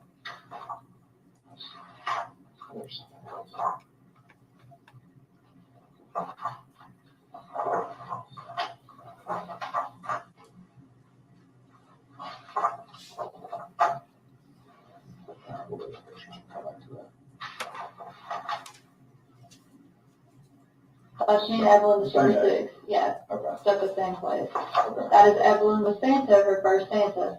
First time she met Santa, and that was the same day, at the same Christmas party, at Okay. Wilson So Home. then this all comes It together. started at 6 p.m. All right, well, we know you didn't have the first birthday party really, No. but I mean, I got her a little cake and let her smash it at my trailer, but it was just me and her. Yeah. Like, my dad wanted to be like, once you do one day, the other's gonna do that day, I just couldn't do every day, and I said, well, just screw it, it's my child's first birthday, I'd rather it be just me and her anyway, it's not ranging around you all the time for her first birthday. do you want to fill this stuff in? Right now, she doesn't have a birthday party, so When you did the birthday smashing thing, right? I'll fill it out later. Okay.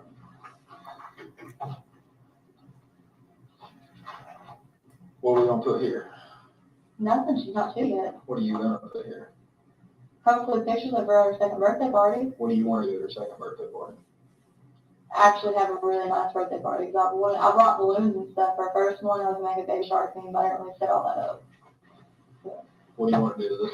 I don't know. That's a long time from now. You can think about it. Take her to the park, What park? Warriors Path. Is that what you like to get? Also, there's this dinosaur park, backyard chairs, I used to take there a lot. In Bluff City? Yeah, and walk with her How many times you go there? a lot. Really? Aren't they doing some kind of dinosaur thing at either Meadowview or at the Speedway? I was gonna take Elijah So which one? Is it at Meadowview or is at it, that view, are they doing it at the Speedway too? I think. When were you gonna take Elijah? Today, tomorrow, and Sunday. When did they start it? Today. According to this, she's gonna be getting pretty big. Yeah. About the size of Elijah? Yeah. What do you think you'll be doing then? I don't know. Whatever she likes. Alright.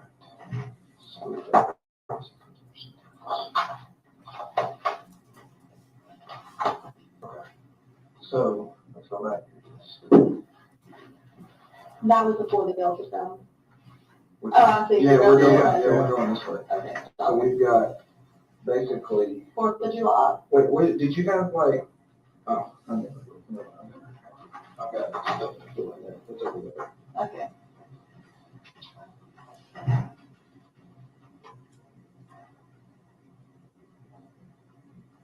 You can see her teeth really good in this picture. I'm sorry, I can't You read the can see word. her teeth really good in that picture. How many teeth did she have? 8.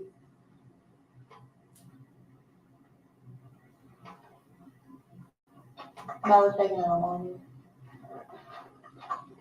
Hey, where? Where's she live at? At the bottom of my dad. Okay, over off Muddy Creek.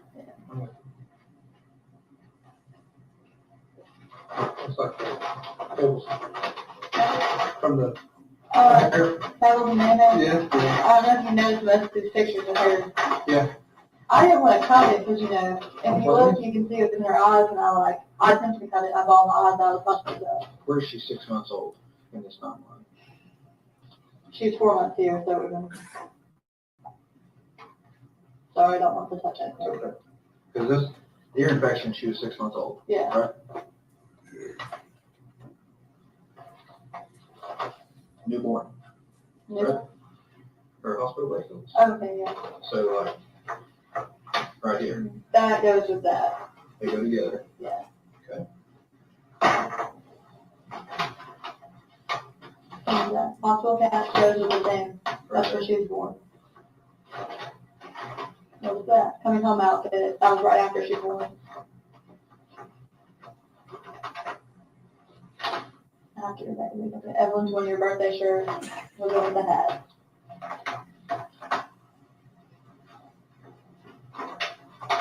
What was that thing? Evelyn's bathtub sleeve. That would have been from the first, the day that she came home. She was 5.5 months old. So we not fits in kind of Anywhere. around this area. Like right. Where's the Okay, that works, yeah. Was that thing? Evelyn's first shoes, that she wore those, couldn't really fit in them, so she kind of wore them around the time she was 6 months old. That's when she started fitting in them. They were a little bit too big for her. She started wearing them when? 6 months old, 4 to 6 months old. Right in here. Yeah.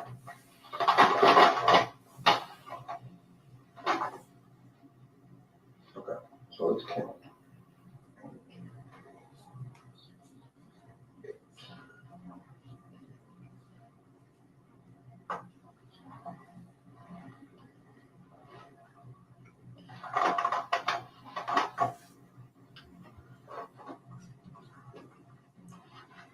Alright.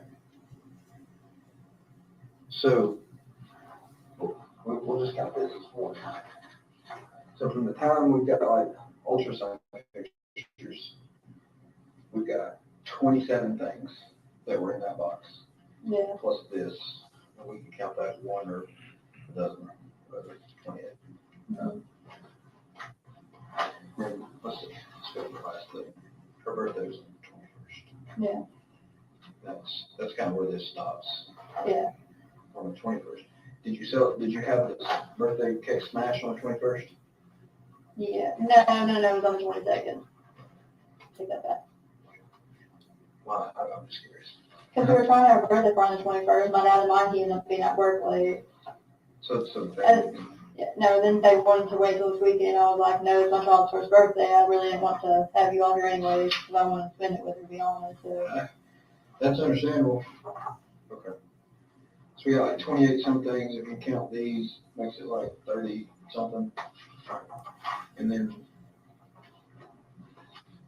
this one, Those are all from one trip. Some of the pictures are the same. I meant to give those to my dad, and I never got around to it. That's from the same trip. and this one was taken when? December 21st. It was after December 20th. You're so sure of that. Yeah. You're so good with all of these other dates. Yeah.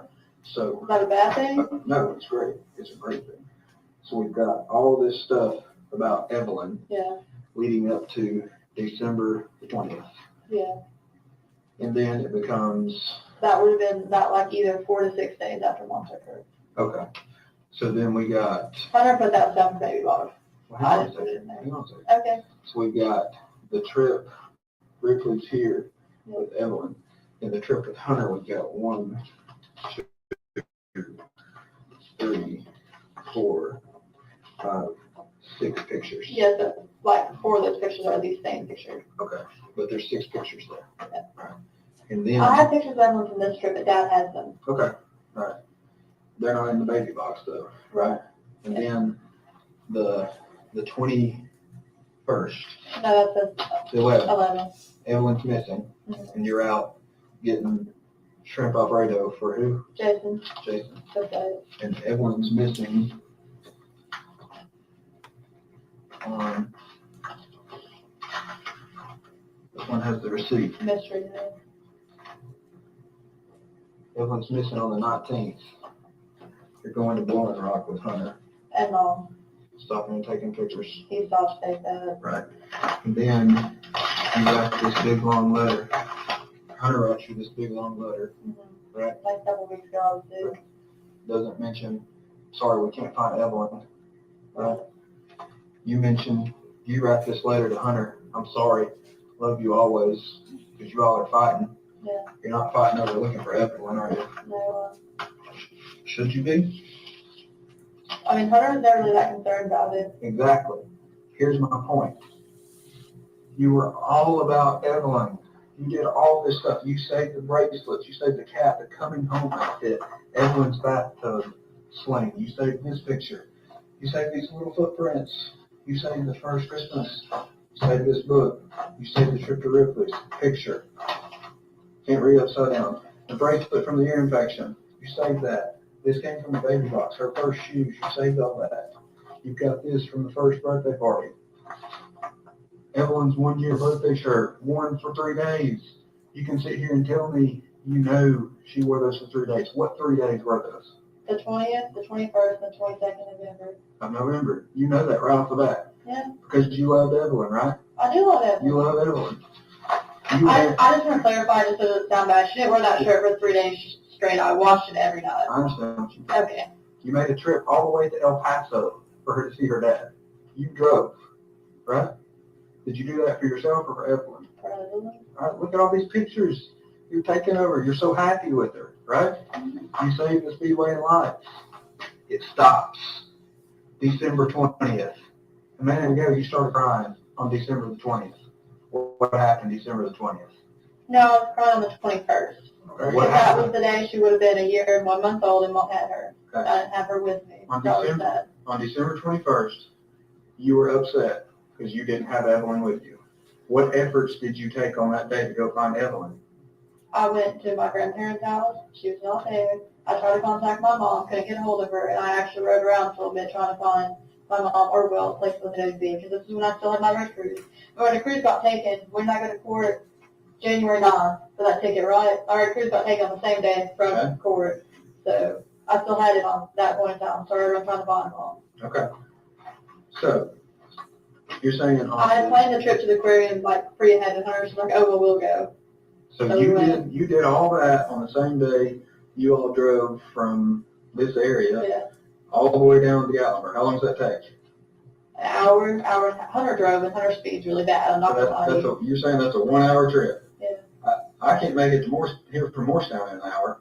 How are you getting to Gatlinburg in an hour? Hour and a half. An hour and a half, okay. Let's say you get there in an hour and a half. You have to drive back in an hour and a half, Right. so that's 3 hours. Yeah, How long did you stay at the aquarium? 30 minutes or less. 30 minutes or less, and got your picture taken? Yeah. There's 4 hours. And what part of the day did you spend looking for Evelyn? Earlier before we went, we didn't get up there until probably like 3 or 4. Okay. Now I take it back, I really don't think we left until probably about 3. So up until that point, that's what I was doing. January 11th. I was trying to talk to mom that day, and I was trying to get her to meet me in Kingsport, and actually I eventually gave up on it, and Jason had called and wanted food, so I brought him some back on the way back. Okay. Didn't get a chance to buy anything for Evelyn that day, right? Mhm. Why not? And she wasn't with me. Or was she? With mom.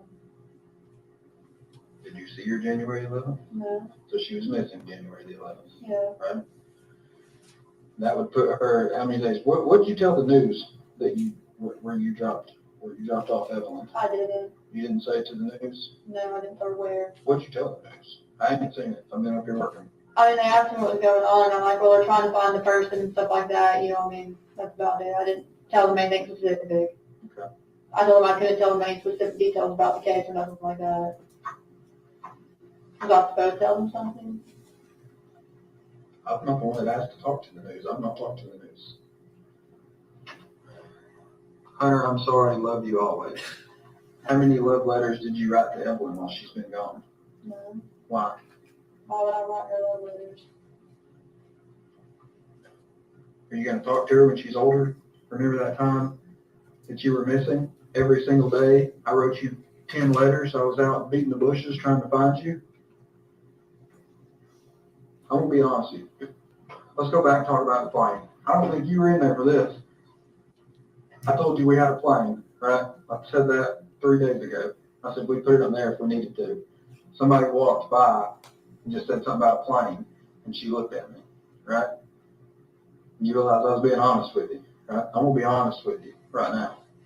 Do you know why I think you ain't been out looking for Evelyn? Why? it's two things, kind of one and the same.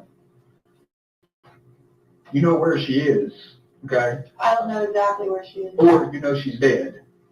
No. Now's the time to talk. Is Evelyn dead?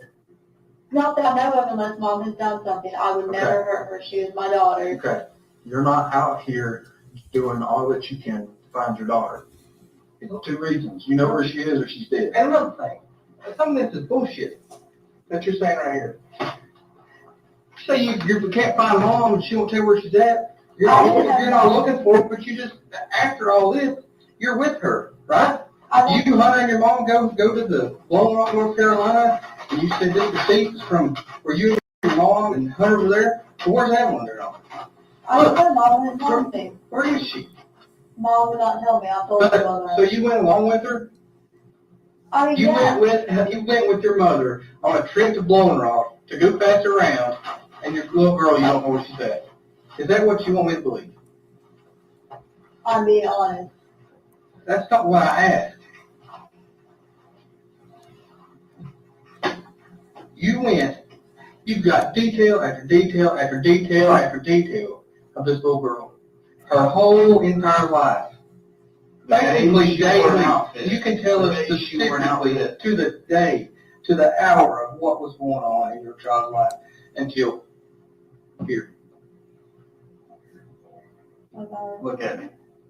Is Evelyn ever going to get to wear this? Yes. Unless she doesn't fit in it. It's 18 months. You know what I'm asking. Yes. I'm listening. There's no way. There's no way. I'm a parent. There's no way. No, no, no. No way you don't know. It's impossible. I honestly thought she was my mother. Oh, Every time I'm being honest, every time I ask my mom, she'd be like, she's in a safe place, don't worry about it. I don't know what else you all want to know.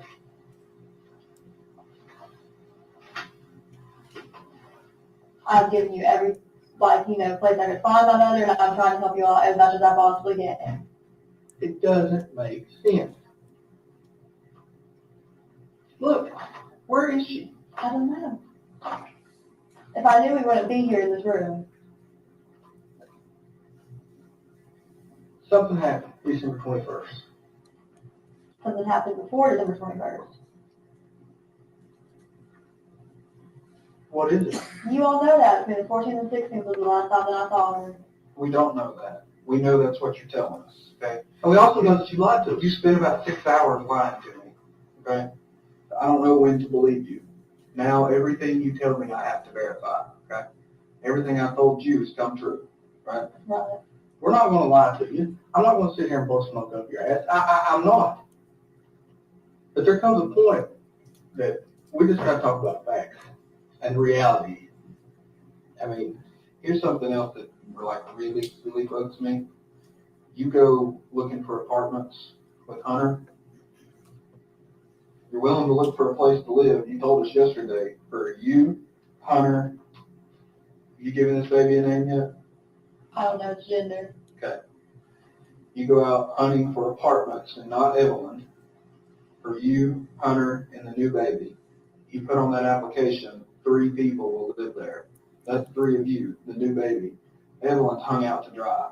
That's why, in my heart, I believe Evelyn is dead, or you know where Evelyn is.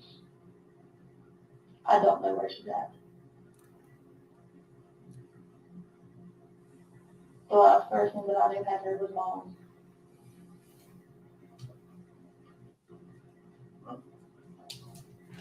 Did Mom ever call you back? Here's the thing, Mom's hung out to dry.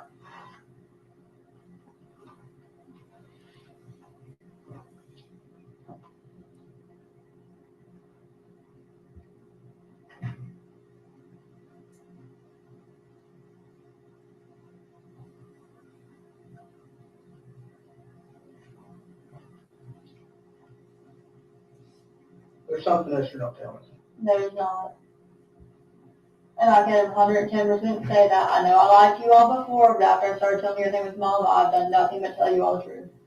And I don't know if you've noticed, but I've been talking more. I know you have. And stuff like that. That you just, I mean,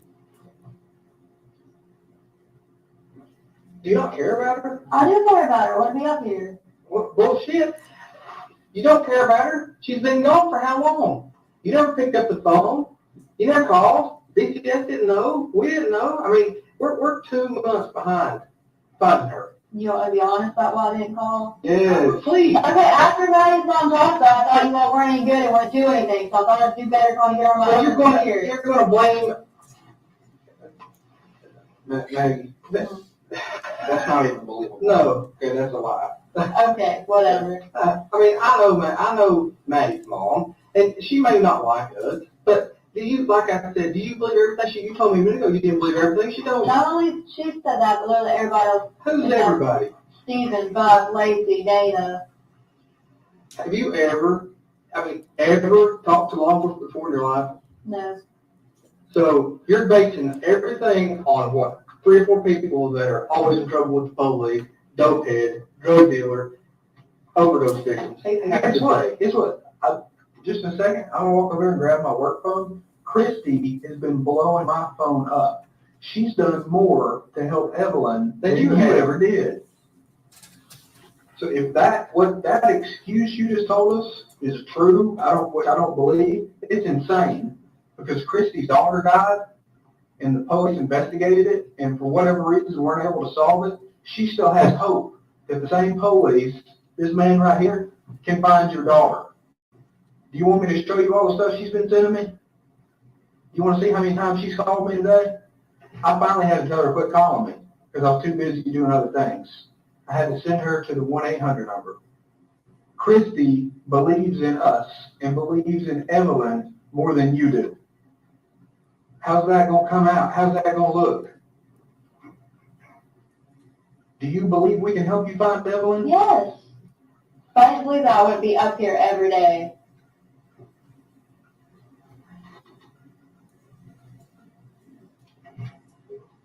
You believe me about Christy, or you want to see that?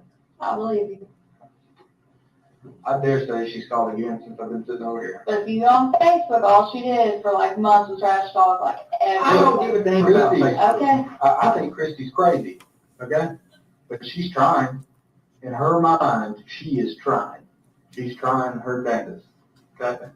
You know, I don't give a damn about Facebook and what everybody else has to say. I don't give 2 rats about it. All I care about right now is finding Evelyn. And the only person that I think can help us do that, I'm sitting 2 feet in front of. And I am trying to help you all, and I'm giving you every No, you information. Okay. I mean, listen, you haven't. Then I'll go home right now. You haven't. I mean, back this stuff up. There's I mean, there's nothing more we can do for you. If you're gonna go home while we're looking for your baby and not care, that's all we can do. Well, you're saying I'm not really being here, so I think you're not being here. 100% truthful with I you. am being 100% truthful with you. Okay. Do you want to go home or do you want to help us?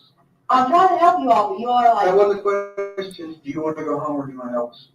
I'll stay here as long as you're not like, well, you're not doing any good here, because what's the point of being here if you don't think I'm doing any good?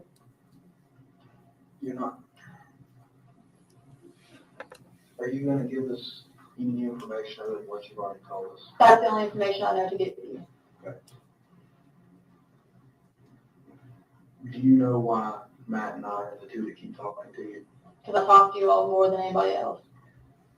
Not exactly. And I talk to you more, and I've told you more than I have anybody else. Not exactly. We're the only 2 out of 40 damn people that are probably over there right now that have an inkling that you're telling us some truth. Everyone else over there thinks every word coming out of your mouth is a lie. And I can understand how they get that, okay? I think you're still lying to some, but I believe in you enough to think you've told us some truth. You're not telling us all the truth. I have told you everything that I know. You loved this kid. You loved this kid. I'm sorry, I shouldn't say this kid's Evelyn. You love Evelyn. You dated every minute and every second of her life. You remember it. You can say that picture. Remember putting that outfit on her this day. She was happy. So on and so forth. And then Hunter comes in the picture. Hunter don't like Evelyn. It was, don't. Evelyn is gone.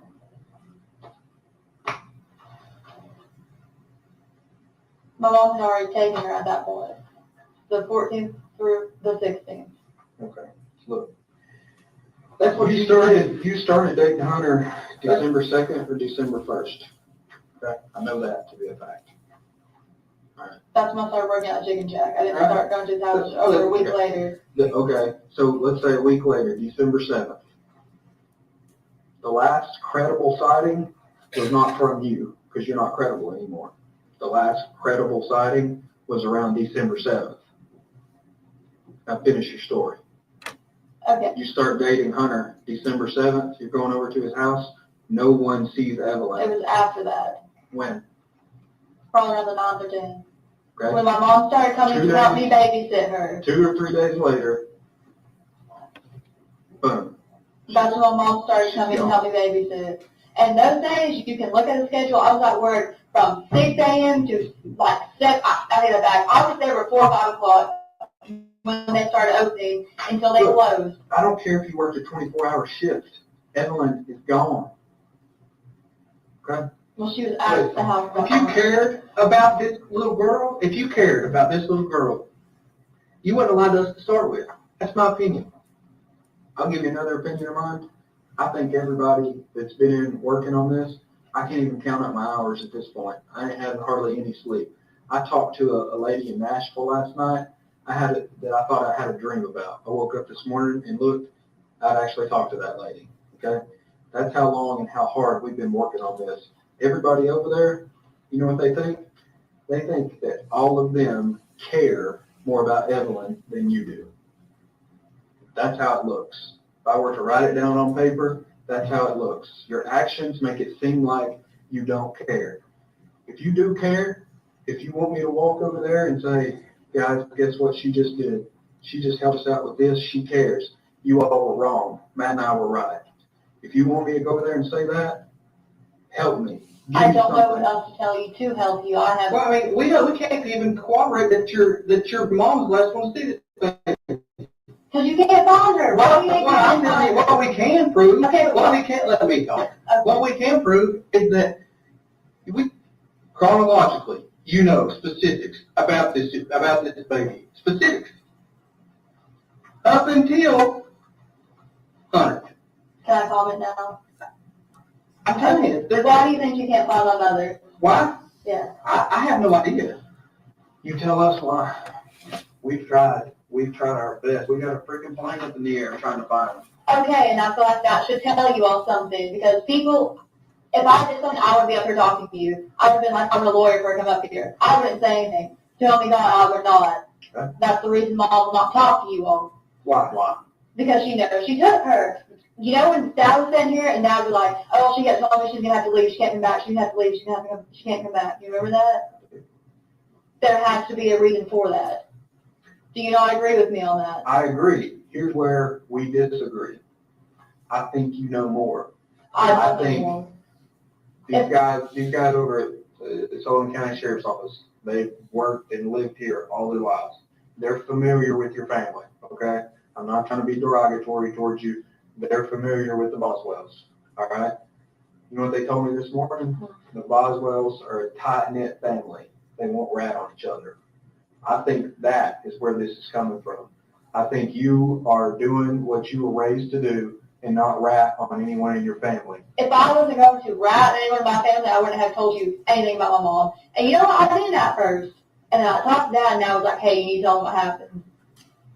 Okay. And then I don't know if you noticed, but literally the second I got off the phone with them, what started happening. I believe, no. It was a little bit after I got off the phone. You continue to lie. You told us your latest version of the truth, and then I got to take a break, and you said, well, you call my dad, but don't tell him what I told you. You told me that story before you talked to your dad. You didn't want him to know you had told because he raised you. I called him that morning. Okay. But you told us, don't tell Daddy what you told us. And you know why? Because he went and told everyone on Mom's family, hey, they're looking for Angel. He's trying to help us. Right, but he told them why, and I thought nobody was supposed to know. Did you think we put out an Amber Alert? No, I mean, he specifically called and said, hey, I know she has the baby, tell her to come give me the baby or take her to the sheriff's office. You think people aren't gonna figure that out on their own? No, we're not smart enough, remember? I guess. Okay. Well, no, but I mean, I don't I mean, think that's what she said, we're not smart enough. I can't even fathom that. You didn't come to the police because we're not gonna do nothing to help you. That's bullshit. Christy knows what it's like to have a dead baby.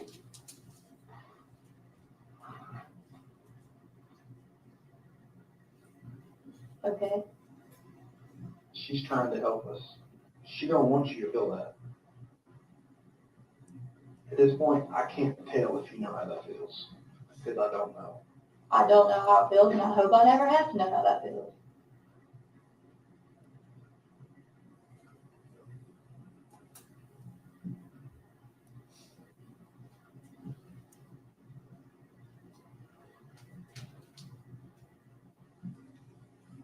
The whole time me and her were looking for places, all I talked about was one room for Evelyn.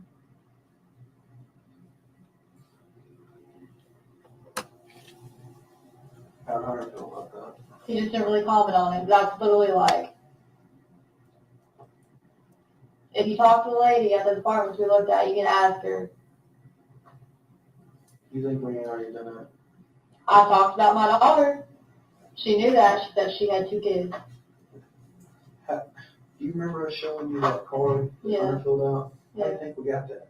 From her. Well, still. No extent, we ain't gonna go. And look, we're not trying to be mean, hateful, jackass jerks, but we're getting to the end of the line here. And I have You told know you what I mean? everything that I know, Listen to and me. I'm trying to help Let you. me talk. Okay. We're getting to where there's not much more than you're helping us with. Because I don't know anything else to tell you all. That's what you say. I don't. Let me ask you, when's your court date? The 25th or the 26th. Is that Wednesday?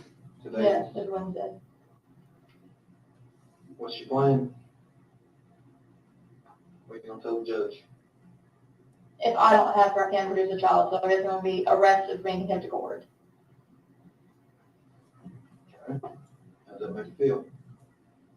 I mean, not great, but Have you whatever. ever been to jail before? No. I mean, it's not a place to be. I mean, newsflash. Okay, well, I want to go to jail, but if I don't have anything else to tell you all, why not? I can't tell you anything else.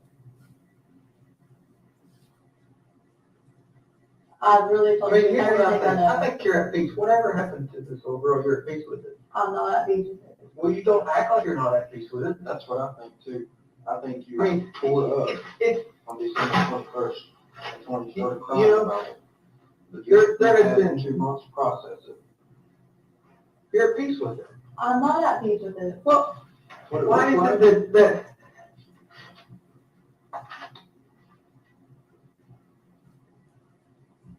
wherever Evelyn is, whether she's alive or whether she's dead, you're at peace with it. I'm not at peace with it. You don't show it. Just because I'm not crying all the I'm time. not saying doesn't mean crying I'm- out all the time. It's a lot more than just crying all the time. I mean, like I said, I'm a parent. I have 3 kids of my own. If one of them, and they're older, if one of them were gone, you couldn't tie me down anywhere because I would be out if I was on foot in the snowstorm looking for them. But not you. You're out here at Bowling Rock, Ripley's Aquarium, going to pick up Olive Garden. Life is normal for you. She's gone, and you're at peace with it. I know, it wasn't exactly Yes. normal. You're at peace with it. You're with Hunter. You're with him, doing anything with him, running around here, going places. That does not mean I was at peace with And it. Evelyn's gone. That doesn't mean I was at peace with it. How is it not? Because you were there. Not here with her, not looking for her. You were there with him. Are you at peace with it? No, What are you not at peace with? I don't have my child. We know that. I'm just sitting here trying to figure out what all of this, what looks the worst. I can't tell if it's the fact that you're going to Ripley's a week after your child's been missing 5 days, or the fact that you're picking up food, providing for somebody else, random dude, basically. No, he gave me the money. Okay, you're going to get it, got it for him. I was in Kingsport. Whatever, you ain't got it for him. Could have been looking for Evelyn. You're providing for somebody else. You're coming care for somebody else now. Blowing rock, however long you spent there. You got Hunter's insurance in that box, in your baby box. I had to keep that in there. And nobody else knows. Nobody else knows. You're hiding it too. That's the other thing that I can't understand. You're hiding it. You know you don't know where she's at. You're making excuse after excuse after excuse for people that ask you about her. Well, she's here, she's there, she's here, she's there. I know this. Facebook messages. We've been there too. I mean, we're not, you know, we've got all that, right? Yeah. Okay. And telling everybody in the world lies about where she's at. Lies we can prove that are lies.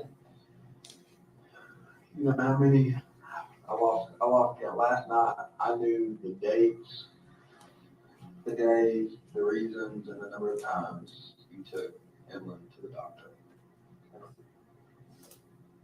She's a baby, she's got to get sick. You cared for her, you took her to the doctor. You remember how many times? She had an ear infection one time. I think I took her for like just allergies and nails another time and checkups and stuff like that. She's little. She's got to go all the time. That adds up. I mean, there was quite a few visits, right? Now, I mean, you have a baby, she's your wife. Well, yeah, they weren't like sick visits, most of them were just checkups and stuff like that. But the point of it is, you did it. We deal with mothers all the time. We don't take them anywhere. Okay? You did it. You took Evelyn to see the doctor. Okay? And then, 1 year, the well visit rolls around. You start making excuses because Evelyn misses it. We know you rescheduled it. We know you told them that you switched pediatricians. We lie. Right? That was the time that Mom was staying with me. I was working literally from 5 o'clock in the morning to like 7 or later at night. And the only reason I got a job was so I could have the money to take care of Evelyn. Okay. Where was your mom? Nowhere. There's my point. Your mom's not fit to be at that baby. Okay? You left your mom. You left Evelyn with your mom. Now you're telling me you had to reschedule these appointments because you were at work. I was at work on those days. You can look. The point, I believe that part. The point of it is your mom wasn't at work. She was probably doing dope, right? And your child is missing well visits. If, it's a big if in my mind. If Evelyn is still alive, she ain't safe. Your mom wouldn't even take her to a well visit. Okay? So again, right back to you're caring for this baby, doing everything that a mom can do. You're getting a job to provide for her because the daddy ain't. Right? And poof. Evelyn vanishes. I mean, really, she vanished. The last credible sighting we had. I mean, basically Thanksgiving.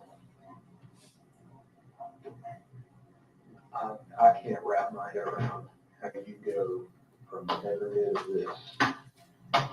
This was after Thanksgiving. Look. Maddie's release was after Thanksgiving. Listen, that's not credible now because it only comes from your mouth. I have no way to verify that. Okay? Swimming in lots of cameras. Look, That stuff erases. Have you talked to Bailey? Who's Bailey? She went with me to Evelyn to Speedway Live. When's the first time you told me that? Just freaking now. I think that's important. Did we not tell you 1,000 times you got to tell us everything you know? Here's the point. Bailey Hawkins went to us. She was there in this picture second. She was, I touched that. Can I touch it? Look, She was there at Applebee's. I guarantee you Bailey will be able to help us find this baby, right? But we're gonna track her down. She can verify that. Okay, She what can is? verify most of what I'm telling Look, you. I can verify that Evelyn's alive in that picture. I ain't doing us no good right now. Okay? Let's go back to what I'm trying to wrap my head around. You do all of this stuff for your baby. You go above and beyond. You're as good a mother as there ever was. Okay? And it stops. Something happened. I had told you why it stopped, but I'm not repeating that again. Okay?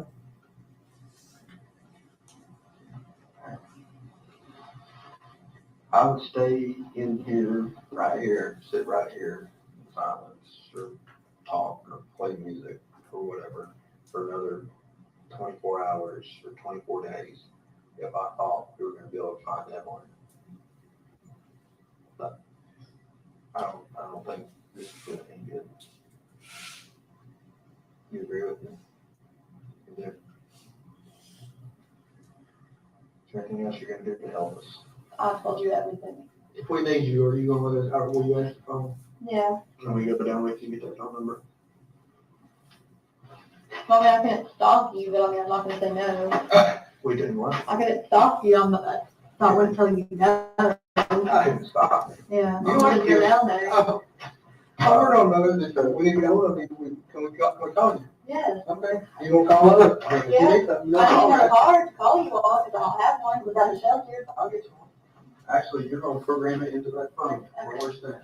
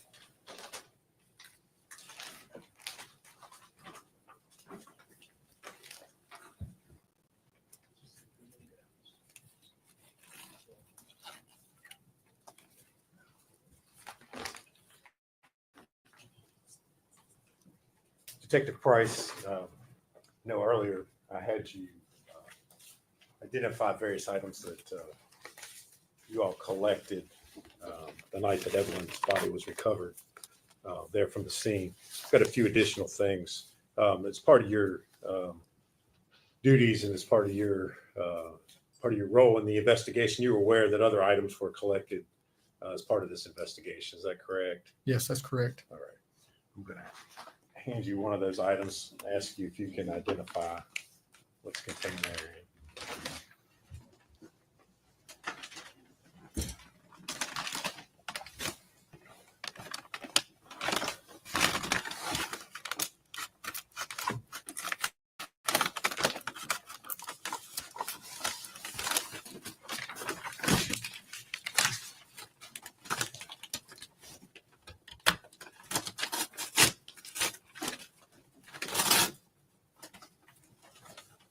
Yes, I can. You recognize it. What is it?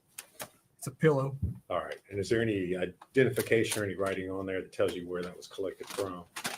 Yes, it was recovered from 976 Sugar Hollow Road, lot number 4. All right. And did you all secure that in an evidence bag so that you could send it off to the TBI lab? Correct, we did. All right. Judge, I'd move to make that exhibit number 222. You do. Yes.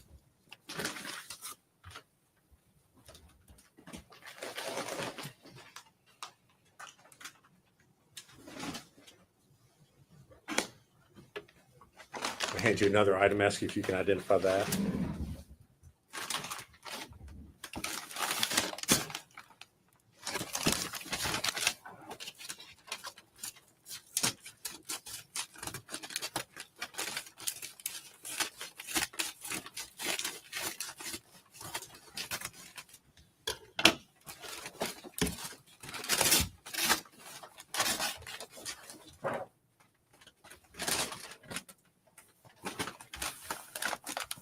You recognize that? Yes, What is it? it's another pillow. All right. And was that pillow one that was collected from the shed on the Boswell property? Correct, yes. All right. And again, did you all secure that in an evidence bag so that it could be sent off to the TBI crime lab? Yes, we did. All right. Judge, I need to make that exhibit 223. No objection. Full exhibit 2.3.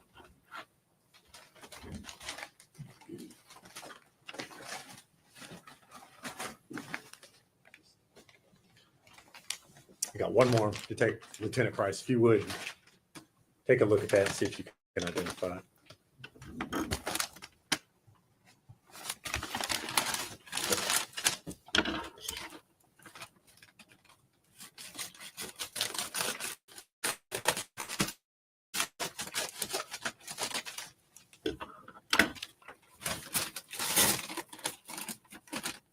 Yes, I can. And what is it? It's another pillow. All right. And was that pillow also collected from the Boswell property in the shed? Yes, it was. And again, did you secure that in an evidence bag so that it could be sent to the TBI lab? Yes, we did. All right. Judge, I'd move to make that exhibit number 224 at this time. Any objection? No, sir.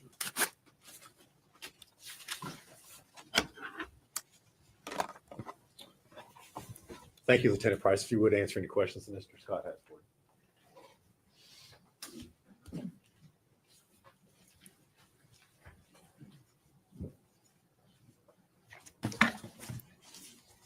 Lieutenant Price, my cross-examination will seem brief following these videos.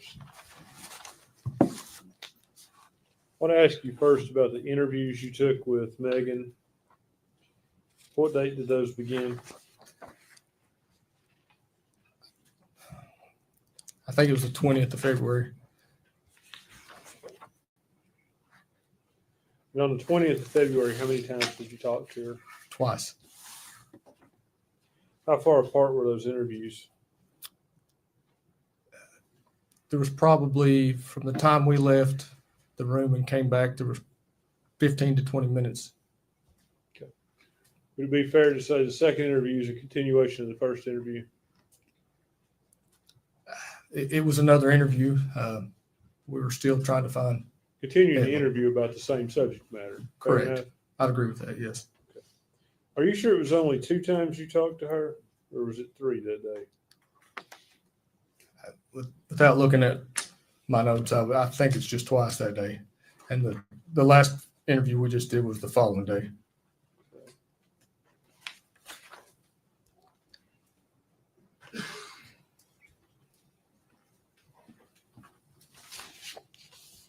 I noticed in one of those interviews you all Mirandized her. I think we had Mirandized her every time we talked to her. Do you think that, or you know that? I have it all written out on my notes, yes. Okay, do you She have was the- Miranda. I don't have it up here, but yes, she was Mirandized every time that Agent Gratz and I spoke with her. Yes. Okay, it wasn't on the videos, that's why I'm asking. Okay. It was probably before she came in there. Before she came in there. Could have been in the lobby. Could have been in, Oh, okay. in another office. Would it have been done in writing? Yes, You think you have those forms somewhere? I believe they are here somewhere. Yes. Now, the interview on the 21st, you're still talking to her about the same thing. We are. Another interview continuing the interviews you've been having for several days. Again, we're looking for Evelyn. Trying to get any information whatsoever to help us find that child. How many times have you been to the Boswell property? Let me clarify that. There's a Boswell trailer park, and it's on Sugar Hollow, is that right? Yes. And then there is, for lack of better words, Tommy Boswell's compound Muddy Creek. on Muddy Creek. I don't ever recall being on the property at Sugar Hollow during this investigation. Okay. I don't think I went there. I have been to the Boswell property on Muddy Creek several times, but I think the only time I was ever there during this investigation was the night the body was recovered. I did go back after that, and I helped do the drone video that was shown. That drone video provides an overhead view. Is that correct? Yes.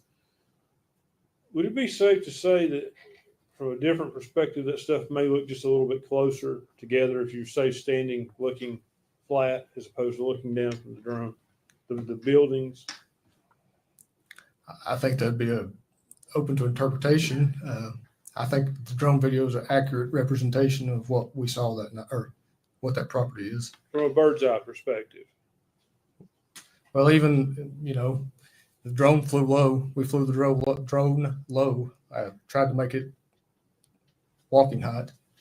Did you take measurements at any point of the various buildings? For instance, the dollhouse where Evelyn was found to what's been described as Mommy's house. Did you take a measurement for that? I personally did not. Do you know of anyone taking? I'm not aware if anybody did, but I did not. Do you know what the distance is approximately? I do not. Did you take any other measurements there? I did not. I would like to go back to those statements a little bit. I assume it would be fair to say that you and Agent Gratz were honest with her the entire time. Yes. Did you have some inkling she was telling you the truth? No. Well, Agent Gratz said that in the video, so I was asking that you and he were the only two. that I had think an what he inkling. said was she told us pieces of the truth or parts of the truth or something like that. But as far as being 100% honest with us, no, I did not think that. No, but he indicated that you all were the only two that believed that she might be telling you some of the truth. Was that a true statement? He did say that, yes. Was it true? I do think that she was telling us pieces of the truth, yes. Some truth. As part of this investigation, did you have any interaction with Hunter Wood, Preston Hunter Wood? Very little. I know he was in our office a few times. Did you talk to him? I don't think I took a formal statement from him. I can't remember. I spoke to him. I don't remember taking a statement or anything from him, no. When you say spoke to him, do you mean like if I see you out in the hall and I say, "Hey Matt, how are you?" Or Correct. that's what you're saying about speaking? Yes, I've known Hunter before, and so I did speak to him, yes, but I don't think that I may have been in one of the interviews with him, but I just don't remember for sure. You know him on a professional or a personal basis? A professional.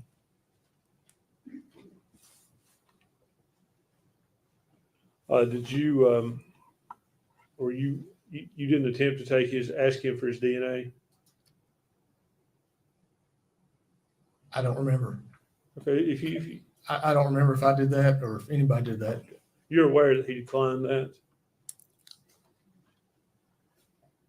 I heard that said today, but I can't remember without looking, but it's been 5 years ago. I have to look at the file. I understand. What about Hunter's palm prints? You heard Agent Gratz talk about how he got those here to Sullivan County Jail. Were you getting fingerprints? Are you aware of whether the Sullivan County Jail, when someone's booked in, do they take fingerprints or palm prints, or is there a difference? I don't know how that works. I worked in the jail in 2003, so I don't know how they do it now. Okay, so that would be something Somebody from the jail a could. detective would not be familiar with. Correct.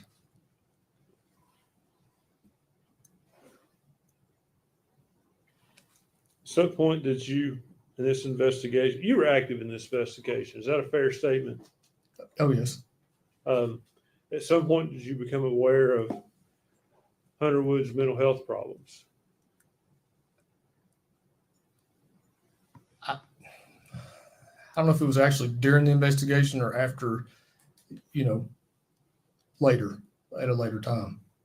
Okay, well, whether it was actually what you call the actual investigation or later, if you did become aware of those mental health problems, did you do anything to look to see if that would have affected your investigation into this case?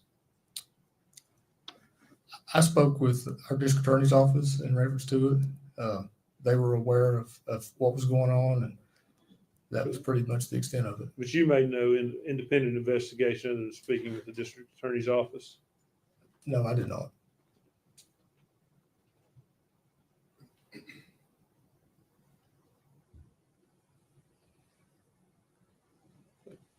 When did this investigation begin?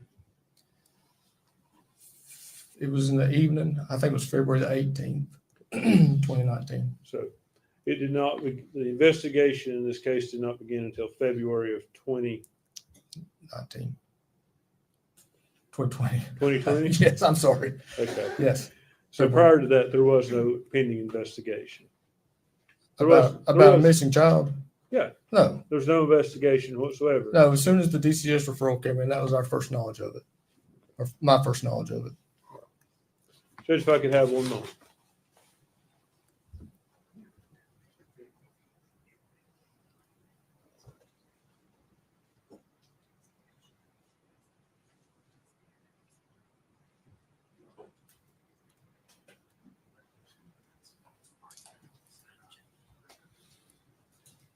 Lieutenant Price, were you there on February the 23rd when Mr. Boswell's property was searched with cadaver dogs?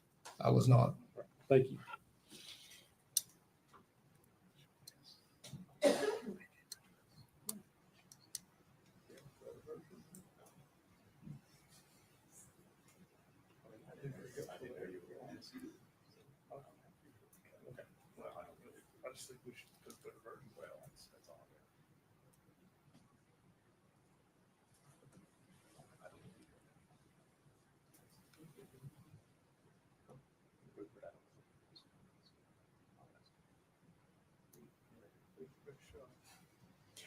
Lieutenant Price, I know there were a number of investigators within your department with other agencies that were working on this case. Mr. Scott asked you about the distances that between different buildings on the Boswell property. Yes, One of your specialties, one of your areas of expertise is in computers, use of computer sciences. You also work, I believe you mentioned, with the drones at the sheriff's office. Is correct. that correct?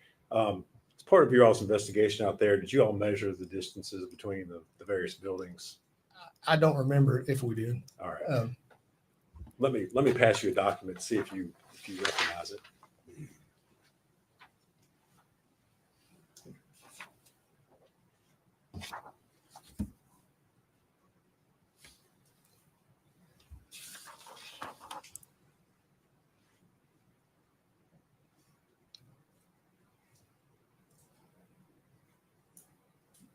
Yes, Okay. What is it? it's a Google Map photograph of the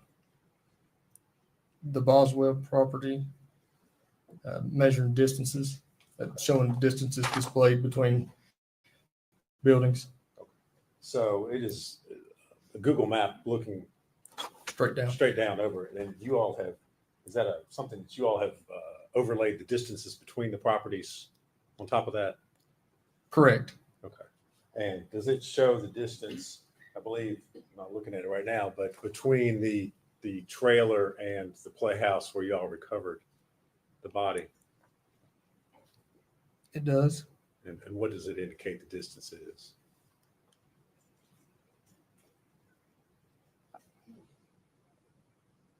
$50.34 I believe. All right.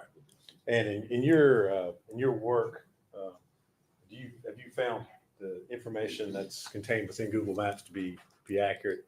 Correct. It's very accurate. All right.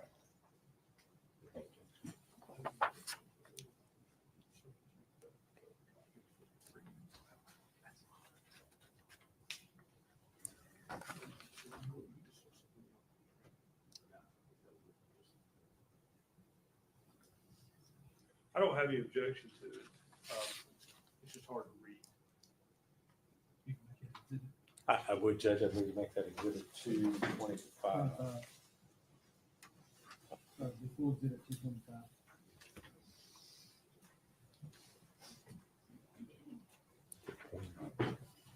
I asked to publish that to the jury if I could.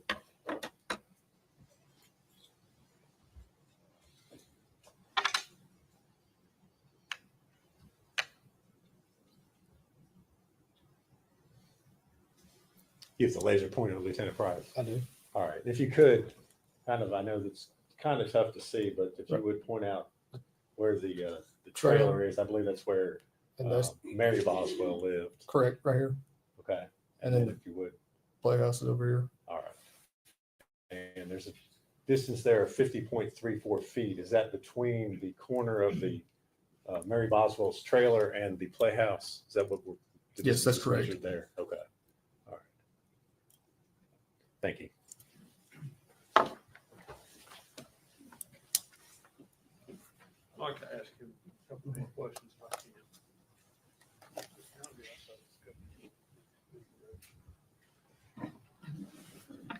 Agent Price, I saw in the video at some point though, y'all were giving Megan a cell phone. Is that right? We did at one point in the investigation gave her a phone so we can communicate with her. Okay. Well, that phone could also be used to track her too, I assume. Yes. Okay. Did you track her with it?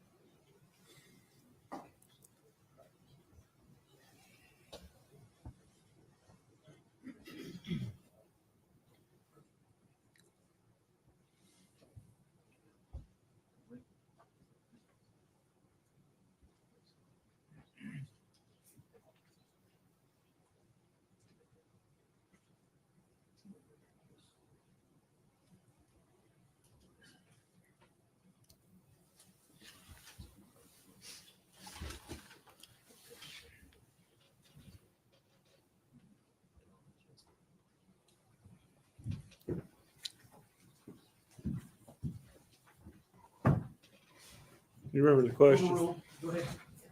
We ask it again. Yes, I'll try to ask it the same way. You all gave her a cell phone that she could be tracked with, did you not? It had the possibility of we could track her. Yes. Did you all do that? I personally did not. Do you know if anyone did that?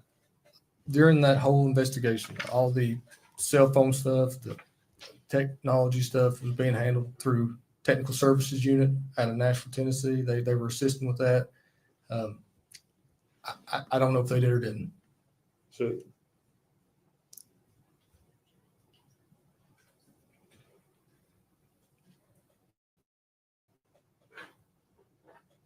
I think that answers my question, actually. Thank you. Nothing further to it. You step down.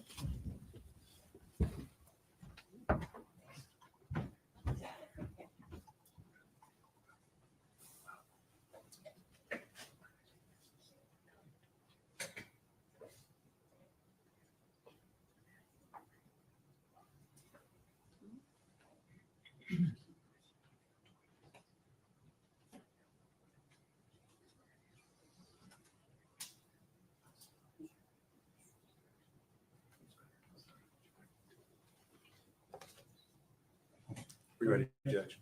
State would call Jay Clayton.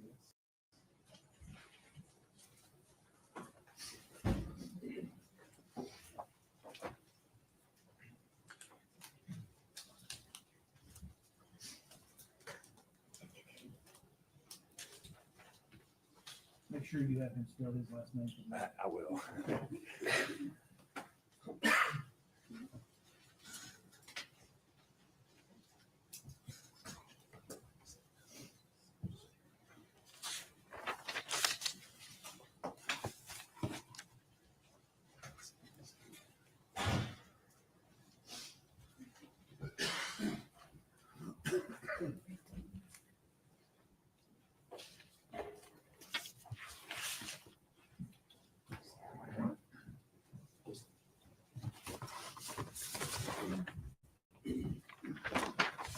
Raise your right hand, sir. State your name. J. Quaintance. You solemnly swear or affirm the testimony you're about to give will be the truth, the whole truth, and nothing but the truth. Yes. Mr. Quaintance, if you would scoot up real close to that mic there, and if you would say and spell your full name for us. It's J-A-Y, Quaintance, Q-U-A-I-N-T-A-N-C-E. Thank you, sir. And where are you employed? WJHL. All right. And is that one of the local news stations here in the Tri-Cities area? It is. All right. And you, of course, are familiar with the story and the investigation into the disappearance and the subsequent recovery of Evelyn Boswell. Is that correct? That's right. And this occurred back in February of 2020. Did your news station cover that story as it was happening? We did. All right. And on February the 24th of 2020, did one of your reporters interview the defendant, Megan Boswell? We interviewed her. I don't recall the exact date, but we interviewed her. All right. And does the news station maintain a copy of the raw footage of that interview? We do maintain a copy for a time being. All right. And at some point in time, at the request of law enforcement, did you turn over a copy of that video to law enforcement? We did. All right. And would that have been a true and accurate copy of the interview that you all recorded with Megan Boswell? Yes. All right. Judge, I would move to make that exhibit number 226. Objection. No. Full exhibit 226. And I would ask that I be allowed to play that for the jury. Go ahead.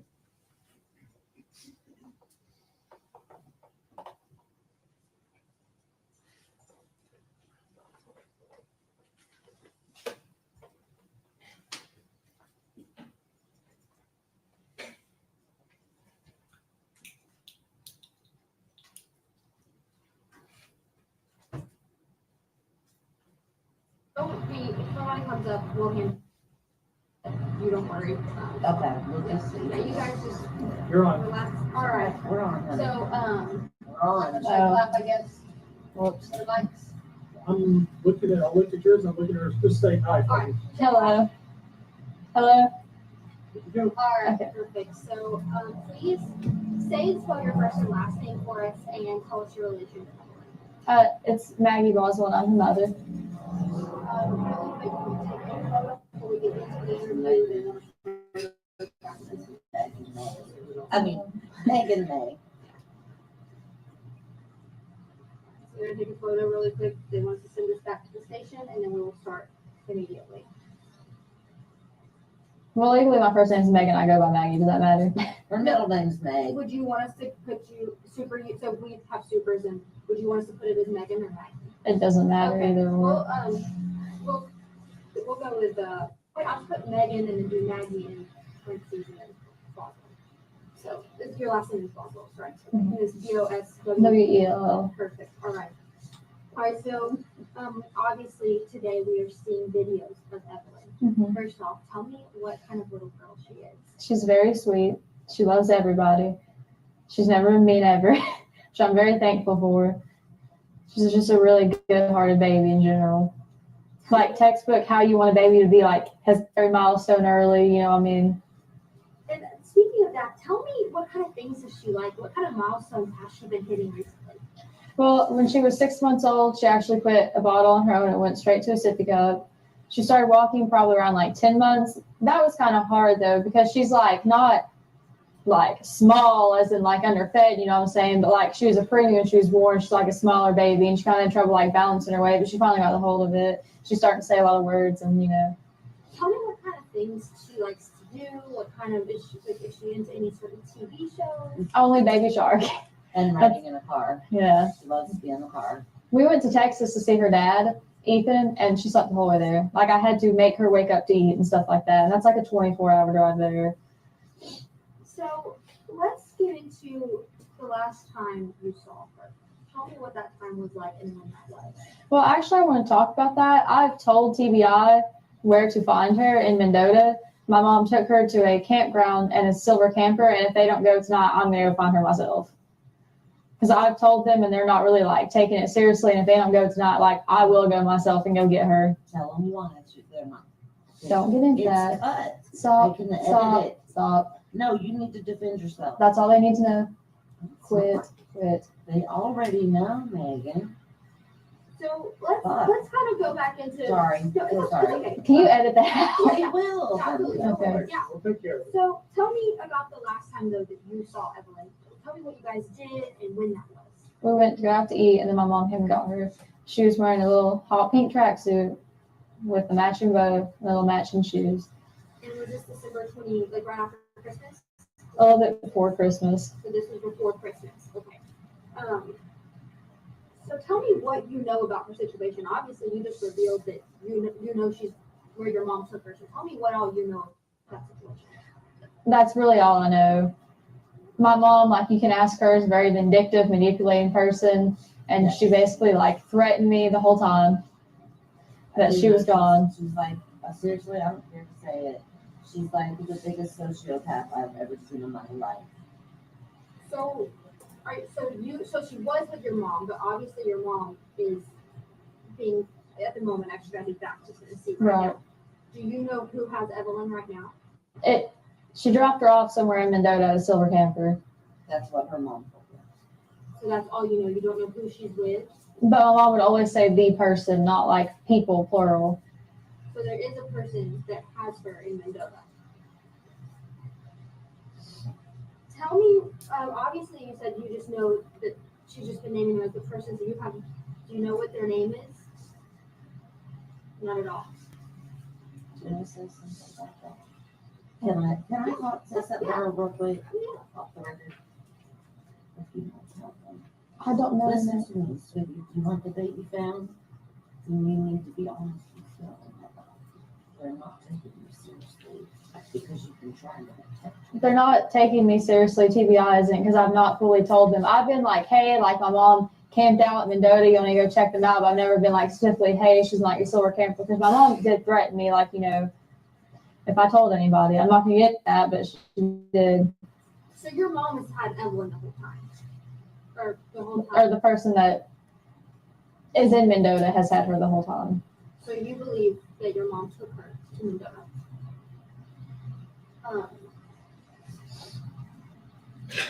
Tell me why you let your mom take care of her. Did she take her from you that night? And Well, she was just supposed to babysit her because I was going to work.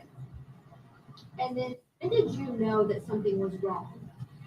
Well, whenever, like, she picked me up Wednesday, and I told her, like, hey, they're doing a press release about the ambulance thing, and then she freaked out. That's why they couldn't find her. Like, nobody talked to her for days until they arrested her. She just kind of poof, gone. But she kept trying to take me to Mendota, and I kept asking. I was like, are you taking me to Evelyn? And she would never tell me yes or no. And I was like, well, if you're not, I'm just call somebody at the police station, come and get me. Like, I'm not playing these games with you. And so tell me the day that you dropped her off with your mom to let her babysit. That's what she said. Tell me what Oh. was there anything off about your mom that day? Did you have any suspicion that she was going to take your child? No. So what they're wanting to know is, and this is where the confusion comes in, is when you came home from work, sweetie, and the baby was gone, like what did you do and what was your reaction? Well, I called her, and she was just like, oh, she's safe, like, you know, that kind of thing. And then she started threatening me, which, like I said, I'm not going to get into, like, everything she threatened me with, you know, because I'm just not, but. But she has made very bad threats in the past that I can validate. So when you went to go, were you going to pick Evelyn up that night after work? Yeah, So when you went to go pick her up, was your mom gone? she wouldn't answer. And you just couldn't get into the house to get to Evelyn?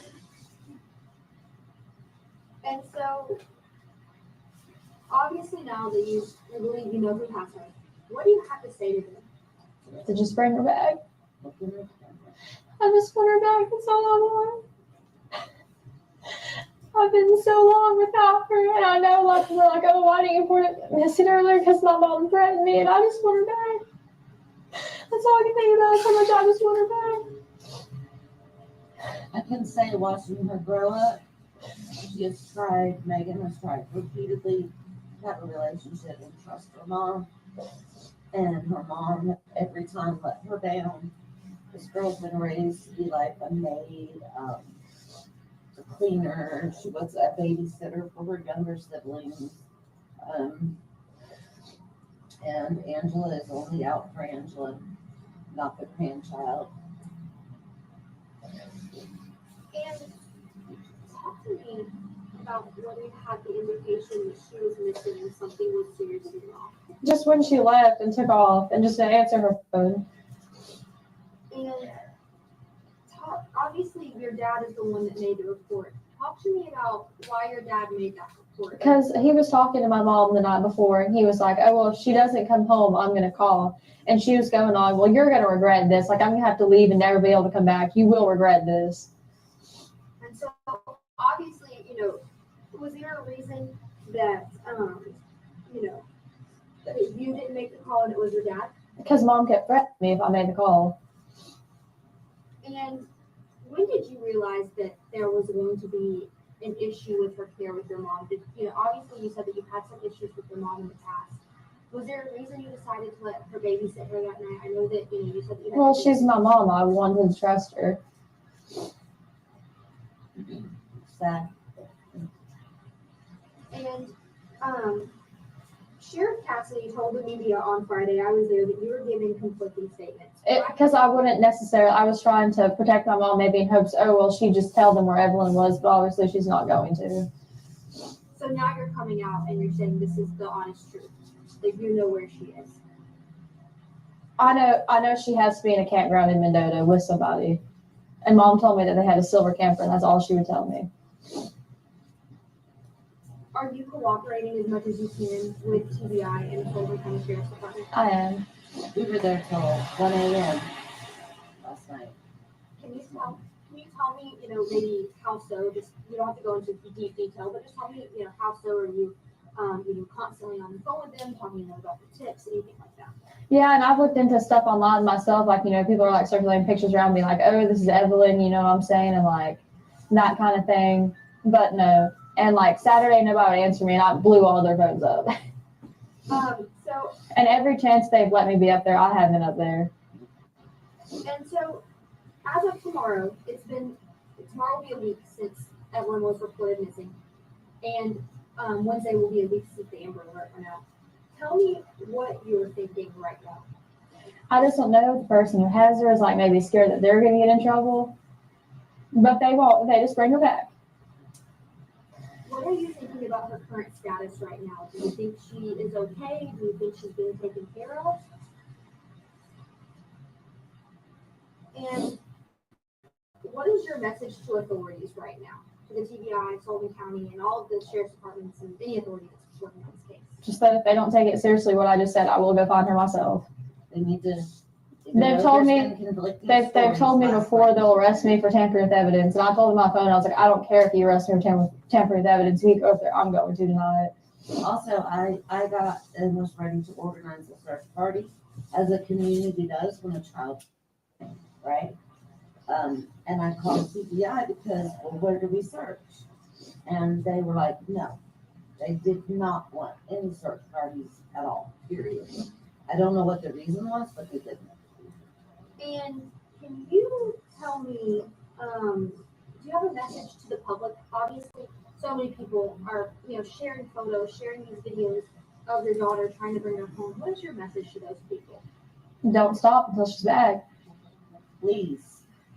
There's a reward out there. That's over $50,000. But this false information, yeah, like, you know, like, they need to stop reporting like psychics for one, like, come on, you know what I'm saying? Because that just wastes the TBI's time, and they could be actually trying to find my daughter.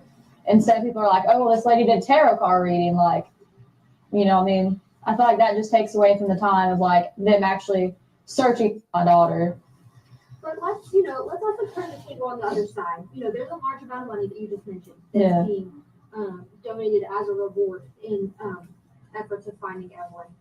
There's also been a huge outpouring of support from the community. We've seen several prayer vigils and things like that.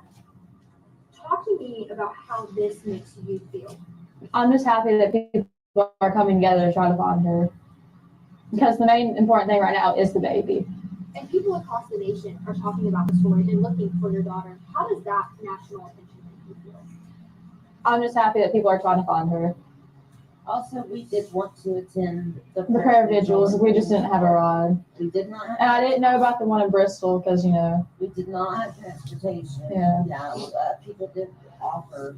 My daughter tried to Uber for us, but we were told that her safety would be at risk if she attended a prayer vigil or any type of thing because there's so many people that are against her. So he didn't go. And let's talk a little bit more about Evelyn and your relationship with her father. Have you been in contact with your father this week? Yeah. He's actually trying to get leave approved right now to come up here and try to, you know, help find her. What is her relationship like with him? She's only been around him a couple times because Ray was in the army. And what is your relationship like with him? Do you keep in contact with him? Well, yeah, we have a kid together. You know what I mean? Everything is okay, Yeah. right? So he, you know, did you notify him when you knew something was wrong? Mm-hmm. And just to kind of help you clear out your name, we're going to go through a couple of other questions. And if you don't feel comfortable, let me know. But the first one is, why do you have multiple social media profiles? Is one that we begin. Because I break phones a lot and I forget the password. I'm not going to lie to you. I'm really bad about remembering passwords. Now I have them all set to one, but, you know, up until that point, I just, you know, I just couldn't remember the password to them. So I'll just make a new one when I got a new phone. And talking about what your relationship with Hunter Wood was. I don't want to get into that. Brief. I I think it's fair to say brief. You know? And a couple of people have asked if you aren't expecting again. I'm not getting into that one either. And let's talk about why we're here at East Lawn Cemetery. My best friend is buried here. And so, Do you want to talk about that? And so is there a reason that you wanted to be sure that we did this interview here? I just feel better because I feel closer to her here. It's just comforting to know that, like, you know, even though she's not here, she's here. And I'm her mother. I'm Madison's mother, so that's why she came to me, I think. She's always been like a mom to me. A real mom. One that's not. And especially in this time, Always kind, one that will tell you that you need to hear, you know. especially in this time, like, you know, my second family, like, them has been way more supportive of me than my real family has. And let's, you know, one more thing is obviously I've seen you once before. I know that you spoke with him. Tell me why you wanted to come out today and speak with us. Just to talk about Evelyn, you know, if TBI doesn't go find her or not, I'm hell bent on going myself. And that's the truth, one way or another. And obviously this is a really big case, and a lot of people have a lot of questions surrounding this. I know there's several Facebook groups that are out there and things like that. Is there any other message that you want to send to anyone besides what I've already asked you, what we talked about? Well, if you don't have tips for sure, because over 370 some tips have been called in and they've not panned out. Like, I appreciate people trying to help, but like, also that's wasting like TBI's time because they have to check out every single lead that's called in. And would you say that, how would you say that you feel with the way authorities are handling this case? Do you feel like they have, obviously, you know, they've lost a lot of time. Do you feel like they're handling this to the best of their ability? I do. And is there anything else about the time frame that you wanted to talk about? Obviously, it's been a long time since you've seen your daughter. Are you worried that you've missed out on anything with her? Are you worried that that could hinder the case at all? A little bit. Do you think you've missed out on anything with her because she's been gone for so long? I mean, I'm sure I have. Yeah. Yeah, like stuff like that. Have you all seen the video for walking? I think I sent it to you all. You know, she doesn't want to pick her feet up. So if she's learned to pick her feet up, and like, I miss that. You know what I mean? Like, that just sucks because like she is my child. I love her. I don't want to miss stuff like that. And, you know, obviously it's been a long time since you've seen her. Are you worried about that, about reuniting with her? No, because I love her. I know she loves me.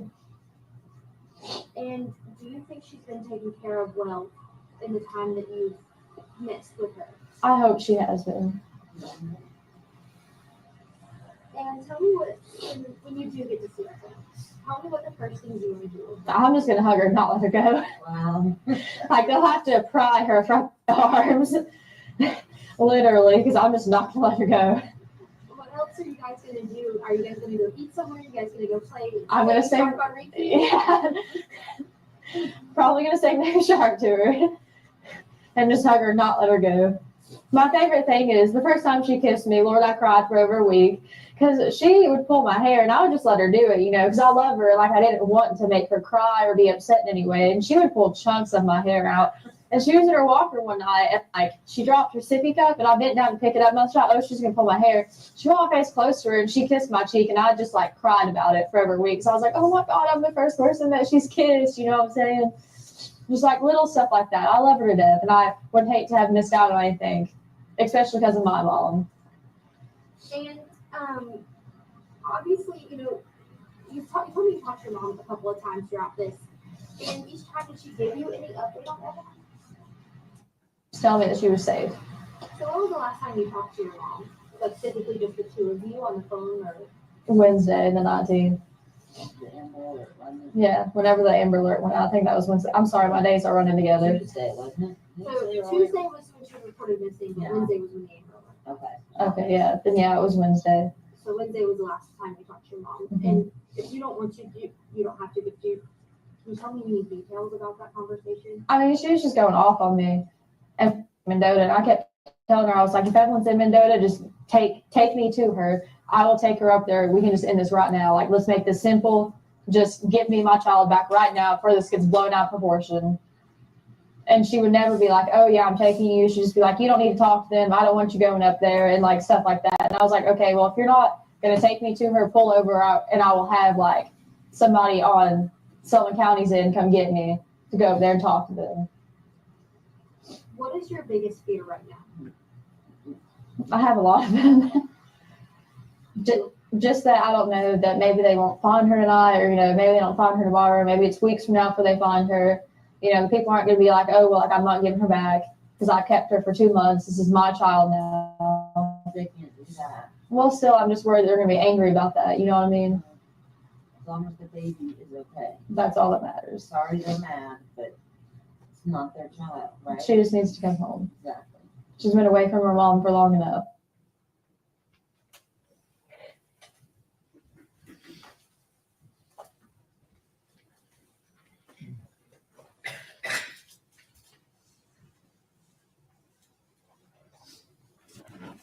Thank you, Mr. Quaid. No questions. I see free to go. Yes. He is, Judge. Mr. Quaintance, thank you for your testimony today. You've released your subpoena, so you're free to go. Thank you. All right, next. Statement called Keith Weiss. Let's go to the last name. Weiss.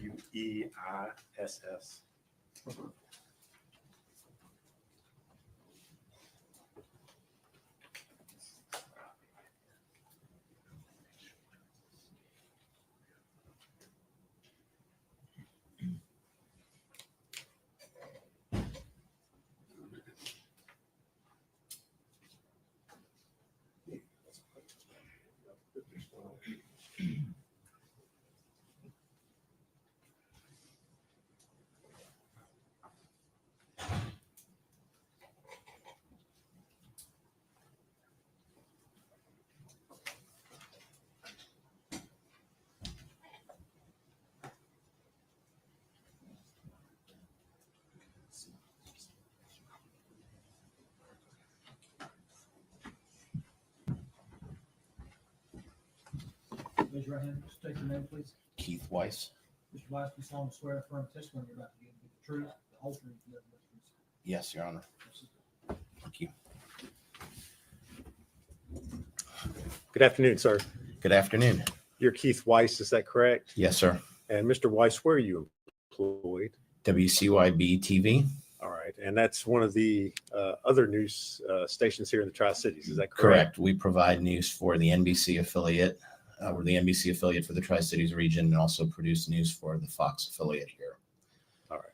You are familiar with the story regarding the disappearance and subsequent recovery of Evelyn Boswell, is that correct? Yes, sir.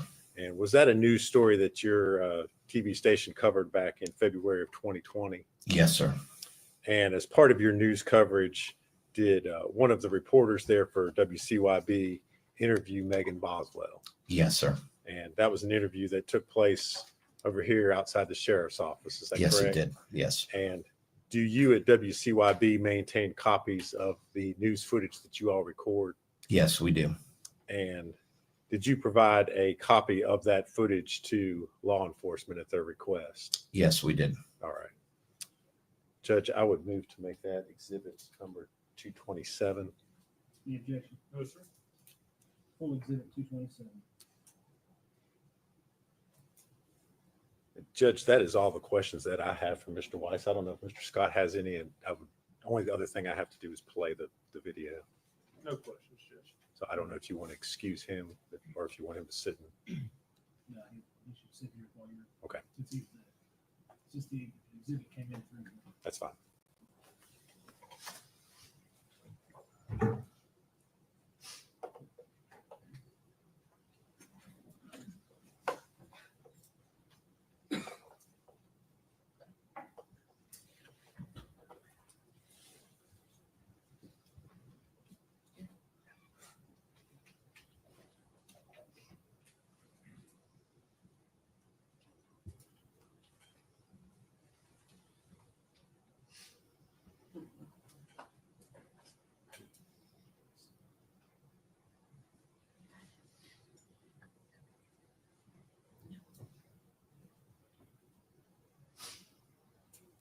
I just want to tell you about like her favorite things and personality wise. I know like looking on TV and just kind of seeing a picture, it's a lot harder to, envision a baby.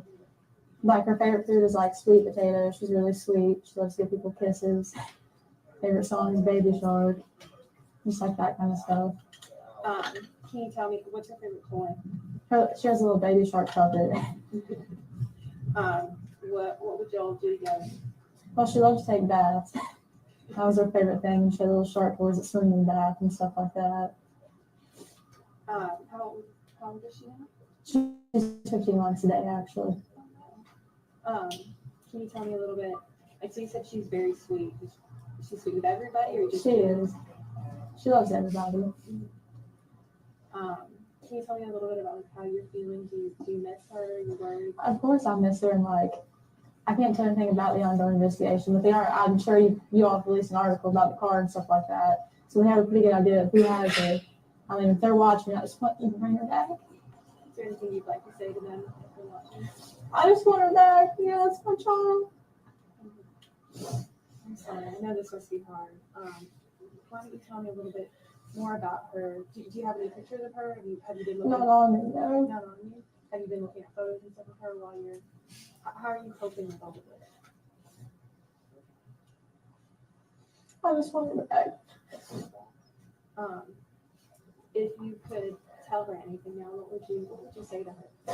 I love her and I miss her, and I'll be with her as soon as I can get to her as much as I can.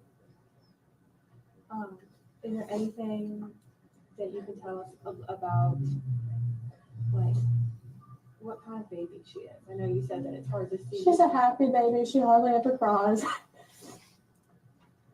She wants to wave and talk to everybody. She walks funny. She doesn't know how to pick her feet up, so she kind of wobbles. Is she talkative? She is. What, She giggles a lot. You'll smile at her, she'll just start giggling. She's very happy.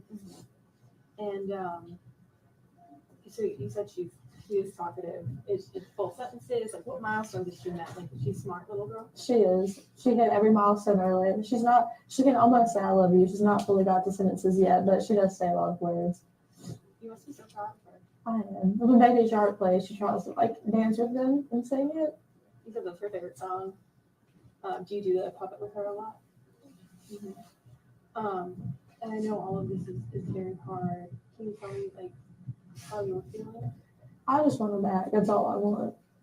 Are you feeling worried or anything along those lines? Yeah. Can you tell me about that at all?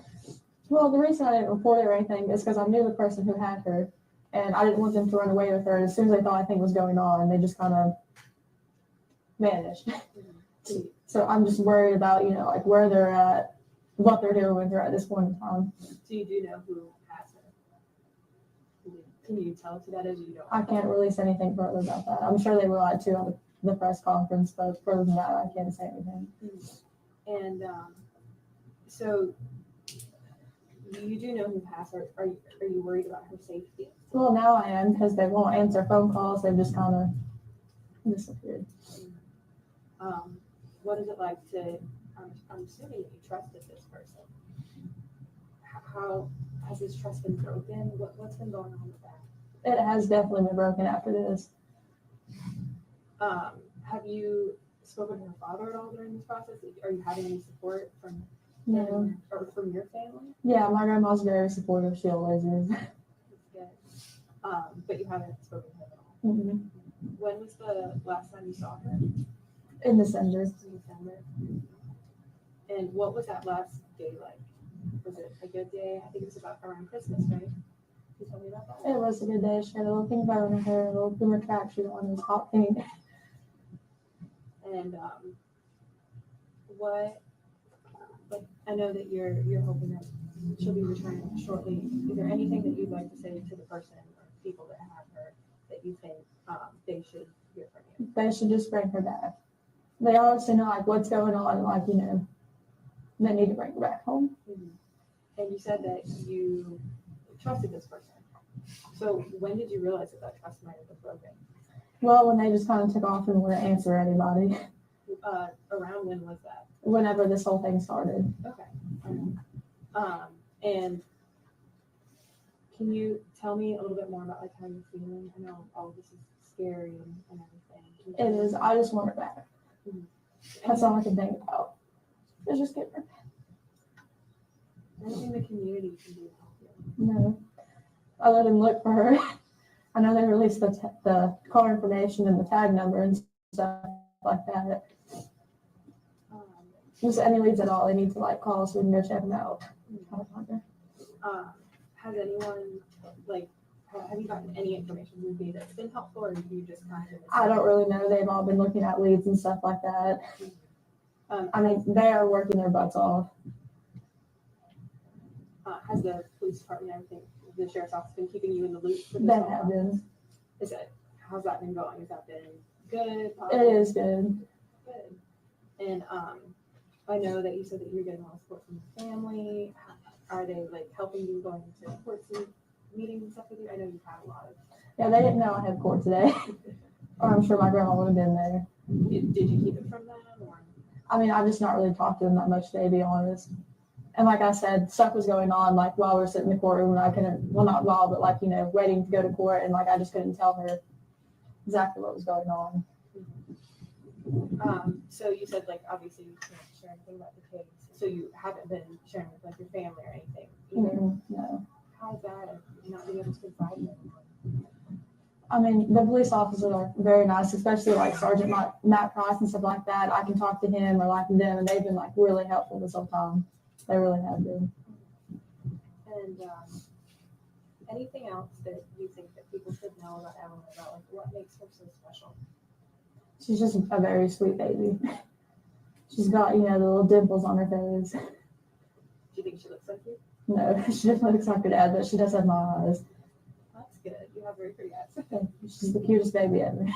So you'll know it's her when you see her. She loves everybody. She tries to kiss everybody on the cheek. She tries to wave to everybody. She's very friendly. She's very friendly and sweet. So when hopefully you're reunited with her, what will be the first thing that you do? just hug her. I know that sounds weird, but like I miss how she smells and like her laugh and like everything. I just want to hold her.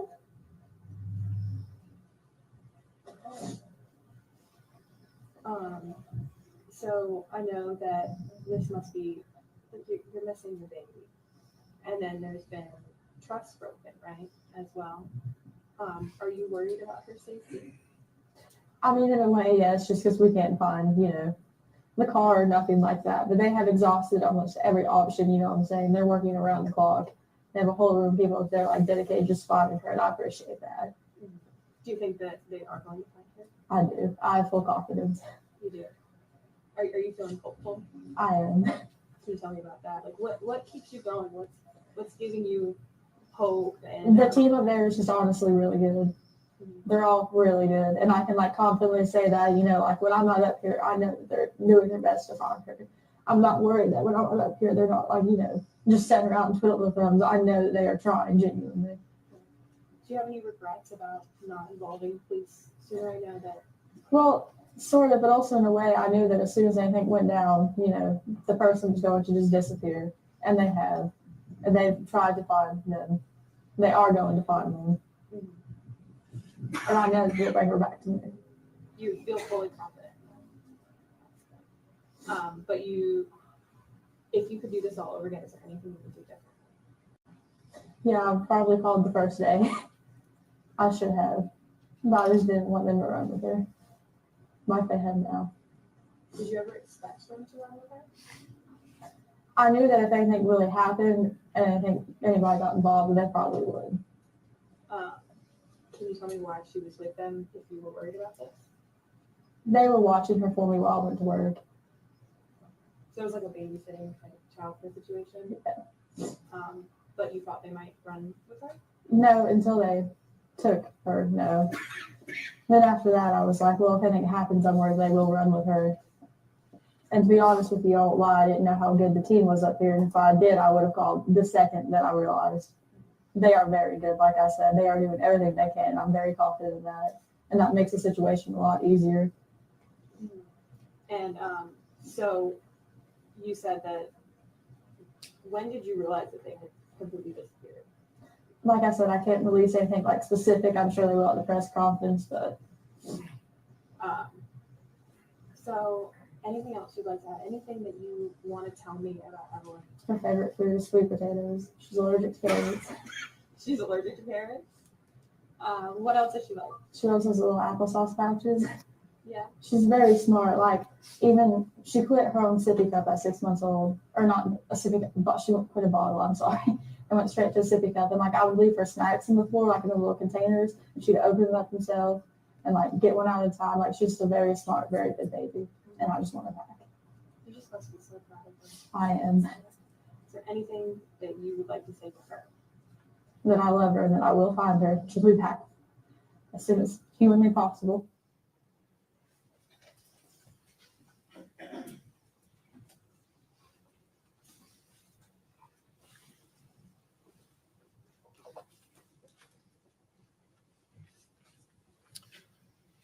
Mr. Weiss, I think I forgot to ask you this on the front end. The date of that interview is February 21st, 2020. Is that correct? To my best knowledge, that would be around the time frame of that. Yes, sir. Thank you.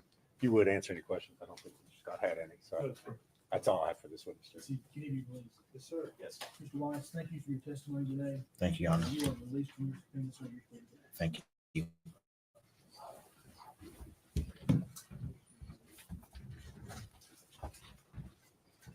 We approached it.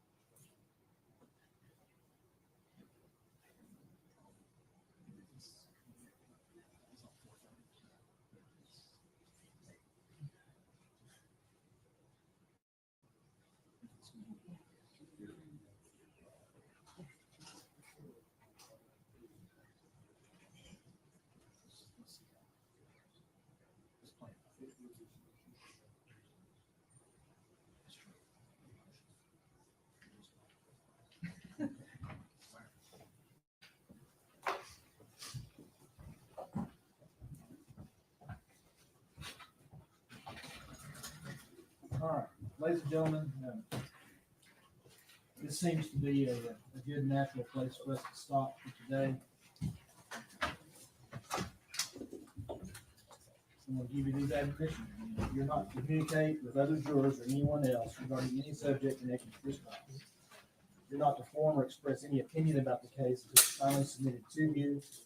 You're to report promptly to the court any incident involving an attempt by any person to improperly influence any member of the jury or any juror's violation of any of the court's admonitions. You are not to read, watch, or listen to any news reports concerning this case. You're to decide this case solely on the evidence introduced in this trial. Good luck, y'all. Everyone stand.